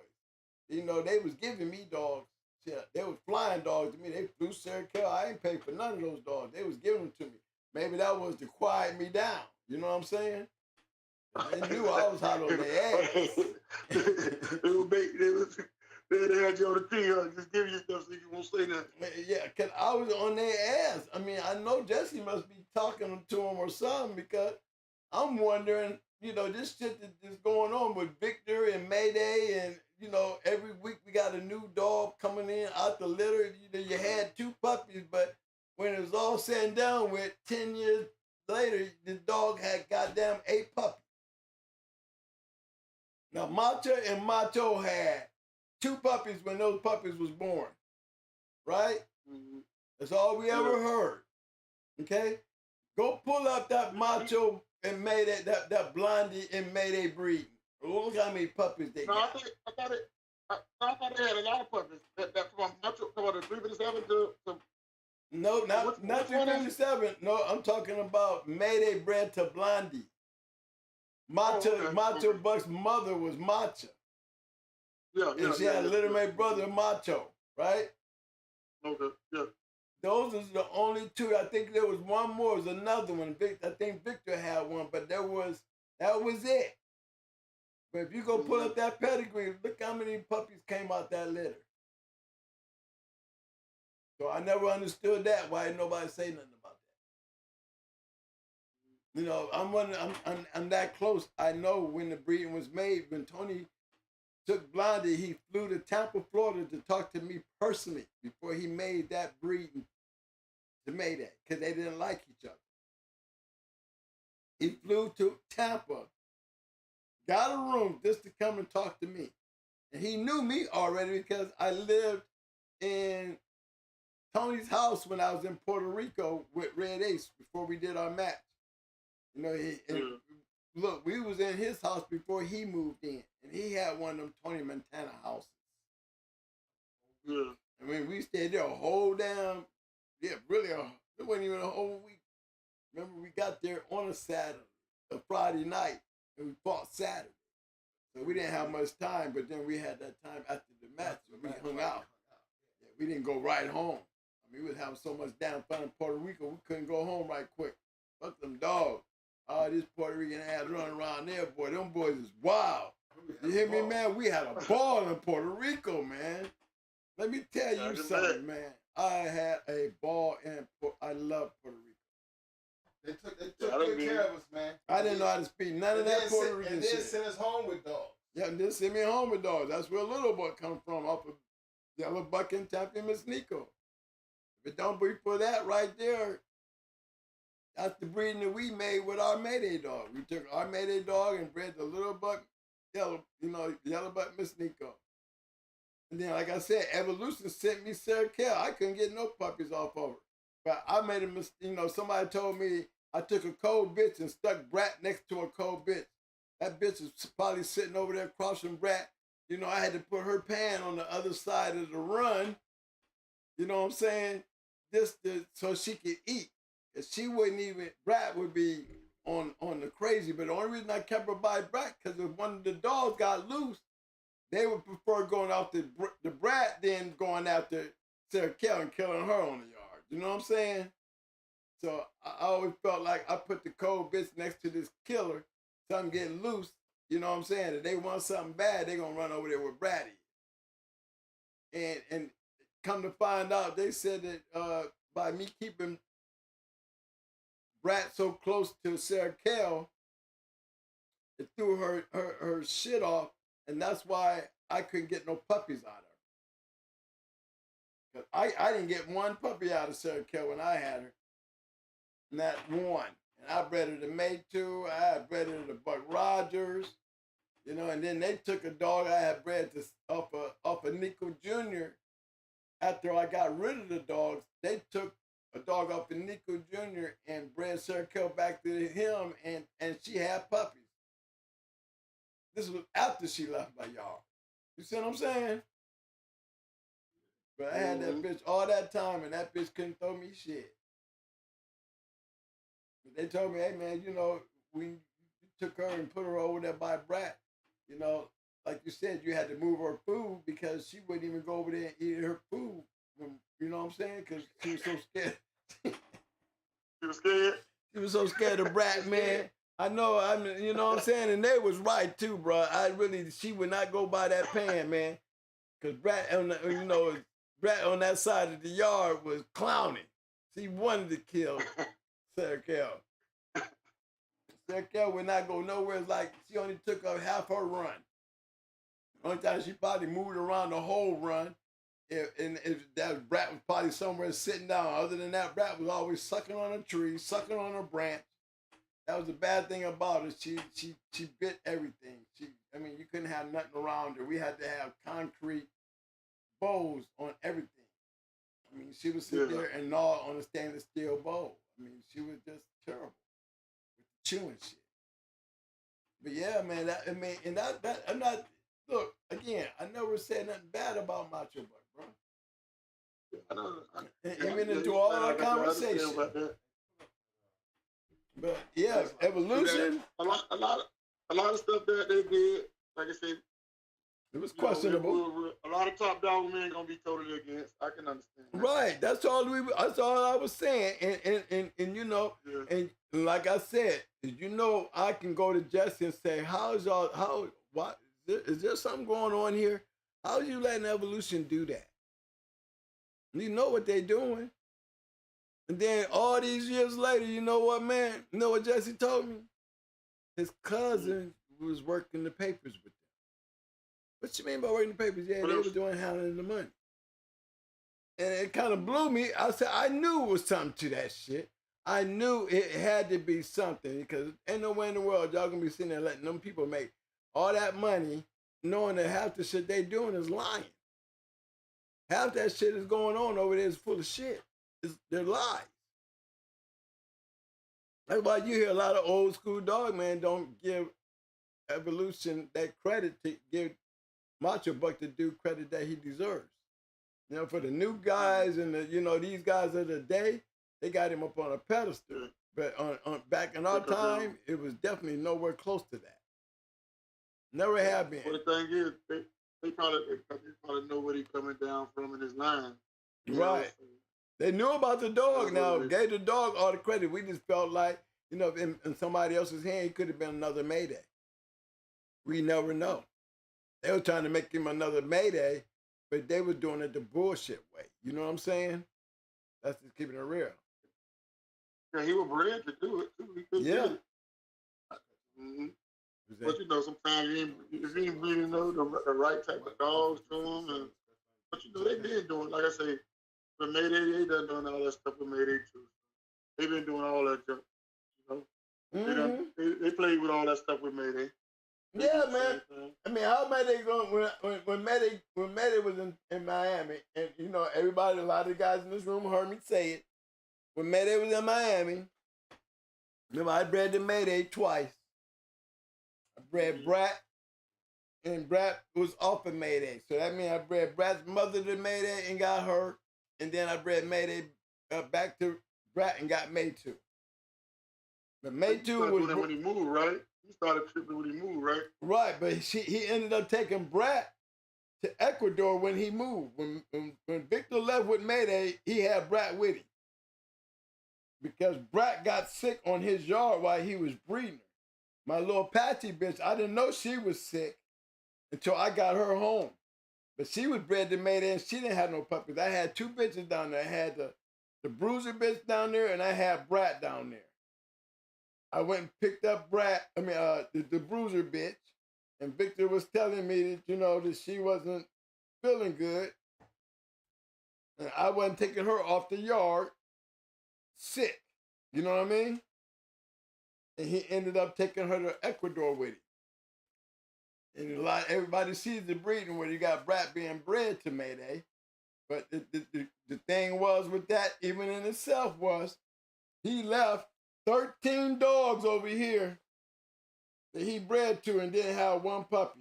And I had 2 of them. He get over to Ecuador, now you're having puppies again. Somebody explain that shit. You understand what I'm saying? Just like you hear me talking about evolution, you hear me saying that about Victor and Mayday, don't you? How can I say that? Because I was there. I'm part of all that. You know what I mean? If I can sit there and say it about Victor, and I got his shit. I'm not saying it to be biased or mean or haterade. Yeah, it's not in here. Yeah, so like I said, that's what they were doing. It don't shit. Everybody know whatever they were doing, so it don't bother me. Ain't got nothing to do with me. Right. So you know that's on them. Right. That's their reputation in life. You know what I'm exactly. saying? So I mean, how would you know about the reputation if there's not somebody there to put it in question? You know what I'm saying? That's all that was. Yeah. That's Well, all like that was. I didn't know them, but I started learning when I started. You know what I'm saying? Once they bred, and I was like, I knew, I forgot how many puppies that maybe that Macho Buck had, and like, them a dog man. He sold all the goddamn dogs for $25 a piece. Well, tell them to give me the number. If they're gonna give me the something, don't have me looking for it. Tell them to pull up the number so I can get the pedigree out there. All right? Hey, look, I ain't trying to argue with you. I'm just trying to tell you what's written in the chat. All you guys do is you choose to do it that way. I was just giving tell them what is it. Okay, what's the name? What's the name? You just said it. Okay. It ain't Jughead, Mike. I don't know. Ask Scratch Line what do you want. Something went by already. You know what I'm talking about. You know the dog. You just said the dog's name. It's not, Mike. Hold on. You know what dog I'm talking about. You off at 350?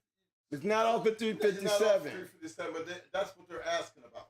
No, he's never been off at 357. I know the dog. I'm going to pull it up so I can show everybody. He's not off at 357. Okay, 357 is nowhere in there. Okay. Hold on, guys. What it was asking about a dog that? Yeah, you know, they still, I'm trying to tell them something. I guess nobody's listening. I said he's off a Loghead. Loghead is not off at 357. That was the closest thing, you know, we would love to have it, but that was the closest thing to a Gaston dog. Okay, which one was it? Hold on, fellas, here. I think we did go over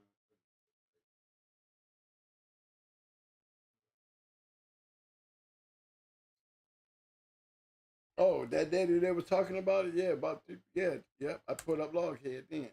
I'm trying to pull it up here so we can see what's going on. Hold on, y'all. You know what's crazy? A lot of people ain't know about them buck dogs. Like a lot of people know about them now. Nobody want to mess with them buck dogs like that, especially in Florida. A lot of people ain't know have buck dogs. A lot of people ain't have buck dogs.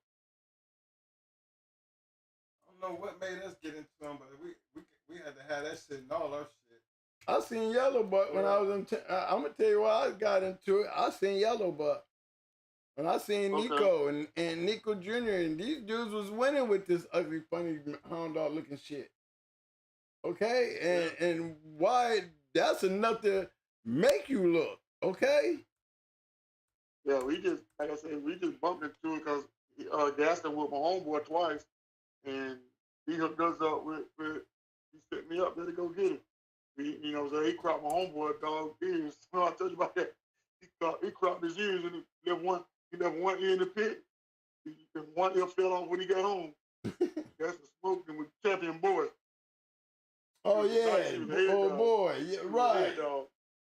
He'll bite your ear off. Yeah, I remember boy. Yep, champion boy. Over Miss Leakey, half brother than 357. Hold on, guys. Go ahead, dog. I mean, they could restate my name.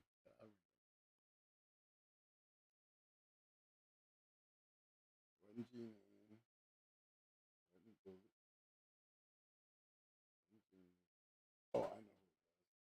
I got it. Hold on, brother. I think I got it. Everything straight? Oh yeah, I'm still trying to pull up. They they got me. Me and you on one thing, and Mike's pushing for something else because of the chat room. And then when I tell him, well, ask him what they're trying to find, and now it's going out the thing. But guess what? He's the very dog he's talking about. Champion Boy is the daddy to Loghead. Oh, okay. Champion Boy, good dog. This is a good dog. I never seen him. I'm home with. He's seen him twice. He whooped him twice. Yeah. He said he's the best head dog you ever seen. He said you couldn't even catch him. He used his tail like a radar. As soon as it touched the board, he turned his ass. You never catch him. Never catch him. And he had some pretty good dogs coming by with him. That Champion Wiley dog was off of him too, wasn't he? That one that Shady Days and them had. Wiley, didn't he have some that boy in him too? I'll look it up in the chat. Got some pretty good. I don't know all the dogs off a board. I know he threw some good dogs, but I don't think he became registered married. No, he didn't. Nope. Yeah, he threw some bulldogs. He threw some nice dogs. Yeah, they took a dog off of Maytu and bred to Luke Kane's daughter off of Luke Kane being bred to that Chance dog off of Marlo's Chance and Mellow Yellow. Bred Maytu to that and took that and bred to Champion Loghead, who was off of Gaston's Boy and Gaston's Hog Pint, who was off of Gaston's Boy and Gaston's Sunday. And that produced Champion Bandit. Champion Bandit was a 4-time winner, and they got raided that day after he won, and they ended up letting the dog run out in the woods, and the puppos ended up killing him when they found him. Doing a raid, something like that right there. You know what I'm saying? But that was a Gaston dog. That just show you how good it worked. There's a champion off a boy. Yeah, champion was off a boy. Yep, Champion Loghead. But see, this is what I was trying to say back then when, you know what I mean? I know you give me some, I think 357 would have did the exact same thing bred back in the Bratton. You know what I mean? And this was just a good point. Because Maytu was the daddy to this bitch that was bred to Loghead, and that bandit dog was a pretty bad dog. He was a good dog.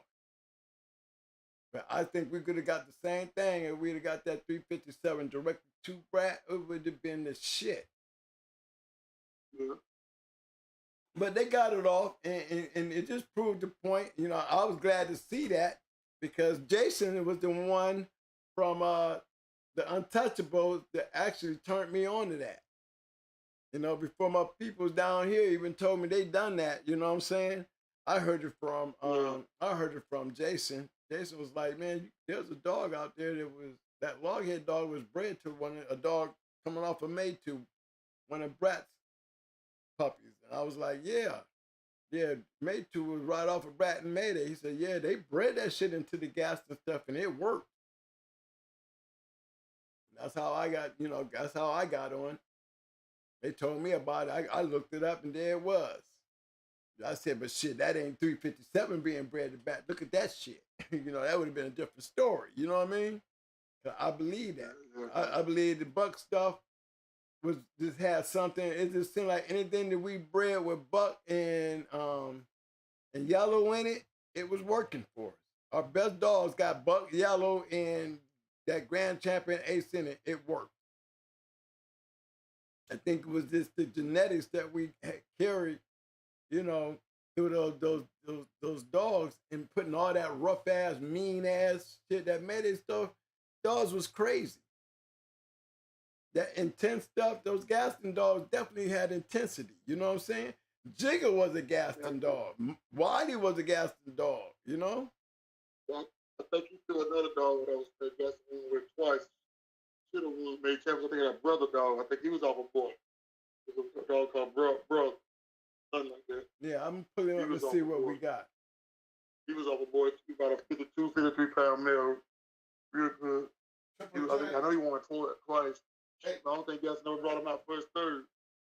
Super J said, Super J said Macho made his championship in Texas because he ref. They got in reference number 2. He said I ref. Number 5 was Champion Edge. Yeah. Champion Edge. You right. Well, so he told me, I told you say he ran 2 and 5, he ran like 2 matches. Yeah. Which one? Number 5? Yeah. Okay, they got B. Bailey as the referee. And they don't even have him yet. They got B. Bailey as the referee. Yeah, he always told me that for years that he ref that. Yeah, he ref number 5 in Texas. Champion Edge. Yeah. Appreciate that, Super J. Way to go, Super J. Hey, ask him, because he know for sure all them dudes there. Ask him with the competition that he went in about the Kennels. Was they any good? Ask him that. Oh, he can hear you. He know for sure. Oh, he get it? Yeah, he can hear you because you on air. You live, baby. Talk to him.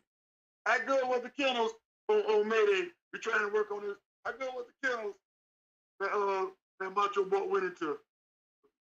He was in that area. He know all of them for sure. Mm-hmm. You right. Especially down there in Texas. He was down there. Yeah, he was right there. He know all them dudes for sure. Mr. Gunner said, I'm here, Razor Kennel. I had a long head before y'all knew about him. His name was Frosty. He said long hair was named for Frosty. Yeah. What kennel was he from? Razor Kennel. Yeah, okay, Razor Kennel. I heard that. Mm-hmm. All right, Mr. Gunner, I see you, fam.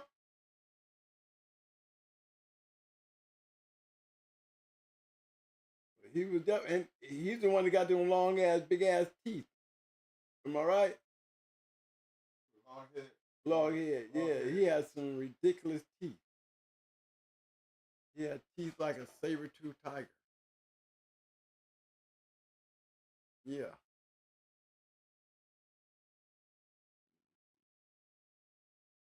Yeah, I'm going down to the pedigree. I think this one here, it might be another boy out there, but this one here, the only champion was off of boy was Loghead.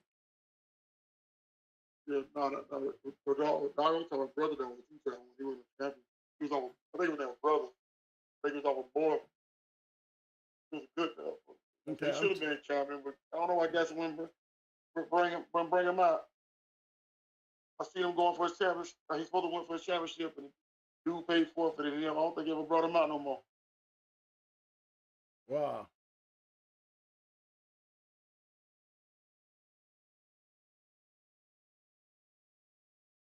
Yeah, okay, they got him one time.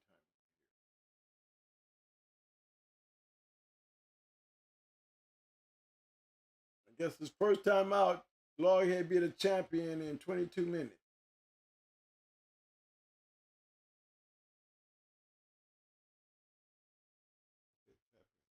Yep, he beat Champion Hog in 22 minutes. But man, I'm telling you, man, the Gaston dogs was they were like fear dogs, man. I'm telling you,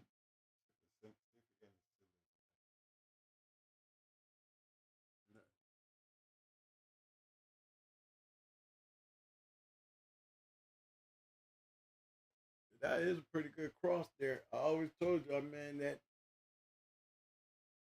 that Hollandworth stuff was that old Tater had everything in common with what was going on with Grand Champion Buck. That's why when you cross them shits worked. That's why that Mayday shit worked with that Buck stuff.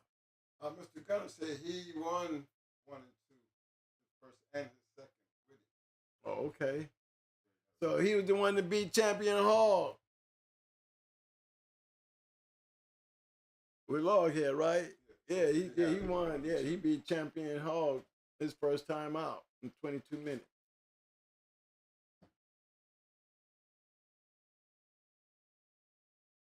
But you notice, y'all notice if y'all look at these dogs right here, you notice they all seem to look alike. Now go over there and pull up triple Red Devil. Chance Red Devil. Y'all be surprised. I said something about that. Oh, you laughing, man? Don't you get started. You better expose him, huh? Oh, Lord. Okay, I'm trying to tell Hey, you him, co-signing? You co-signing? You feeling You it? talking to me? Yeah. You talking Hey, I mean, come on now. Hey, one thing about it. Marlo, you went and checked, didn't you? Marlo. The bush dogs look alike. You know all about it. If he look like a bush dog. Okay, you went and looked. You went and looked, didn't you? You went and looked. I ain't look at it. You I didn't ain't look? at it 'cause I ain't Yeah, look at it. I'm gonna have to show y'all, man. I'm gonna have to show y'all something. I'm gonna have to show y'all something. Yeah, I didn't get a chance to look at it. No, man, I'm getting ready. You can tell. I'm gonna go ahead and pull up that 10th red double and show y'all. And y'all know y'all gonna see you when they look at this, they gonna be like, oh, look at this shit. They look like Buck. They look like Buck. Man, wait till you see it. Just like Buck. The real, wait till you see it. That's red double. What's his name? Chance Red Devil? Yeah, they got him as red double here. That's red devil. I'm gonna pull him up. I can't what you call it. Go on the page, come on my phone. What's this? Yeah, hold on. Let me see. That's him there. And hold on, there's another pedigree. There's another one with him being bred. Fine. Now. No pedigree, that guy didn't show no picture. No, that was just showing no picture, but you see the picture. Hold up. What's this?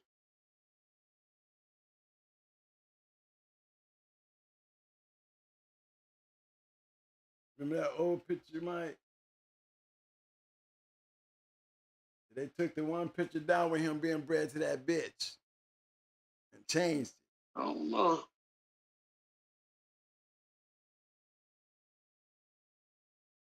I don't know for sure. Cause he got like a.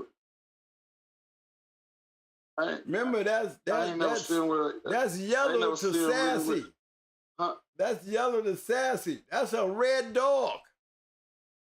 No, but I see like white stuff on his mask. Is that gray or white? Yeah, that's gray. Yeah, he was old. That's gray? Yeah, that was a. Okay, that's what I'm trying to figure out. Yes, I never sir. seen him come like that.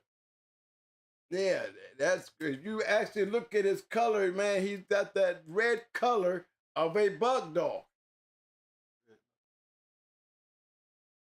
Gotta keep in mind, this is off a yellow bred back to his little mate sister. That's what they say that is.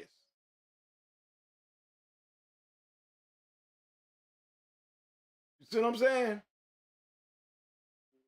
Look at that red.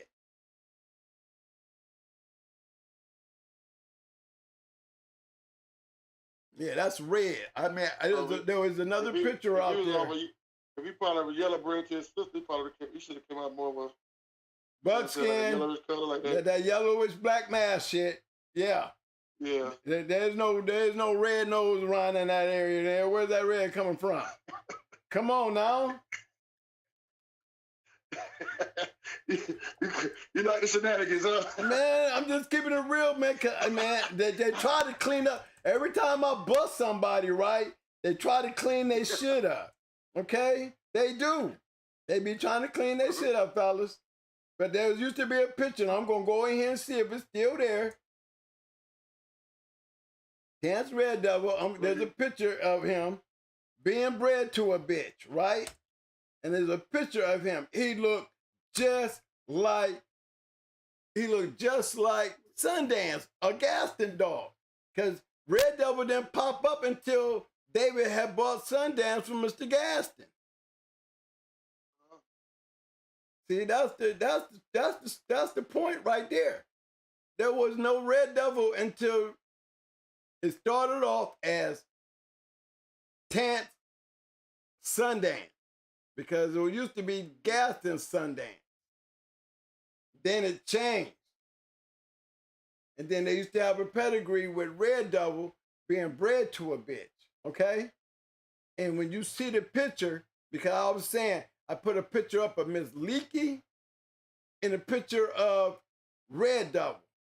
I said, that's Sundance. That's the Gaston dog. That ain't no yellow dog. And guess what? You don't see that shit nowhere. Let me see if I can find images of red devil. Maybe we can catch it. There it is, right here. There it is, right here. They don't even come out with no color noses or nothing, man. Like you say. That'd be the red nose. Yeah, I just seen that. I just seen the picture of it, right? Let me see if I can. I'm trying to get a full good picture of it. And where did that picture go? There it is, right there. Now, if you're looking at the show, look at that red.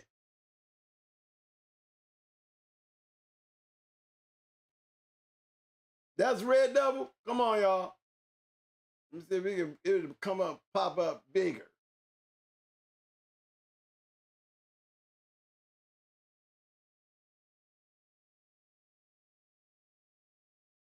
But that's the picture I've been talking about, that picture right there.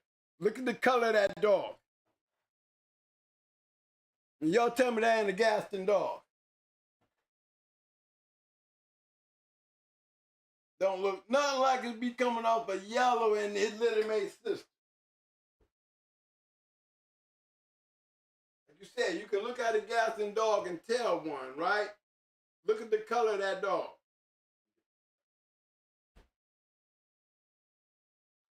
Can you see him, Marlo? I can't see it coming out on the YouTube page, but I looked up. I was on Pedigree Online. Only picture I got is the one with the gray mask. Okay. I gotta like watch the show or something tomorrow. Yeah. That's only. Yeah, when you get a chance, just put in red devil, right, and pull up the pictures. Just pull up images. Images. Just put in red devil and then put up images. I'm still getting bred to a Jip. Right, black and white Jip. Yeah. Okay, now look at that dog there, man. Look at the color. That right there, that picture there was like a yellow. Okay, that's the picture I'm talking about. That's Sundance. That ain't no damn red devil. That's a Gaston dog, bro. They say red devil. But you say you know a Gaston dog when you seen it, right? What you think, Marlo? That wouldn't dare look like that. So I'm just saying. Get a picture for them. But I'm telling y'all the story. Red Devil didn't show up until Gaston sold David Tant's Sundance. He had something. David bought Sundance from Gaston, right? Who Sundance was on for? Who that name Sundance? Who Sundance was on for? He was off a Gaston dog. I'll pull him up. Yeah. Oh, he was right off a boy? I don't know exactly who he's off of. I'll show you when I pull him up, but I know he's under Tant's Sundance. Okay. This dog was bought off of Gaston. He bugged the man to death for the dog. So he got it from Gaston. There was some inbred papers that came up. That's what he said. And all of a sudden, Red Devil popped out.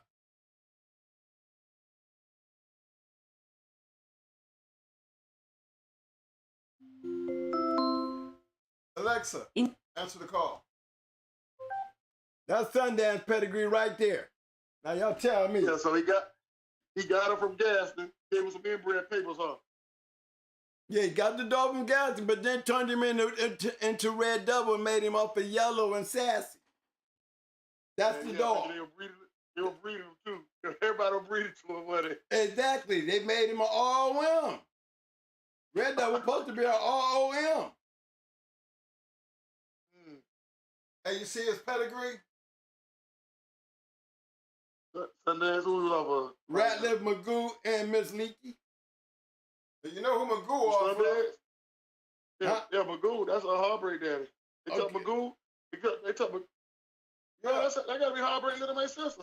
That's why I know. It's his little mate brother. It's his little mate brother. His little mate brother. Yeah, he told me. Okay, that's why I know. He was telling me about. Oh, he told me Sunday was bad. Yeah. That's the dog right there.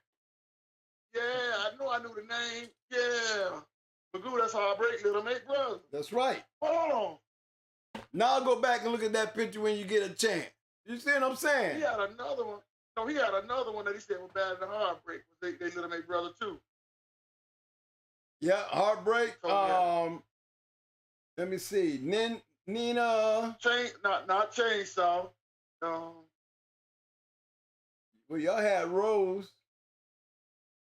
Super Kennels Rose. What color was she? Same color like? Yeah, they look just like them. All of them the same. All of them look the same.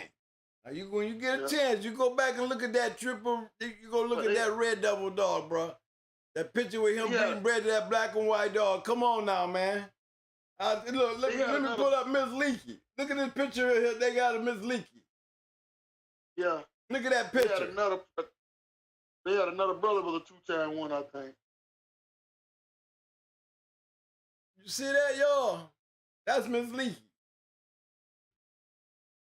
Look at the ears. Fuck dog gonna have them ears though. That's Sundance. Now where that? There you go. Here you go. Look at that picture. That's a picture of him there. Don't look like the same dog? It don't look like the same dog? Look like you got a picture of Sundance? Nope, they didn't never have a picture of Sundance. Never got a picture of Sundance. But look at that red dog, bred to that black and white dog, and tell me that ain't a Gaston dog, man. Hey, that used to be on that dog pedigree. This picture here, it used to be on Red Devil's pedigree, and they took it down. I knew they didn't get rid of it. My homeboy, I guarantee it, because he was going down there. He was going there before me. And Sundance was on the yard. I guarantee it. Color Brothers. He was going there before me. He had no Sundance because you know. I remember them dogs off of Magoo and all them dogs. I remember them dogs. And they got another brother too. I'll be showing the Red Devil pictures tomorrow. And he'll see if he knows Sundance. If that's Sundance. He'll tell me. I hit him up tomorrow and send a picture to him.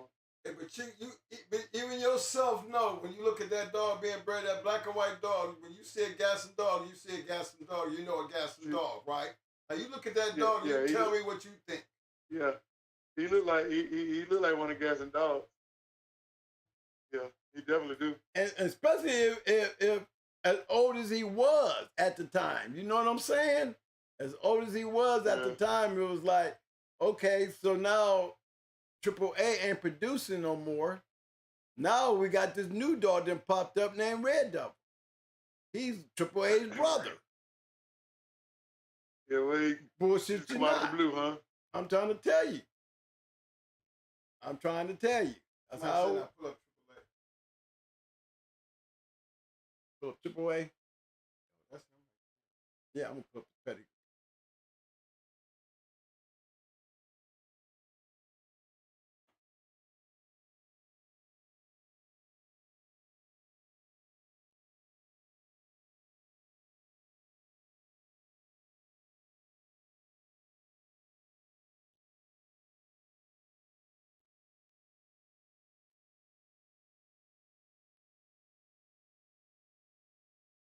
That's AAA.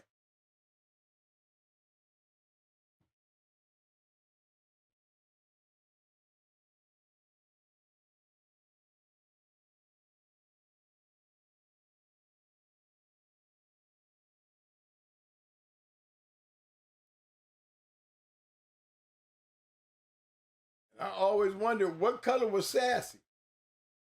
Was she Brindle? Ain't got no picture of her? Got no picture of her? I've never seen a picture of Sassy. Don't think of me either. Never seen a picture of Sassy. Never. I don't think I wasn't looking, y'all. Okay. I was trying to find out. I'm looking for some. Where did that Brindle shit come from? I'm looking. I'm trying to find out where did Brindle come from. I always ask. I'd be just wanting to know. You know what I'm saying? That's all. I'd be wanting to know. The yellow dogs throw Brindle dogs. I know they threw them when Awesome Baby was bred to Buck, but guess what? Awesome Baby was bred to Buck and threw Brindle dogs because Yellow Buck was throwing them dark Brindle dogs. You know what I'm saying? Mm-hmm. And you be wondering, okay, so where did this dark brown Brindle shit come from? So that's why, because Jesse James. Exactly. Yeah. Because the dog we got off of Jesse James he was the dog we got. His little red brother was like a Brenda. Yeah. Brenda. Yeah. We had when we got our puppy off of Yellow Buck and Miss Nico, he was brindle like Sarah Kale. He was brindle just like that dark brown brindle. You see them go? Which one? Who's that? Jesse. Nope. I never got a chance to see Jesse go.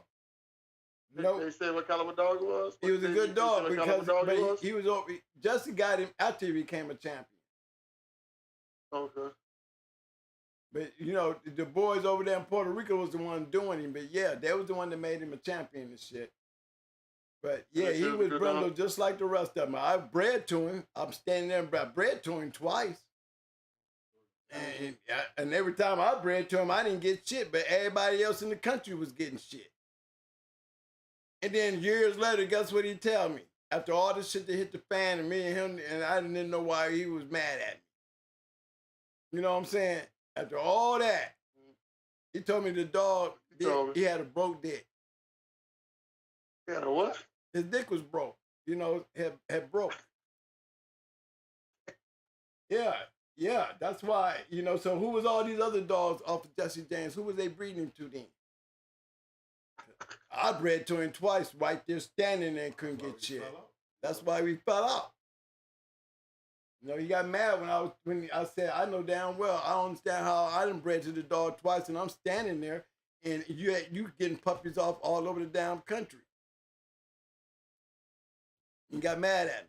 I want my damn money back. First time I went in my pocket and gave him some money for something he always gave me free.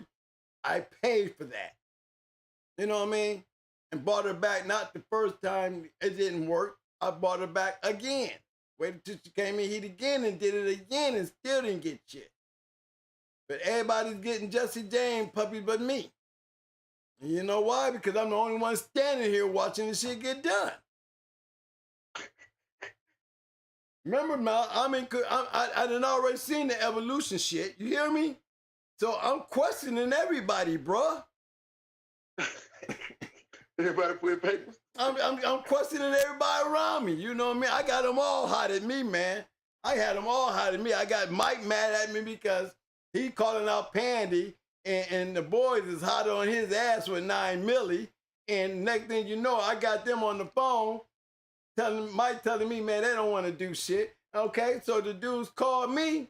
So I called Mike and I said, Mike, them dudes said, man, that you the one bullshitting on this thing. He's like, no, twin, they just talking shit. They don't want to do shit. And the dude was on the other line. And the dude said something, man. He said, then we can send Twin to lock up and we can set it up. And Mike was like, what you trying to do? You trying to set me up? What's this? What is this? What is this? And he hung up on me. Did they go into each other? No. I thought they had went into each other. No. Did 9 milli lose? 9 milli made dog of the year. She went and got her grand championship somewhere else. Okay. She didn't get it on Pandy. She didn't get it on Pandy. You know, my thing was I wouldn't be putting 9 milli on Pandy, man. I seen Pandy. You don't want to put 9 milli on Pandy. You know? You think she would? I mean, I put it like this. What was this dog, Doogie? When he went up there and ran in the ram, I thought that would have taught him a lesson. Take your wins and sit down. You go out there with 9 milli, fucking with that bitch there, you gonna lose. Now, I'm telling him this, right? And he thinking I'm really riding Pandy's, really riding her nuts, right? He's really just getting mad at me about Pandy and 9 milli. I don't want to see 9 milli lose. You know, because one, she was older and she didn't have the teeth. 9 milli was winning matches, bro, with not the greatest mouth. She didn't have many teeth in her mouth. But the bitch was so aggressive and so rough. You know what I'm saying? But she wasn't a dog for Pandy. Shit, her grand championship match, she went over down there an hour and a half with the dog. You know what I'm saying? So I'm just keeping it real with you. She wouldn't win no hour and a half with Pandy. Pandy would have chopped her ass up. I'm just keeping it real with you. And there's nothing wrong with, you know, me. If they had knocked on my door, talking about putting Pandy on my 31 pounder, I'd have told him, man, I'm a bet with you. I ain't gonna put my money and give you my money. If I can't beat the bitch, I'm gonna leave her alone. You know what I'm saying? It ain't like I'm scared of the bitch. I just know I ain't got the dog of her caliber. I just seen the bitch go. I ain't got the dog of her caliber. You want like 4, right? What you want, 4? 4, and then open to the world for 2 years. Nobody wanted her. Nobody have a 31. That's No. I didn't either, and I had one. Okay. Hey, I would love to see her and Floppy go into each other. They both the same size. I would love Pandy her and Floppy. I tell you, there's only one dog that I wouldn't have been worried about Pandy with, and that was the dog I called. Her name was the I'm gonna tell you, if one thing about it, if Floppy grab her in the chest, Pandy dead. She would have to do it. I'm gonna tell you when she need to grab her. When you you first let release the dogs, Pandy don't scratch. That's what I'm saying. When Floppy hit you in the middle of the chest, in about 8 minutes, she break the dog chest. That's she do it. I seen her do it. She break the chest. And that was that Tyrone shit. She fight the same style like Luger, right in the middle of the brisket. She put your dog in there, she won't come out of the hole. She'll hit you right in the middle of the chest, and all you're gonna do is see blood start coming out the side of her mouth. She come right out. Okay, Patty didn't start, boy. She way behind. Cause she fights in the middle, so you can't pick her out by the face. You can't pick her. You only fight the top of the head between the ears. Cause she's in the middle, up under you. And that's why Luger, she fights like the same exact style as Luger, but she hurt her dog way quicker than Luger. That's the only difference. She hurt him quicker. That jump be over in about 12 minutes, 12, 15 minutes. If you ever call Boom, that's Boom by Floppy. He probably might have seen Patty. If Patty didn't come out, I don't know, bro. That Floppy was serious. That thing was serious. Patty wasn't nothing but a killer, though. She was. I saw Pepper go, and I didn't believe Queen of Heart was all that when I first saw her, right? Until they let her go, until they released that bitch. 'Cause I seen Pepper win. You know, I seen her beat the Abraham. Then I see the Abraham going back into Pepper again, and I'm thinking they're gonna get mopped again. Until they cut that bitch loose. Man, you gotta seen Queen on Pepper ass. She wrecked Pepper in less than 30 minutes, bro. Yeah. It would have been a better fight with Pepper going into Shady Lady than the Pepper going into Queen. It was like that. You know what I'm saying?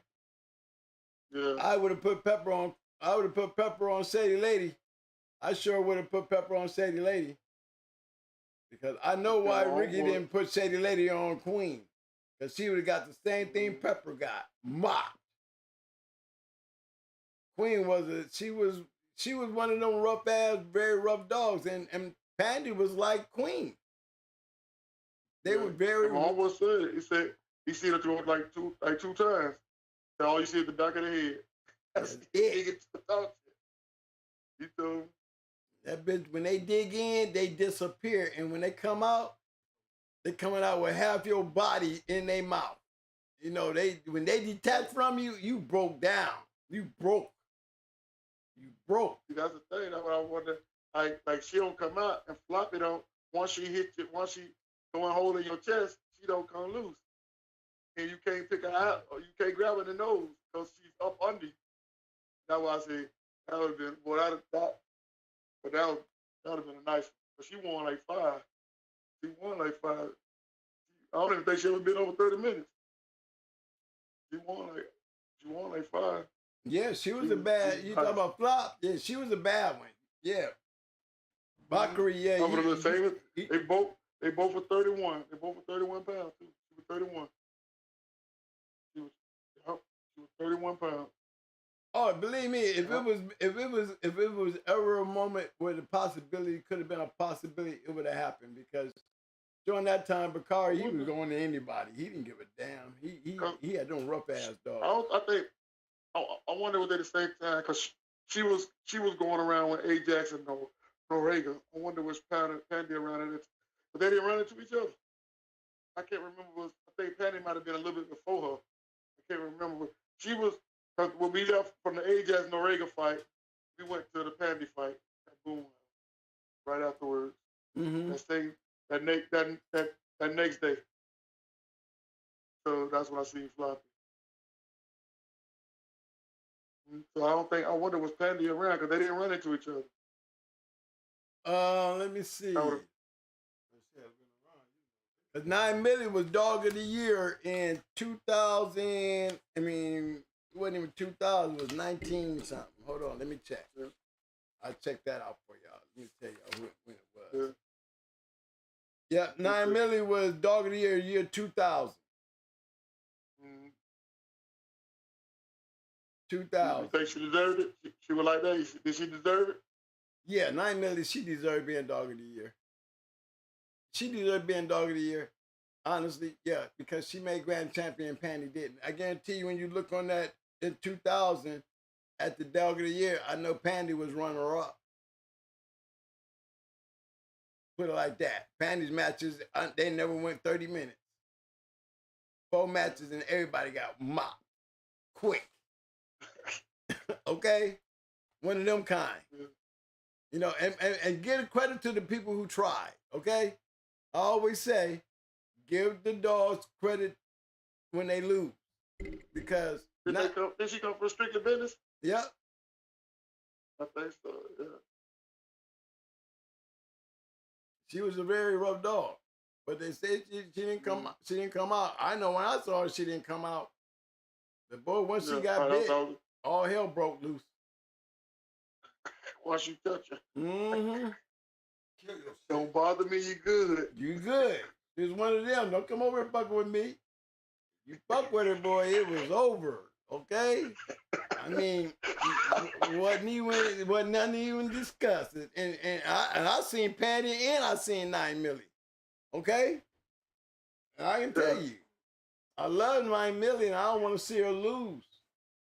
You know? How long you think it went? You think it went under 30?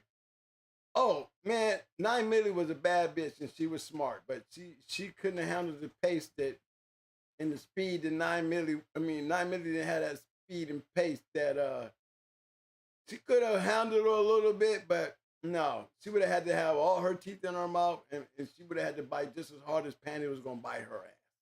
But she was going to get bit down real fast because it was going to be a fast fight. That's for damn sure. And 9 Milli could handle a fast fight. But she couldn't handle it. You think he could have went over 30? Could he went over 30? Oh, hell no. Nope. Nope. Only way it would have went over 30 if Mike didn't love 9 Milli and didn't pick her up. I don't believe she would have stopped her. I think he would have had to pick her up. But 9 Milli was not going nowhere. She was not going nowhere. You wasn't going to stop her, but you would kill her. 9 Milli would have got either punched up so damn bad that we would have had to pick her up. But she wasn't going to stop her. And if you leave her down there, she's going to end up killing her. So you're going to pick her up if you love her. And she was worthy of getting picked up. You know, I would have loved to see the match, but I didn't want to see Mike go into her because I didn't think 9 Milli had it in her to beat her. She was already getting old. You know what I mean? What she produced? She produced the dog. She produced the champion. I think both of them, Pandy produced the champion. I think 9 Milli produced the champion. Yeah. Mm-hmm. But yeah, she was a good dog. You know, I seen her against Beeline. Remember that 4-time winner Beeline had? He was going, she was a 4-time winner. She might have been a 5-time winner when she went to 9 Milli. I know it was 2 champions that went into each other. And that's when I realized that, you know, Beeline, you know, they was already at his ass about him faking his matches, right? Yeah, I was about to actually do it. I thought they didn't do those. So they did though. Beeline? Yeah, all them champions and all that shit was fake. Was fake, right? That's the one that put all the fake stuff, right? Yep. Yeah. I said, out of all the dogs, if you trying to prove that your kennel was real, why would you go at... Yeah, that's what he was trying to do, because Mike created the madness, because Mike was the one trying to expose him. So, you know, he took 9 Milli and went into that champion witch hunt bitch. You know? And I said, well, out of all the dogs Beeline had, he could have went and got Cowboy and put him on one of Mike's dogs. You know what I'm saying? Go grab anything. But you go grab this bitch, and this bitch, it wasn't even 10 minutes into the match, and 9 Millie had this bitch trying to jump the box. I mean, this is a 4-time winner. Who this bitch beat? All these two champions, the bitch beat 2 champions. Now she's on 9 million, and this bitch is trying to get out the box in 10 minutes. Yeah, I think they supposed to have this Rocky dog. Somebody, I think a Rocky dog too, right? Somebody bought him. I think he lost too. I think. What was that? His grand champion Rocky dog? Rambo. Was it Rambo? Did he lose? Did he lose? I think it was Rambo that lost one. Yeah, his grand champion Rambo. They sold him. Yeah, and he quit. I think they sold him to some dog our way, and he lost, from what I remember. Yeah, he quit like Witch Hunt did. She quit the first time she got into the line. That was them papers. They were faking them. Yeah, man. Then that's when Jack got involved. After that, Jack got involved. Jack started doing his investigations, and next thing you know, he's looking through shit. And he got all the records. Then, by the way, it was a big old thing, man. It was a big old thing. Mike's created all. I mean, he had a lot of dog man signing petitions and shit. You know what I'm saying? We did a show on that too. Yeah, we did a show on that whole ordeal. Yeah. It's not like I'm set out to expose. It's just 20 years later, these are stories that people probably don't know about, that they didn't got swept under the rug. You know what I'm saying? So when I come back and I see a lot of shit that was like, 20 years later, hey, y'all guys, this ain't how the shit was. This ain't, hold on, y'all. There's some bullshit going on here. You know what I mean? Looks like Chico with that Rambo dog. I mean, with that Toby Rom dog. I'm looking at the dog, he off of Mayday, but this dog is black. I look at the bottom, it's all red, but this dog is black. So where does black chick come from? You know what I'm saying? And they had that, what was it? Awesome Mayday as a ROM based on this dog being a grand champion. You know what I'm saying? He's black. And he was black. So I did a show on the shit, right? The very next day, that dog disappeared off of Pez Online. You know what I'm saying? That's why when I be making cracks about who Evolution is, I give them all these different names. Chosen Few, you know what I'm saying? E-Town, Gooseman. A chick could come up with all kinds of names. They was doing this thing, man, and they was doing it. And Chico learned it from Evolution, but Chico was doing the exact same thing that I was watching Evolution do. So when I come back and they trying to compare Chico Lopez to S.T.P, they didn't never say Super Kennels. They never even mentioned y'all name. I see why now. He never mentioned Super Kennels, y'all. I see why now. But his dogs was greater than S.T.P. Kennels. They never say Super Kennels. You know why? You already had that macho buck over there. You get They don't want to tarnish that. They ain't going to tarnish that. No. I see why now. That's right. They'll go after S.T.P, but they wouldn't fuck with you. Yep. But they supposed to be the greatest of everybody. He supposed to have been better than everybody with his shit. I looked at that shit, man, and started looking at them dogs, man, and wonder, well, why ain't none of these dogs winning in the United States? Why is all these great dogs that you got over here, Chico, ain't none of these dogs won in the United States? You might be doing dogs somewhere, but bruh, you can't be bringing that shit back over here. I done left the game now. I done got back. And now they got Chico Lopez as one of the greatest dog men of all time. And I'm looking around the room like, what the hell happened? Him? Then I looked into his shit, man, and was like, oh, he's doing Evolution shit. It's the same shit I saw Evolution doing. Not saying that you're not matching dogs. What I'm saying is, no, y'all building these dogs up on some shit that, everybody, for those who don't know, I can understand them jumping on that bus. Remember, what was the reason why I wouldn't fuck with Macho Buck? You remember what I said? That was the only reason I wouldn't mess with Macho Buck, because of what I saw them doing. Same thing, came back around. You know what I'm saying? I come back and I'm watching Chico Lopez doing some evolution shit. You got all these dogs of the years. You got dog of the years winning with losses. You know, but they're all over in Mexico. So why is everybody jocking Chico Lopez so hard? And by the way, did y'all know that Chico Lopez told on us at a match that we got raided? Everybody lost their dog but Chico Lopez. Everybody what? Hey, we got jammed up in Orlando. And Chico came and got his dog back. Everybody else got charges. That champion. That was that big old thing. That was that big one in Orlando years, a long time, while back. Yep, I was there. Yeah.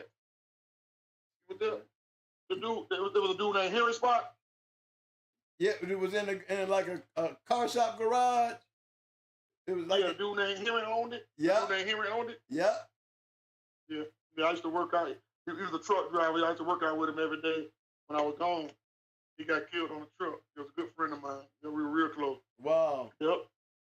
Yeah, he was a dude named Henry. I used to work out with him every day in the joint. And when he came home and started driving trucks, about 2 years afterwards, he got killed. And look, the four-time winner going for his grand championship is the dog that he got back, right? Mm-hmm. And then they catch him cheating in the grand championship match. They find caps in the dog's mouth. Not shaved teeth, caps in the dog's mouth, and they disqualified him. This is Chico Lopez. The great Chico Lopez is supposed to be better than S.T.P, and all his dogs are supposed to be better than everybody else's shit in the world. This is what I came back into the game to. Hurry up and give me a podcast, Mike, so I can expose all this bullshit. I'm going to tell the truth. I'm telling on everybody. You hear me, man? Because that's how close I was to these people. I can tell you who was real and who wasn't. Not taking nothing away from these people, but I'm going to tell you the dirt that I saw them doing. Everybody know who real dog, man, what they were doing. That's right. And that's why you never saw me trying to breed to none of that shit. Yeah. And I had the shit, you know. My dogs got their name off of us breeding our shit, our own shit, you know. And then the good thing about it, my dogs was able to do it in everybody else's hand and not just mine. It's one thing to win in my yard, but you can't win in nobody else's yard. You feel me? My line of dogs can't win in nobody's yard but mine. No. My dogs proved that they could go out there and win on the circuit. You know what I mean? That was they gotta have that home field advantage. Yeah. So they was able to do it. They was able to do a lot. Everybody else, I question, man. You know what I'm saying? And that's why I never bred to none of their shit. Never bred to evolution shit. Never wanted to breed to none of Chico shit. You know what I'm saying? Because I just didn't believe in their shit. Now you give me some hardcore, and some Stone City, and some Super Kennels, some Gaston, some Undertaker shit, I'm working with it. Shit, I bred to walk 'em all Little John. So did. You know, but again, I always made the complaint. Why can everybody win with Walk-em-all, can't win with a Walk-em-all dog like Walk-em-all win with their own dog? Everybody got mad when I said that, but tell me I'm lying. Got a yard full of champions, but they can't do. We can't get one champion out of these motherfuckers that you breeding to and putting out here in the game. You know what I'm saying? And then I had to they go. Got some good papers too. They be bred too. They be bred good, but what good is it if they can only win for Walk-em-all? I mean, come on. I mean, and why should that be something wrong when I'm asking something that's factual? I never I never thought about it because I don't know nobody got a champion for walking. Okay, I mean that's all I'm saying. I bred to the dog, and I'm making all these other. I'm getting good dogs, but when I breed to your shit, I got shit stopping every damn where. And the same bitch that produced Bag Buck Rogers and all those dogs. When I bred the Little John, right, only had one female that produced the winner. All the rest of that shit quit. They quit on our yard though. They quit on our yard. Mm-hmm. But you know, that always brought a question mark. Then, you know, I had guys coming to me once I said that shit. They showing me these pictures of these champions that they was on the yard. They went to the man's yard to breed to the dog. He supposed to have been a full-time winner. And they said they took a picture of the dog. The dude took a picture of the dog. I said, twin, this is what they was telling me was a full-time winner. The dog didn't have a scratch on it. Said they took a picture of the dog and then left. You hear what I said, man? The dude took a picture of the dog and left. Said, no, I want to breed. As he said, the dog didn't look like he was no full-time winner. He didn't look like he was a one-time winner. So, you know, again, not knocking what Walkamal was doing. My issue was, again, not taking nothing away from what Walkamal was doing. I just put a point to be made. Nobody wins with their shit but them. I mean, if they winning, we ain't getting them we ain't getting as many champions as they getting. When Mayday was throwing dogs, it would be different if we wasn't getting dogs and winning with his dogs, right?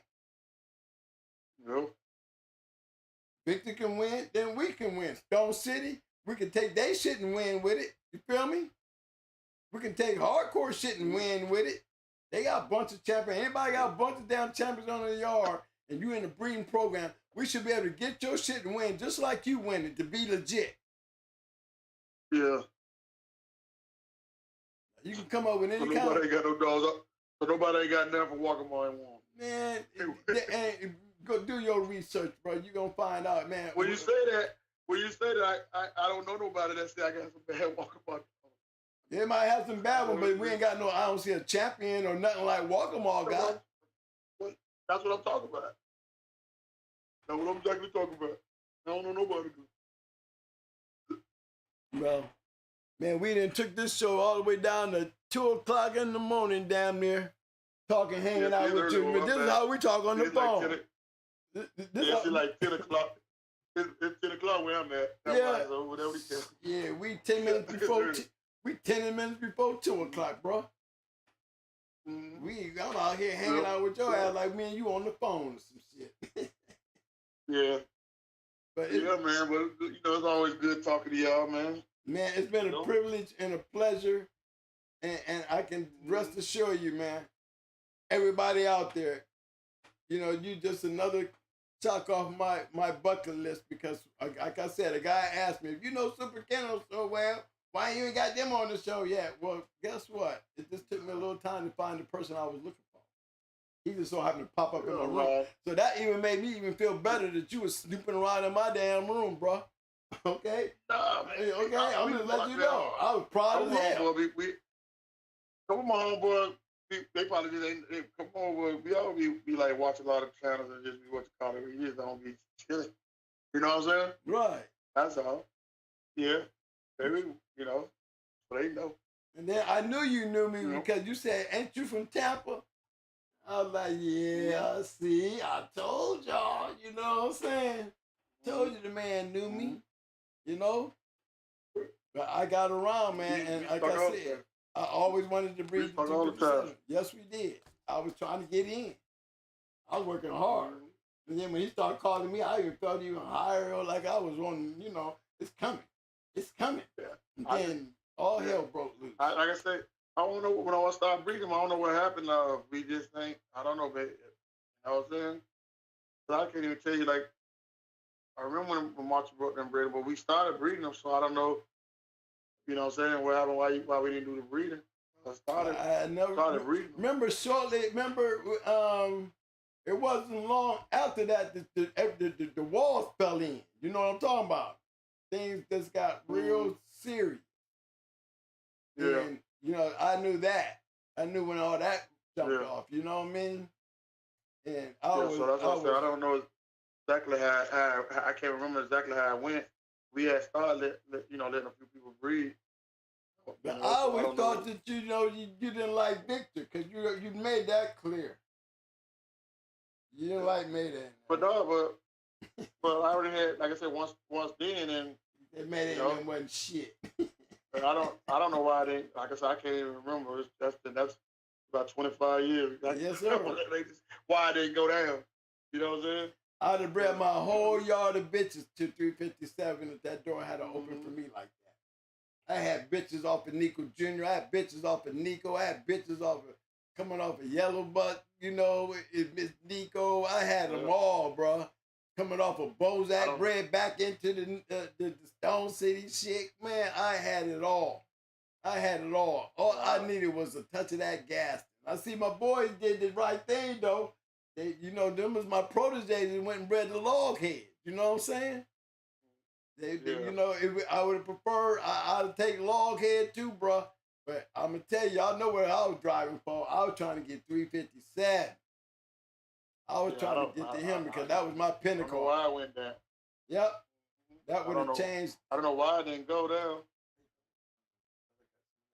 No.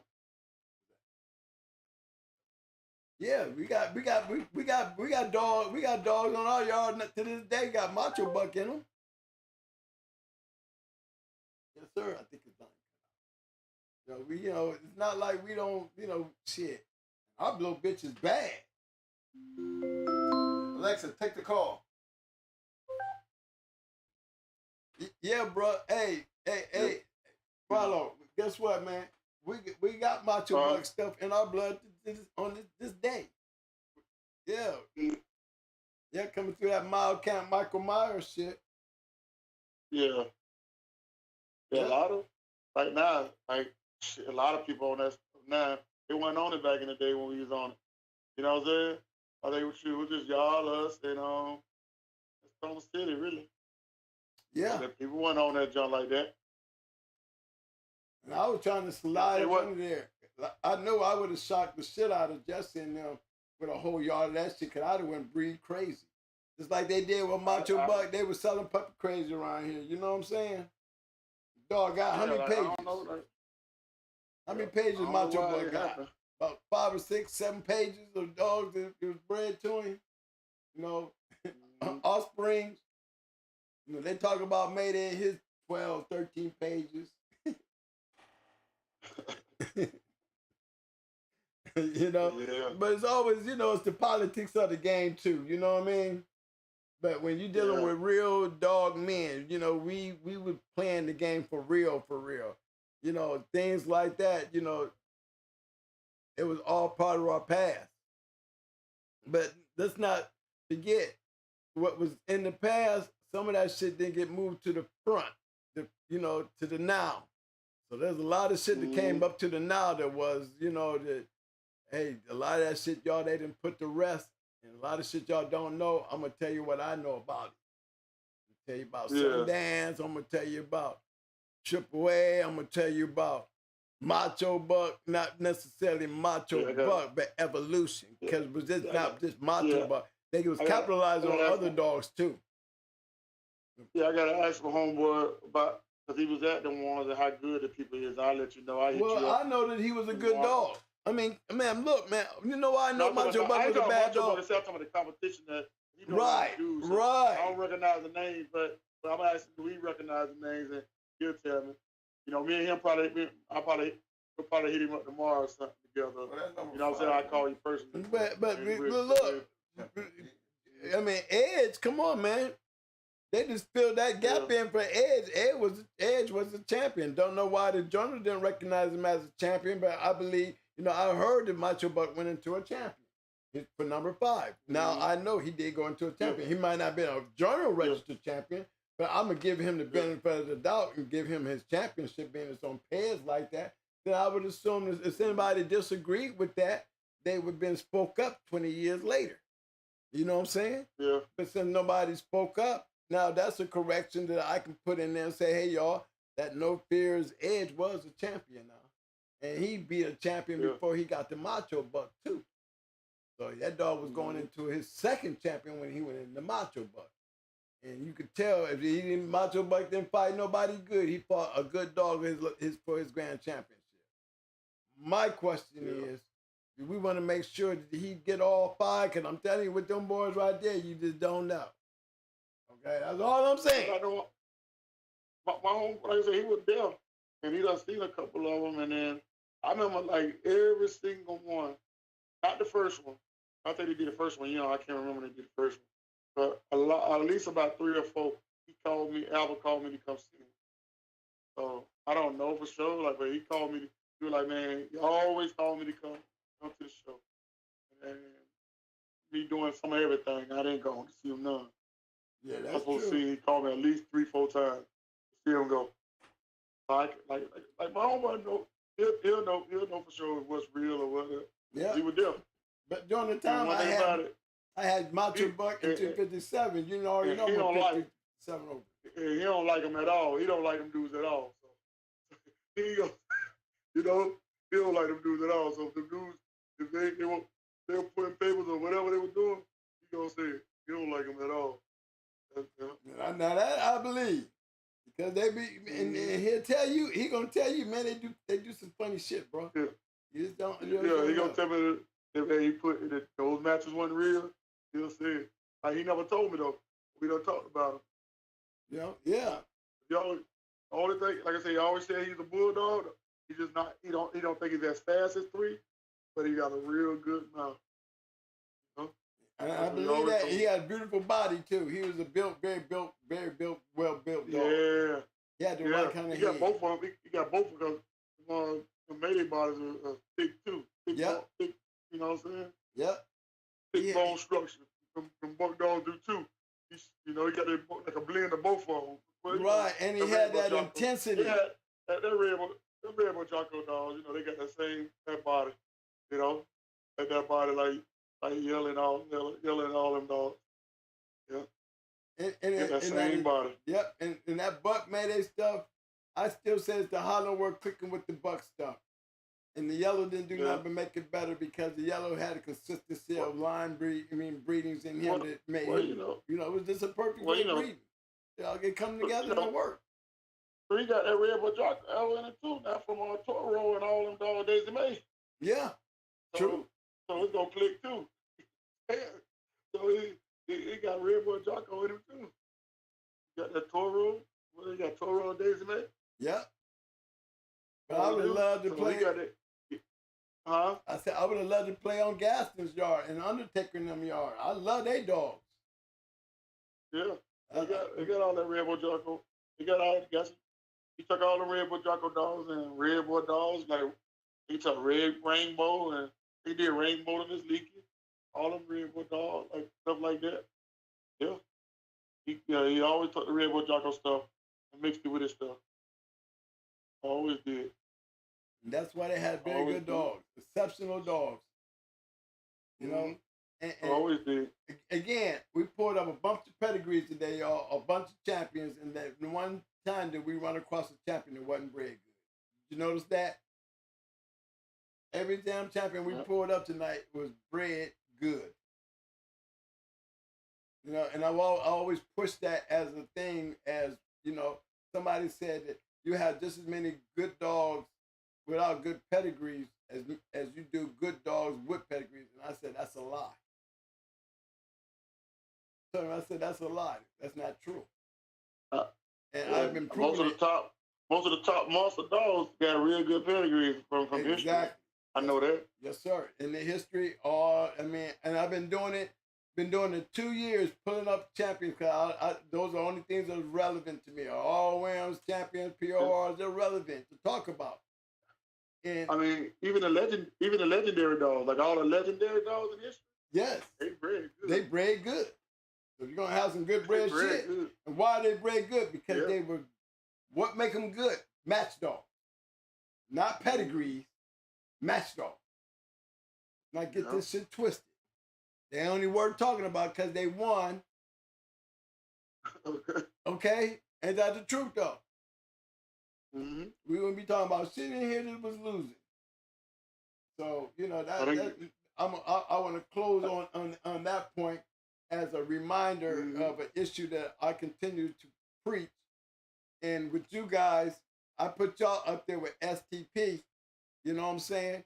I mean, you got to remember, man, if you look at hardcore, S.T.P, Super Kennels, right?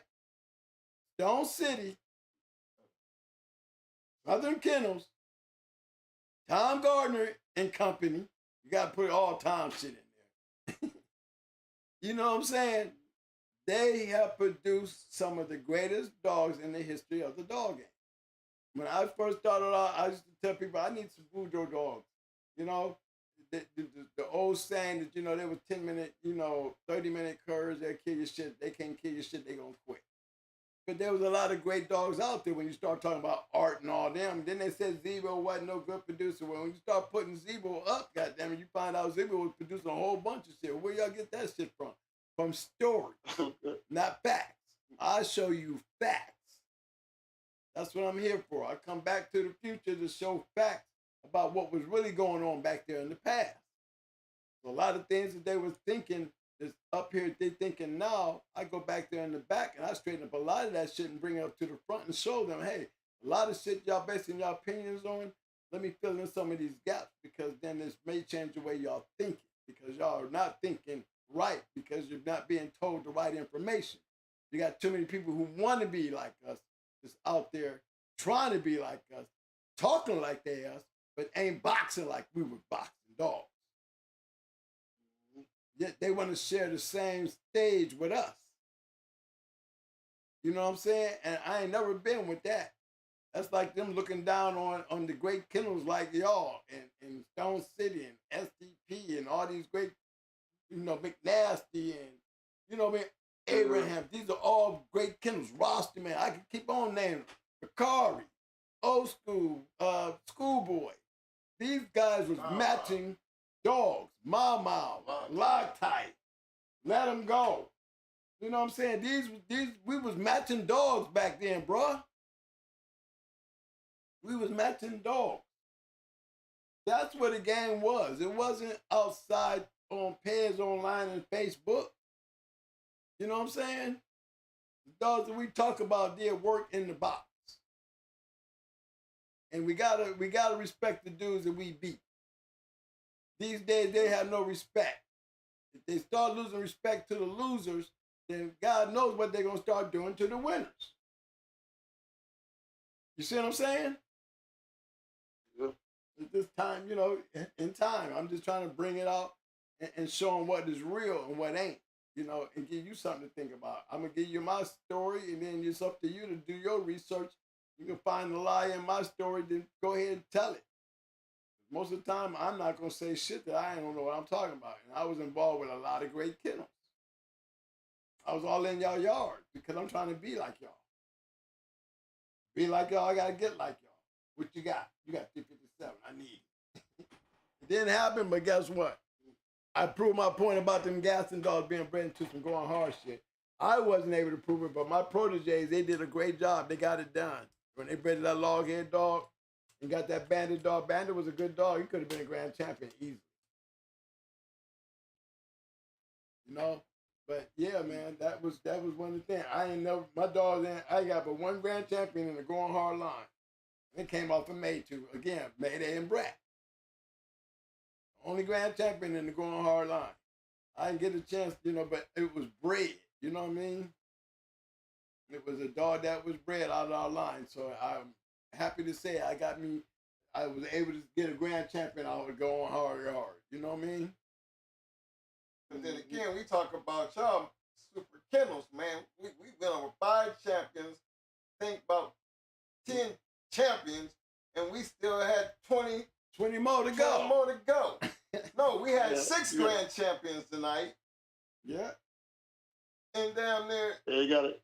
we got so many more to go, man. Mm-hmm. I gotta get my own one and write them down, because I be forgetting stuff. We still got, if y'all ain't got the spotting with food, ain't none of them dogs. You know what I'm saying? So we still got, that's it. We just got it, right? There's a lot of dogs that was really good. I gotta think about. That's right, but It's been a long time, man. It's been about 25, 30 years.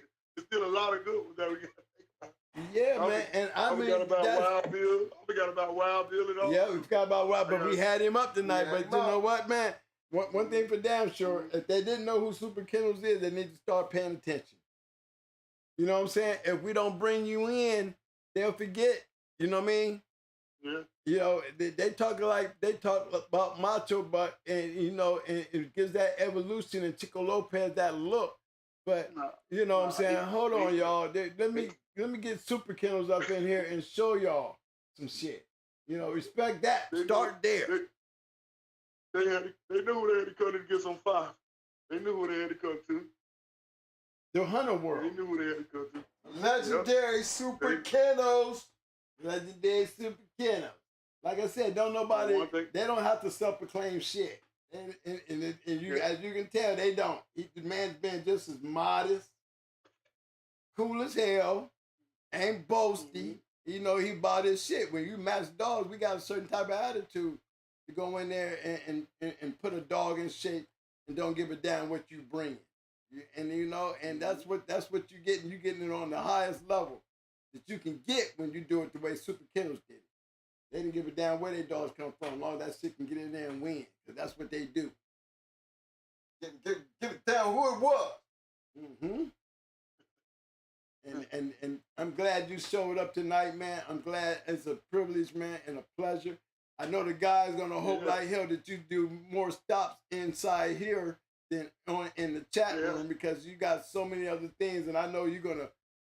I expect you to stop in always, man, and keep that connection that we lost. You know, I'm always up late night. You know what I'm saying? 'Cause I listening. You know, I gotta get that good dog talk. So I just be listening. You know, I'm always saying what's up, but I'm always around. You got to get in touch with me. So we always, you know, we don't rekindle that back. So we always gonna stay in touch. You know that. Oh yeah, that's so for sure, good. man. And I really thank you for saying that.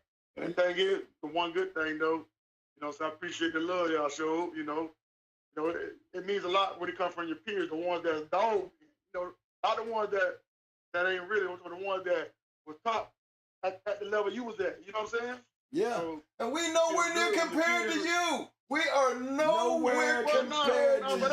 But when you know people that was good, and they give you that respect too, you know what I'm saying? They show you love, you know what I'm saying? Right. That's what's good. Because it ain't like y'all want, like, you know, it's different for somebody that, remember how you say the spectators? And no, when somebody that peers and they winning too, and they give you that respect, that's what that's what you do it for. That's right. You know? That's right. When you come, you know, somebody, they top dog man, you top dog man, they show you respect. So I appreciate the love y'all show. You know, me and my kennel, you know, me and my homeboys. Oh yeah. I'm sure they do too. And I'm sorry you wasn't in my picture, but I'm gonna always brag about my picture with Super Kennels and Tom Gardner. You understand what I'm saying? Marlo, I'm gonna come through the next one. Hank, we gonna take some pictures. I'm gonna come through the next one with my homeboys. Marlo, I'm upset. I'm totally upset. I cannot believe that you're talking in this modest tone of voice, and I'm telling you, I got you over goddamn S.T.P. Right. Y'all the only kennel that broke their record with as many champions and grand champions, man. Ain't too many people can say that. These people need to know that, man. We ain't making this shit up. This shit is for real. We pulled that tonight. Hey man, we crack some heads. You know what I'm saying? That's what it's about. We need to crack some no damn heads, because this was fast. I see S.T.P. Damn it, I want to hear some goddamn Super Kennels. Right. Everybody want to holler S.T.P. I want to hear Super Kennels. We on the phone. You know, we're on the phone by ourselves. You know, I run my mouth. You know, keep it between us. You know? Yeah, I'm saying you being all modest and shit. Shit. I talk to Jugger when we by ourselves. You know. Okay. You know? Okay. But that you see what we saw. That's why it's such a pleasure to have you here, so you can show the people why I talk so much about you guys. You know, but you know, like I said, to run through what y'all were running through, I haven't seen it. I haven't seen them, man. Probably about 18 years. Number on paper. Probably every now and then I might pull up 3 Zone or pull up somebody, Sunny Boys or somebody up. But I haven't really looked at them stuff in like probably 18 years, man. You know what I'm saying? So it was good to like run through and listen to y'all talk about it because I haven't paid attention to them in a long time. You know, it's been a long time. Yeah, but boy, when we popped them up, you sure remember the whole damn lot, though. Sure did, didn't you know? Memory came back quick as hell. Stories. I remember them stories. So we were having a good time. I remember those stories when me and my homeboys, when we, like certain things took place. You know what I'm saying? Right. I remember. Yeah, I remember. So, yeah. But it's good. I appreciate the love y'all show. You know what I'm saying? We're going to stay in touch. You know that. Yes, sir. And you can always ring that number, man. You hear me saying something, talking about something, brother, you want to put input on, you are always welcome. You are like the big brother around here. You know what I'm saying? Like I tell all those kennels, all those big kennels like Mom out there I looked up to, man. Come on through, man, because people want to hear from y'all. You the big brother. You older than me. You the big brother. You're but no, but see, but we're not talking about that age. I'm a little brother to you when it comes to me getting into the level that you guys were. You know, and thanks to you guys, y'all showed me what it took for me to get there. Just to remember that. I know what it took to get there by watching what everybody was doing. And every great kennel that I walked through here was some bad-ass kennels. Yeah. I got one of the greatest kennels in the room tonight. I give it to my homeboys. They already, like I say, they had the standard set already. So, you know what I'm saying? They taught me about bulldogs. So they showed me what a good dog is. So if they sucked, I would have sucked. So they didn't suck. Okay. They said this right here, one of the first ones, hey, this Cyrus. See that's a bad dog. He's the first one that I got to see, See this Cyrus. See how he fight? See how he hurt? That's what he's supposed to do. That's what he's supposed to do. Yeah, right. That's me. That's right. That's right. So that's what I learned from them as a kid. So they had, like I say, they had a high standard. So, then we just put foot to ass like we supposed to. You know what I'm saying? Hey, no, before you get out of here, man, still got 76 people in here. And tonight we got the legendary Super Kennels. Big shout out to my man Super Kennels, my man MARLO. Big shout out to my man Super Kennels, Super J for stopping in, showing his love. Pop in, pop out anytime y'all want. But right now I need that chat for what's in here to give me them thumbs up, thumbs up, thumbs up, thumbs up. Muscles, muscles, muscles. Now show them some love and give them what they due, they respect. Give me them damn roses. Give me the damn roses. We need them damn roses. Just put your finger on the button and just hold it. If y'all need to show a lot of respect tonight, this is one of the greatest kennels out there, guys. Those are all the goddamn kennels we came through here with. They all were legendary. This is one of the top right here. If not the top. If not the top.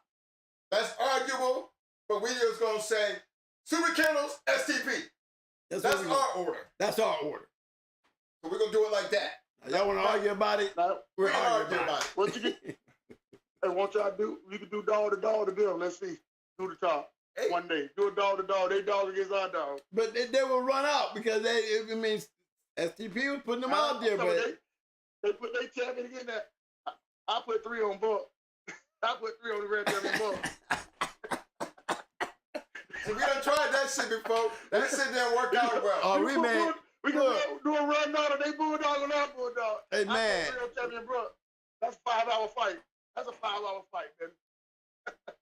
You ain't never lied. We done tried that before. Now we just go through the list. They got that S.T.P. list, and I got that Super Kennel list. And from what I understand and what me and Mo done checked out, y'all got 2 more grand champions than they did in total.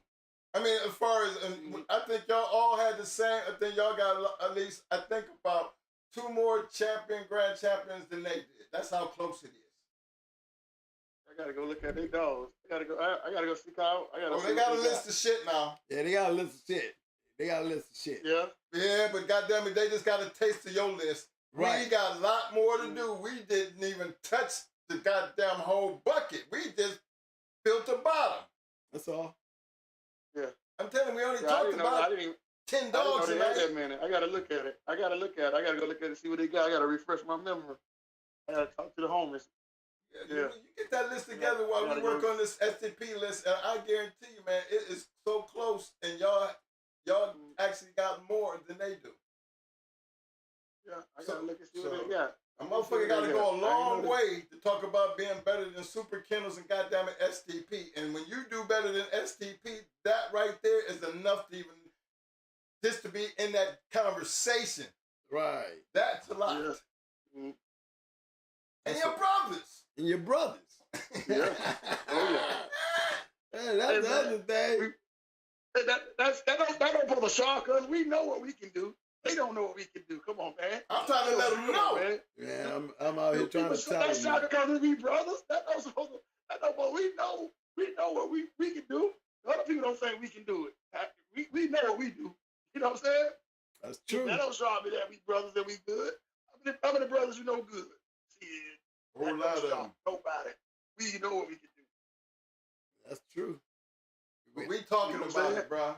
I was telling them about that New Jack era, man. When we took over the game, we changed the game, man. The game was changed. The competition was so much better. The competition was hot. You had to really be, you had to know your shit to hang around out there. Now, you had time to go out there, but we was on a different level, and we played on a different level. You know, that's why I was so fortunate to know all you guys, because I wanted to be on that level. So to get on that level, you got to be on that level. And y'all definitely gave me the opportunity and showed me how to get there. Man, my homeboy Jason just texted me, said if we got Pistol, he was number 8 grand champion. I don't know if you said him or not. He won the same night you won. Yeah. I forgot about Pistol. I was getting ready to bring him up. I was right in the middle of that. We had to go somewhere else. He just hit me. Pistol number 8. See? Jason ain't gonna let you forget. All right, look. I said we went over 6. They don't want you to forget nothing. We still missing one. I know we looked at 6. I know we looked at 6. Y'all don't talk about Pistol. We didn't get a chance to look at him, but you said, hey, we still missing one. And I know there's another one we missed. Well, it was Pistol and another. I'll tell you, we had one named Loco, but it was like another dude that used to be with us. We don't like him, so you know. So, I don't count him. Jason might count him. He used to be with us. Okay. We don't like. Well, we got to include them too. But if they count him, I don't count him. We don't like him. I don't like him. We don't like him. That's a clique. You know that shit. So Jason, so he's just counting that one. You know what I'm saying? Oh, okay. One of the dudes used to be one dude. So I ain't even mention his kennel name or nothing. That was one more dude that used to be with us. So that's why I ain't counting that shit. Okay. I'm good with 7. He said, I'll take the 7 and run with it. I'm going to check them numbers to make sure it's 7 I'm and going not to 8. take the 7 and run with it. Well, I appreciate you coming through, bro. And they showing it love. When you get a chance to go back to the videos, man, check out the chats and hear what so many people were saying during our show tonight. My man Super J said 8 grand champions, 31 champions. 8 grand champions and 31 champions. Shit!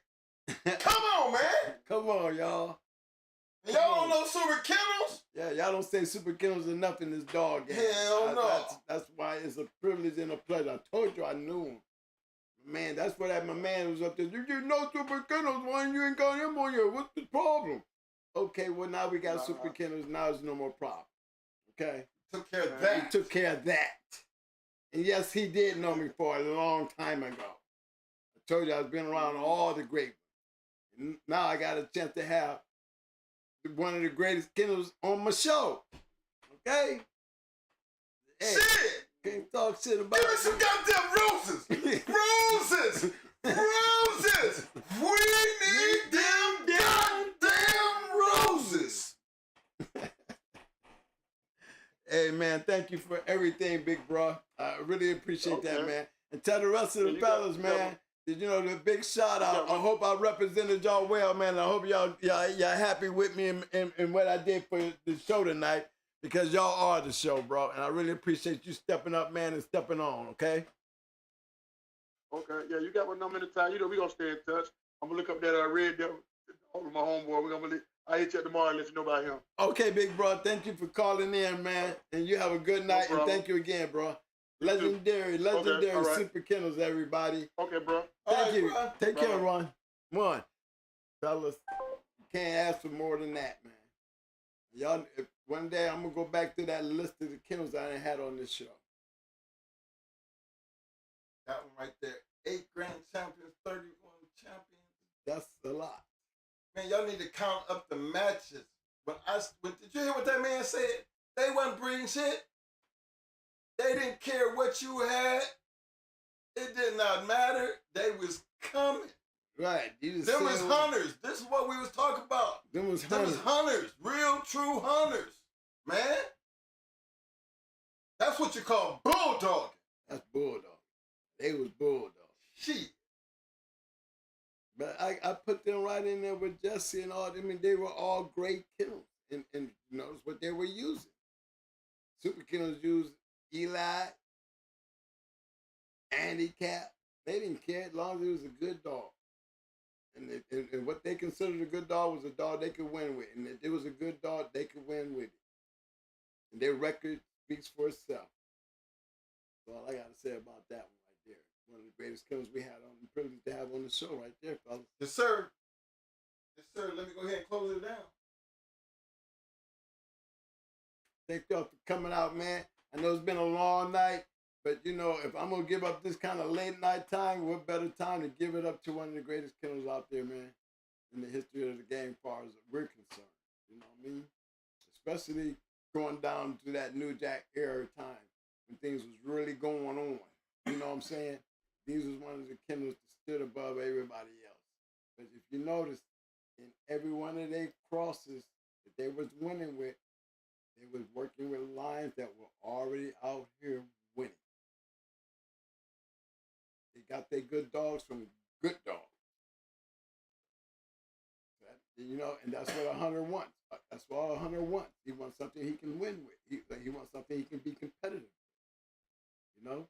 You don't hear them talking about it. They being about it. That's the only way you could have ended up with 8 grand champions. 31 champions. That's what you call being about. Let them go. Yes, sir. All right, fellas, I guess we'll see y'all Tuesday. Thank y'all for coming out. Hope your wives ain't get mad. I know I got a wife that's probably got mad at me. You know what I'm saying? It's late hours and shit. You know, too bad the show went as long as it did, but it's very good that it did, because I had a good night. Hey, man, appreciate everybody for showing up and showing out. You know, we always talk about, you know, and being hunters. You know, and I feel good about just knowing that our hunting and wanting to hunt the way we was thinking and, you know, and what we wanted to do in the game, y'all have to really try to be in our shoes and understand why we look up to people like this. Because they was doing it. They was really doing it. They was getting it in, fam. You right about that. That's all I wanted to do. I wanted to be like them. I ain't gonna bullshit y'all. I know what kind of dogs I'm seeing them win with, and I gotta have those type of dogs. That's right. You know, it ain't nothing like being able to sit back and talk about it all these years later and just know that, you know, that part of the time in your life that you had a ball. You wasn't as good as them, but you know what? Because of them and our drive to want to be like them, guess what? We did it. We did it our way, though. But that's the good thing about why we teaching y'all, showing y'all something. We could do it. And remember, we wasn't coming up with the program. We was just following everybody else's lead. Get with the good ones. Get with the great ones. Do what they do. Copycat off of them. Nothing wrong with that. Ain't nothing wrong with that. Trying to win. It don't matter how you Back get then, it. that's all we was on, trying to win. And when you copycatting and seeing what they're doing, all you got to do is do what they do. But you know one thing we wasn't doing? We wasn't just talking about it. Not damn neither one of them that we ever looked up to wasn't just sitting back talking about it. They was being about it. That right there, that's what makes people say, hey, I always told y'all. give somebody their legendary title, it's not self-proclaimed. Your peers have to give you that and respect it for what it is. And when you see the body of work that these men have put into this game, I ain't gonna never sit back and let nobody disrespect that, because they doing it. What can you do? Show me what you've done to be able to even talk bad about it. I guarantee any one of them will say, hey, you was back in my day, I would have loved to see you over in that other corner. Because that's what it basically was all about for us any damn way. Yeah, you got one, we're going to talk about it, but we'll see you there because we're going to definitely be about it. And may the best man win. That's the Bulldog game I knew. 8 grand champions and 31 champions. Shit, man, you almost make you don't even talk about our list. For real. I mean, goddamn. What? Make me have to put my video on. I'm hooding up, man. You know what I'm saying? I'm hooding up. You know what I'm saying? Yeah, you look, man. You just got to respect the game, man. Just respect the game. All that talking, all that bullshit out there, it ain't that complicated. It ain't that complicated. All you gotta do is believe in that shit. Back then, I ain't telling y'all to do that now, but I'm just saying back then, we wasn't talking about it. Just to be talking. When we talk about what we talk about in the now, this is us telling you about what we did in the past and what everybody else did in the past. Do y'all see? In order to be able to even talk about it, to be even worth talking about, you gotta have some receipts. And you know what, man? When a man came through here, it didn't have some damn receipts. Not a one. And we are nowhere close to the people that we looked up. So if y'all would just stop the bullshit and quit trying to get on a level that you know you ain't got no business trying to be in. You know what I'm saying? Just let us have our peace. Let us do what we do. Don't question what we do and how we do it, because we were successful doing it. Now, if you feel like your way is another damn way, show me. Don't talk about it. Pull it up. Pull it up. Be about it. Show us what you're talking about. Get me to understand by showing me some shit. Because we didn't even get nowhere close to what we could have showed you. And tonight ain't even enough time to show you when it comes to Super Kennels. That's all I'm going to say about that. You know we going to be back Tuesday for Talk Shit Tuesday. And we can get back into what we be doing in that bulldogging. Because I know I'm looking for a whole bunch of comments. I'm looking for a whole bunch of people talking shit. So guess what? Talk Shit Tuesday. Better be careful what you say. Because we'll be addressed. I'm still gonna be calling your ass out. You better stop talking about it. Show me something. Start using your hands and putting up your work. Put up your work. Let me see your work. Anything other than that, bro. Stay in your lane. We'll stay in ours. That way can't nobody get hurt. That's all I'm saying. Show respect where respect is due. Don't try to find no kink in our armor. The biggest kink you're gonna ever find in this armor is when you stepped on the other side, you can say you whipped my ass. You ain't got nothing nowhere close to that, then don't even talk about that part. Talk about what you done. Talk about the ass you whipped. You know what I'm saying? But give the respect where respect is due. That's all you gotta do. I think if everybody understand their lanes and then stay in the lanes that they need to play in, we wouldn't have the conflict that we have. That's why I'm a true believer in don't talk that shit, be about that shit. And hey, if you got a history and you got something worthy to talk about, then you shouldn't have no problem bringing up the past and show us your homework. Because they didn't have no problem showing up, which, I mean, they work speaks for themselves. And that's what I'm on. Let me see what you're talking about, being you got so much to talk about. Anything other than that, maybe that's why we always got problems. You know what I'm saying? We living in the day and age of talk. Well, that's cool. That's all right with me. But guess what? Don't be mad when I fire back and ask for your receipts. Then you can come up and give an excuse why you ain't got none. And that's what we're gonna be doing this at. You know what I'm saying? And that ain't to create confusion. That's just about keeping it real. Stop letting your mouth do the work. And let your work speak for itself. That's where we at. Till Tuesday, just know, over here, we always. He said we always. God damn it, we always scratch the wind. Hey man, who the dog in the night, man? We got so many of them, man. I'm going with my man.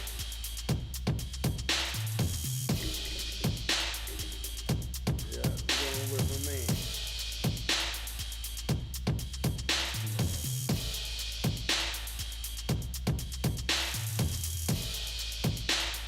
Yeah. This is my dog of the night, y'all. I'm still on it. Yeah, I'm not getting off of it. Dog of the night, man. Dog of the night. Super Kennels 357. On top of all the Mike Brown champions, I'm still riding with 357.